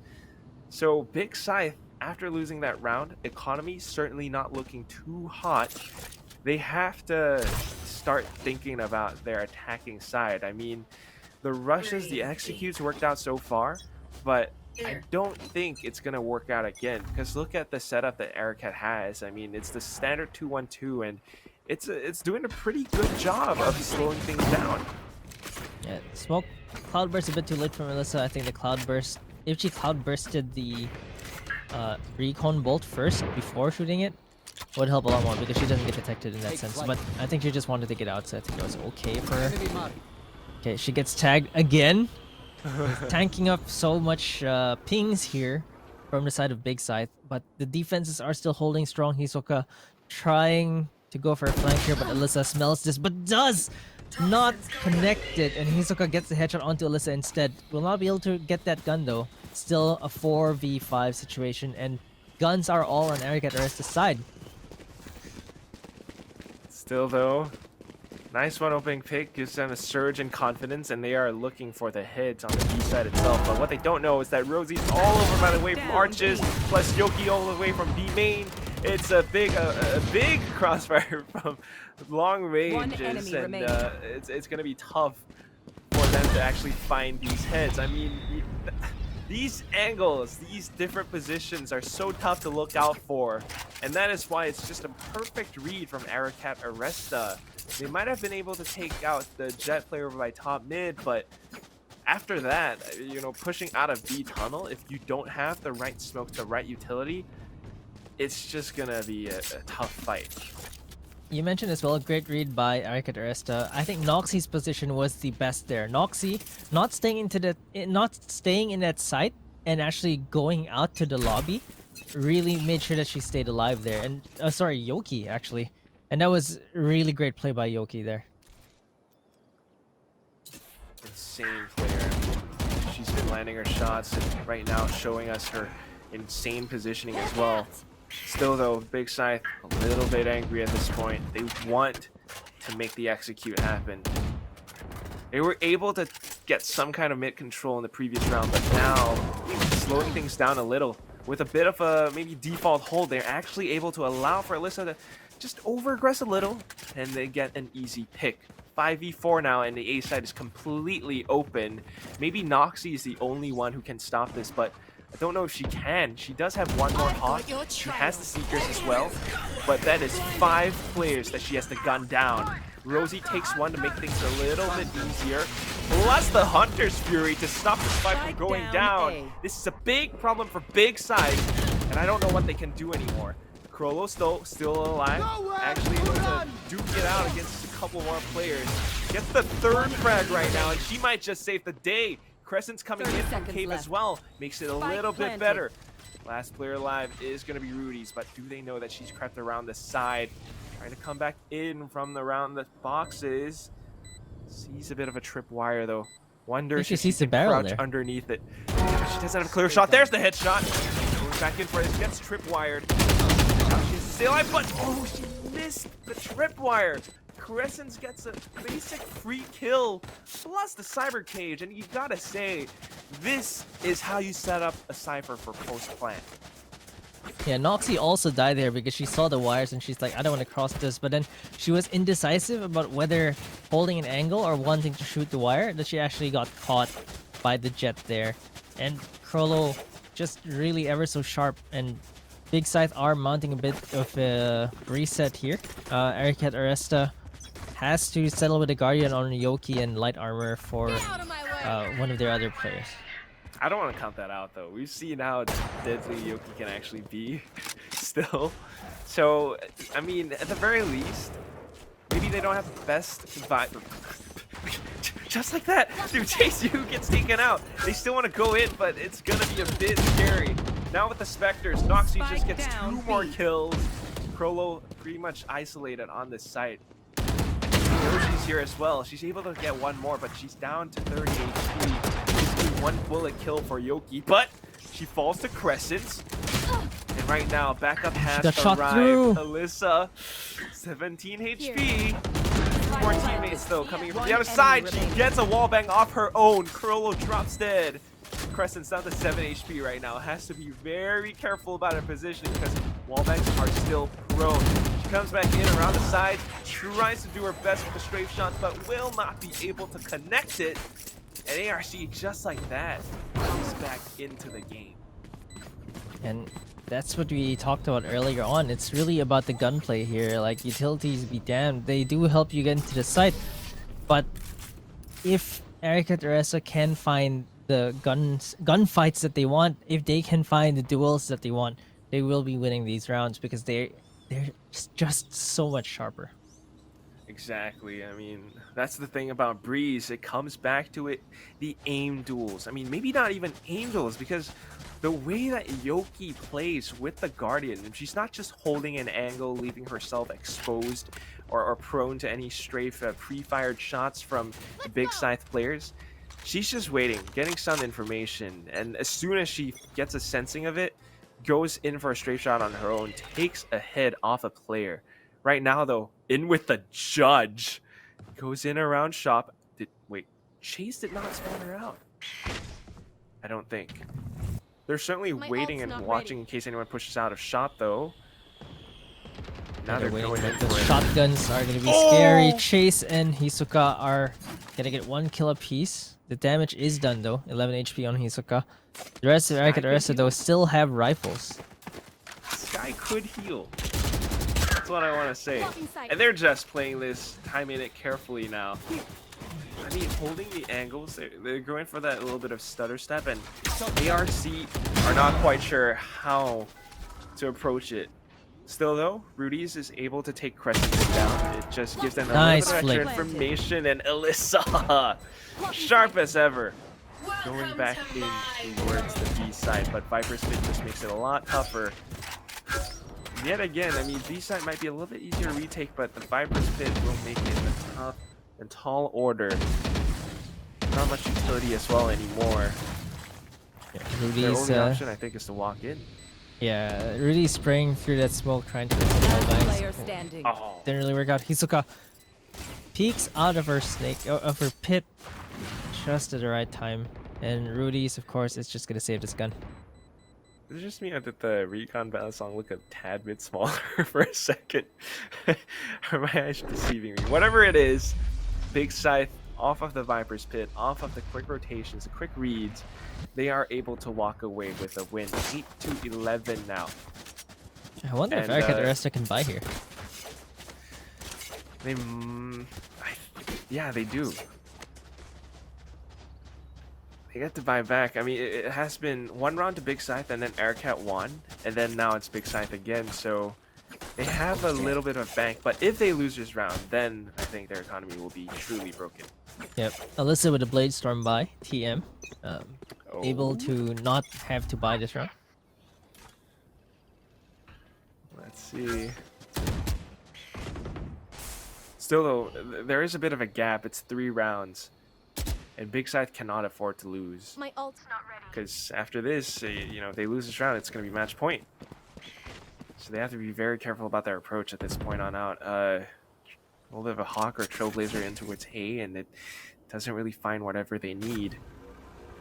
And Hall's being locked out by, kind of being locked out by Elisa as well. Hisoka's not quite sure she wants to peek this. She's getting the lurk actually. If she can get this lurk successfully, I don't think she can fully lurk though because she has a spike, so she can't go in and just die. Otherwise, What is their her team plan? loses spike. Great smoke here. Oh, gets tagged by the recon. Rudy swings out, punishes Crollo there. Did not expect the smoke to go down at that point in time. Gwen wants to re-aggress this though, but Rudy's is just watching down that angle like a hawk. Hisoka does finally pick that one up. but it's only 30 one player. seconds left. It still is a 2v4 and 30 seconds enemy remaining. remaining. Her position given away. Spike down Yoki A. just clamps down on it. 1v4 and Crescent is the only one remaining.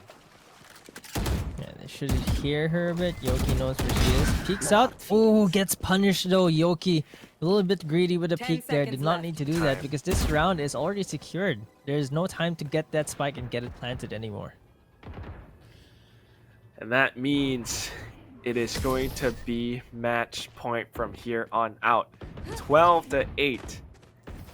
And if Big Scythe Match wants point. a chance at pushing this into overtime, they need 4 straight rounds in a row. If they want that slot in FSL Elite, they need to make it. They need to put their foot down right here, right now. But they don't quite have the best buys. Yeah, money looks a bit tight. They have 4 rifles and a sheriff. I think that honestly, the mid control looked pretty good for them at the beginning, and then it started getting sketchy because I'm not sure what they were doing up on Nest there. Like they didn't know whether they wanted to go via Nest or wanted to go into B. I'm not entirely sure what they wanted to do there, and of course they got punished for that so hard. Yeah, it's kind of the same thing that we saw from ARC on their attacking side on Split. You know, Yeah. it's one thing to play a bit of a default, to play a little bit loose, and then once you get an opening pick, then you capitalize on it and push into a site. But it's another thing when you're just not that sure where exactly you want to go, so you gain some kind of a loose mid control, but then when your opponents are just playing that disciplined, they're not giving you any form of information. You start aggressing blindly, like in towards top mid, in towards the nest, I guess. It just punishes you. I mean, the Big Scythe lost 2 players to Rudy's as well as Alyssa over by top mid. Yeah, it looks like they're gonna go for an A execute instead. All 5 members are moving towards Full A send? side. Well, the full set actually worked though. Gwen is watching it. Well, it's Yoki. And this is the one corner that most people don't look out for. It's that one sneaky little double stack. It's always very annoying, but thankfully Big Gwen makes it a trade. Hisoka gets one of her own as well, and now control of the side plus the Seekers makes it a little bit tougher. But Noxie's just going to use her opponent's Cybercase to wrap around the corner on her own. Takes down one and making a trade as well. Back to 2v2 though.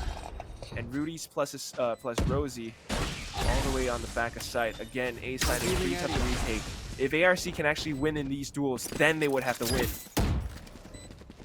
They need to get these headshots. They know where 2 of them are, but Rosie gets taken down. Rudy's the only one left remaining. Has to play this 1v2. Does not get the kill right away, but finishes chase you off with a headshot. She's gonna need to land a sick headshot here because she only has 18 HP remaining. Does not know where Crescent is if she's in the corner. She has no more time at this point and gets taken down. Big Scythe stay in this game. For one more round, they stay alive. Thanks to Big Crescents, thanks to the team and their post-plant setups. Again, I think this is the strength of actually hitting the A site, but now if you're on ARC's side, you're thinking, if A site truly is that weakness, then they're gonna double down on it. I mean, take a look. They've got Alyssa watching halls.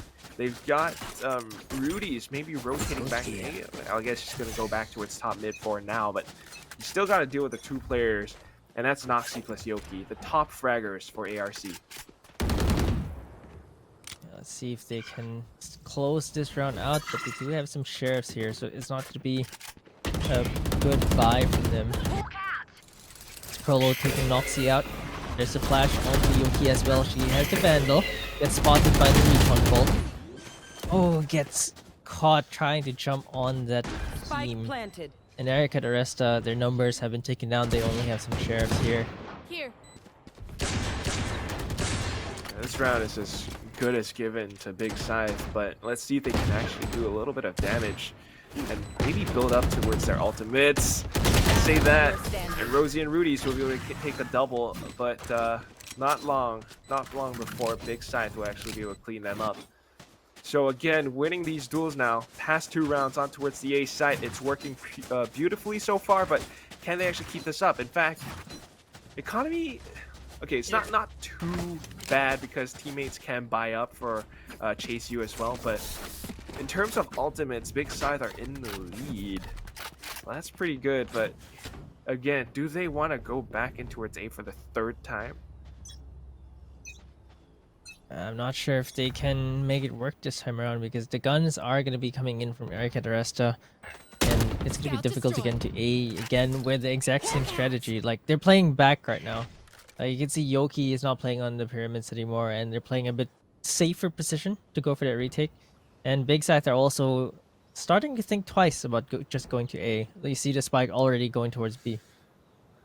This is where it kind of gets a bit shaky. They need to make a single site execute. If they actually execute on B, that would be good because the only player there is Rosie. Still though, they're rotating back towards A. And if I'm not wrong, Rudy's has just gotten a lot of information that mid is clear. So the only two places that Big Scythe can hit them from is either A or B, and they're prepared for this. Well, they're actually kind of rotating back to B for some reason, Aricat. Slowing things down for a second at least. Toxic Screen confirms that it's going to be an A hit, so it's all up to Alyssa to stop this. She gets the first one and repositions around the pyramid. This could be painful. The Toxic Screen is allowing them to create a little bit of space, but actually biting them in the back as well. But Crescent coming in from mid wooden doors gets a double. It's going to be good. Viper's Pit getting deployed as well. It's just even better. Icing on the cake now. Let's see whether ARC can actually deal with this. It is a 3v4 after all, Marquis. Yeah, 3v4. What? That was a headshot through the doors. That was such a great read by Noxy there. Really punishing the Cypher hiding behind. Noxy though gets taken down, and Big Scythe 3v1 right now. Fake Rudy's. Not what can you do here? Gets Gwen down. Sees Chase You.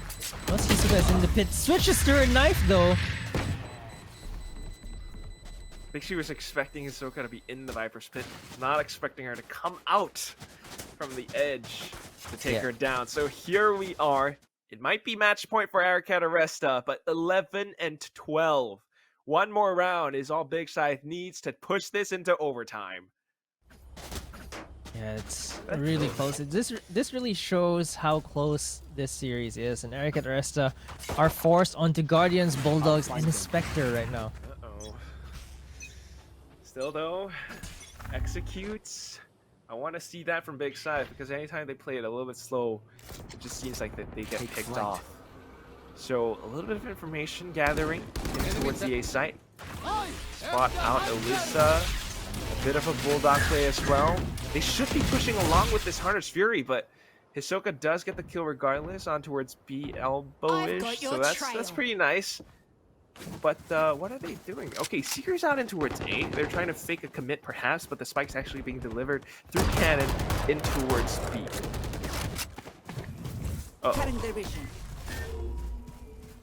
Looks like it's gonna be a free site. I still don't know if I like this, Marquis. I'm not sure what the 3 mid defense is gonna do. I think Big Scythe overthinking themselves a little, but still. 3 towards mid just allows them to, I guess, push up, possibly from elbow, from B tunnels, and not to mention arches, and that's where Alyssa is right now.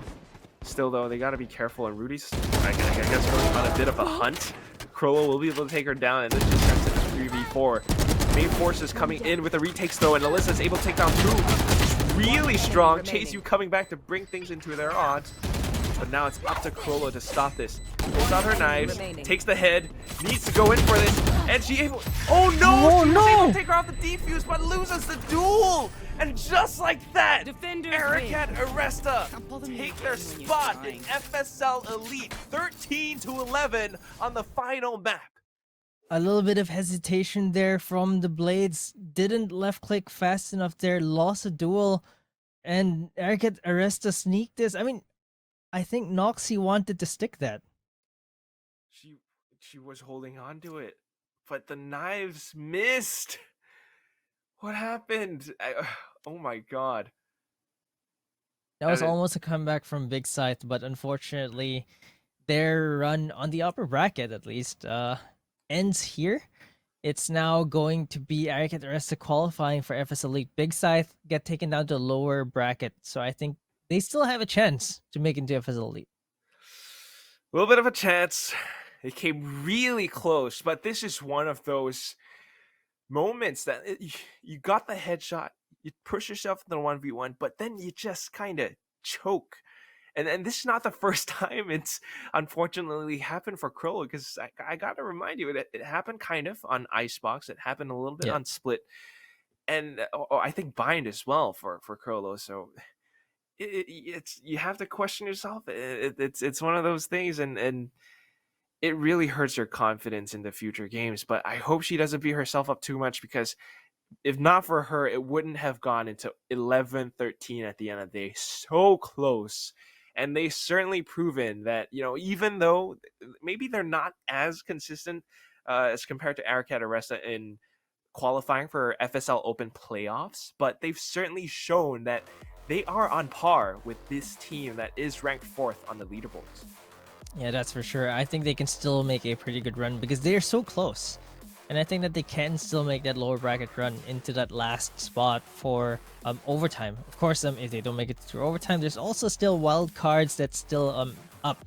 And we'll have to see whether they can get over this really close best of 5, by the way. It went down to the wire. 11-13 on game number 5. It could have gone either way. It could have gone to overtime. They could have even reversed that. But it just came down to the wire on Breeze. Aricat.Aresta come out on top. And Big Scythe, they did really well. They still can do well against the teams that are in the lower bracket. They are really strong. They gave Aricat.Aresta a run for the money. That is the number 4 team, like you mentioned. And Big Scythe, we've seen them in Open 6 as well. They did make it to the playoffs, and they've earned that experience, and they really deserve that spot if they do get it. Hopefully they might, but yeah, I mean, in the lower bracket, I'm just gonna name a couple of team names off the brackets that I'm seeing. I mean, some notable names. They got to deal with the likes of Wildfire Sphinx that we just saw, 2-1 against Hashira yesterday. Well, 1-2 if you're for Wildfire Sphinx. They got to deal with Lightality, a team from Malaysia who did perform pretty well on the first day of FSL Open Overtime on the English stream. Tiamat, which is a team that has been consistently joining since last year. I think they're from Vietnam. It's quite a tall order. You got so close. You got to deal with so many teams, but certainly I hope to see more of Big Scythe, because they have what it takes to qualify for FSL Elite and possibly stand up to pretty much, I guess, their friends who are in Alter Ego Celeste. But still, Congratulations to Aricat.Aresta, because they have and they are the first team that have pretty much qualified in FSL Open Overtime for FSL Elite. Yeah, and congratulations to Aricat.Aresta. They really performed. It came down to the wire, but yeah, Yoki, the hero of the series. I mean, they've all stepped up, by the way. Like, it's not just Yoki, Rosie as well. They did really well. Yeah, they certainly did. So that's going to be that for this best of 5. We're going to go for a bit of a break, but after this, we're going to come back with our host, and we're going to introduce you the second best of 5 of the day. It's going to be a long day. It's going to be a big one, and we're going to try to find out who exactly is going to be the second team that qualifies for FSL Elite. So don't go away, guys. We will be right back. Grab a lunch break, grab some drinks or whatever, but it's going to be more FSL action after this. Hey guys, I'm here with Aricat.Aresta's in-game leader Yoki for our first winner interview of the day after the team's 3-2 victory over Big Scythe. Yoki, how are you feeling after that series? Did you girls expect to beat Big Scythe? Yes. For me, I'm very excited for again with Team Big, because we met them and we have a close map, always have close map. So yes, but we know at least we can win them. Yes, that's it. I'm gonna remember that one and use that from now on. Cursed map. That's great. That's a great phrase. I wanted Yes. to ask you, and also the team, just how does it feel to finally make it through to October's FSL Elite? Because we've seen your team get pretty close to the top in a lot of the previous FSL Opens. So I wanted to ask if it's the team's goal to qualify. Like, was it the goal to qualify through the Open circuit instead of through overtime, like today? And how do you guys feel? So I think we happy with that so much because we practice a lot for this tournament and we prepare ourselves a lot. Yes, that's our feeling for this circuit. Yes. So before overtime this weekend, like, was the goal to qualify through open? Like, were you girls feeling maybe a bit disappointed that you didn't manage to qualify last week, or was the goal just as long as you qualify, it's okay? What was it? We just like we don't pressure together too much. We just like give everyone like we know if we fail the last qualify, we still have a lot chance. So no need to like have a serious so much. Yes, like that. For sure, it's a great mentality to have. And talking about pressure, I wanted to Pressure, talk to you yes. real quick about the last round of that map number 5 when Oh the my score God. was 11 to 12 and the bomb was Yes. already planted, and then Carlo whipped out her ultimate, whipped out those jet knives. I mean, I know I personally was holding my breath when she missed that last knife. I nearly screamed out loud. So I wanted to ask, just how was the Yes. team feeling then? What were the girls saying? Were you guys like just watching, trying to cheer her on with your mental power, or what was going on? What were the nerves like? It's like everyone is quiet at that moment. So after that just fell the knife, we like scream and yes, that our win and we can took it. Yes, that's big mistakes for them. Yes. So that's it. Yeah, for sure. I mean, they will have another chance tomorrow, I believe, in the lower bracket. I think they'll have to play through like a best of 3 and a best of 5. So they're not completely out yet. But I wanted to talk to you next about, in terms of the team's mentality as well. We saw the end of map number 4 in the best of 5 series, where the score was 9 to 12. And I think your team had a 0.606 second clutch to bring the score to 9 to 12. It almost looked like Aricat.Aresta was going to get the momentum for the comeback. However, Big Scythe ultimately won that one. They made it a 2-2. So I wanted to ask just how the girls were feeling at the end of that map 4, knowing that they would have to play in a 5th map. Like, do you girls hype each other up, especially as IGL? What do you tell the girls at that point in time? Okay, I just tell my girl like just be relaxed with the score because it just end up. So the change will be coming in the next map. So we just forgot to the next map coming and we will prepare for our strategy for that map and yes. Yeah. How do the girls usually like hype each other up? Do you girls go like, "Oh, we got this, we can do this," or are you girls more calm? What goes on? we we spell the magic together. It's like What? some a magic for that a joke, but yes, we use it like yes for before the begin the game. Yes. Yeah, I mean, it's definitely working. You girls definitely made that magic happen. Yes. It definitely make working. That's great. I wanted to ask also if you girls were nervous going into Breeze as that map number 5, because during the FSL Open Circuit, usually only the finals are best of 5. Usually we play best of 1s, best of 3. So Breeze is a map that most of the teams in FSL don't really tend to pick. And yet, right before that map 5, your entire qualification chances for the entire year suddenly boil down to getting this one map victory. Like, how did you feel about it being Breeze? I think we don't think too much about breeze because our team like don't practice breeze never practice this map. So we like just let face being us to win, yes, like that, and we just play follow our game sense. So yes, that is. I mean, it definitely worked out. Lastly, before you go, I wanted to also talk to you real quick about streaming while also playing in FSL at the same time. Because for all our viewers out there who are watching the stream right now, Yogi actually streams on her Yogi official Twitch channel, like the entire best of 5. She was live. You could watch it from her perspective. It's super cool. I know I personally appreciate being able to watch a competition through players such as yourselves' perspective. We rarely get to see this from professional players. So I just wanted to ask, like, does it distract you at all, or do you feel like maybe you actually get more support while you're streaming? It makes you do better. What's going on? Because you're also IGL. You're also like telling your team what to do. Yes, but the now we like change our strategy a bit. Like I don't need to like call a lot to our team so much.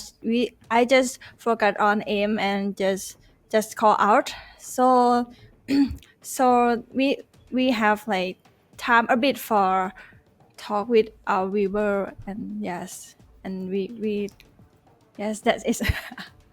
Yeah, I know I was one of your viewers in your stream spamming like, "Go Yoki, you got Yes, this." and I have my mod like Yeah. so cute, and she like helped me to talk with my viewer too, so it's okay with streaming and compete. Yes. Yeah. All right. Well, thank you so much, Yoki, for the interview. And of course, congratulations to Aricat.Aresta for qualifying to October's FSL Elite. Guys, if you like what you're seeing, and what you're seeing is some of the best dang plays in the Southeast Asian region, then we'll see you back here in just a bit. Don't go anywhere.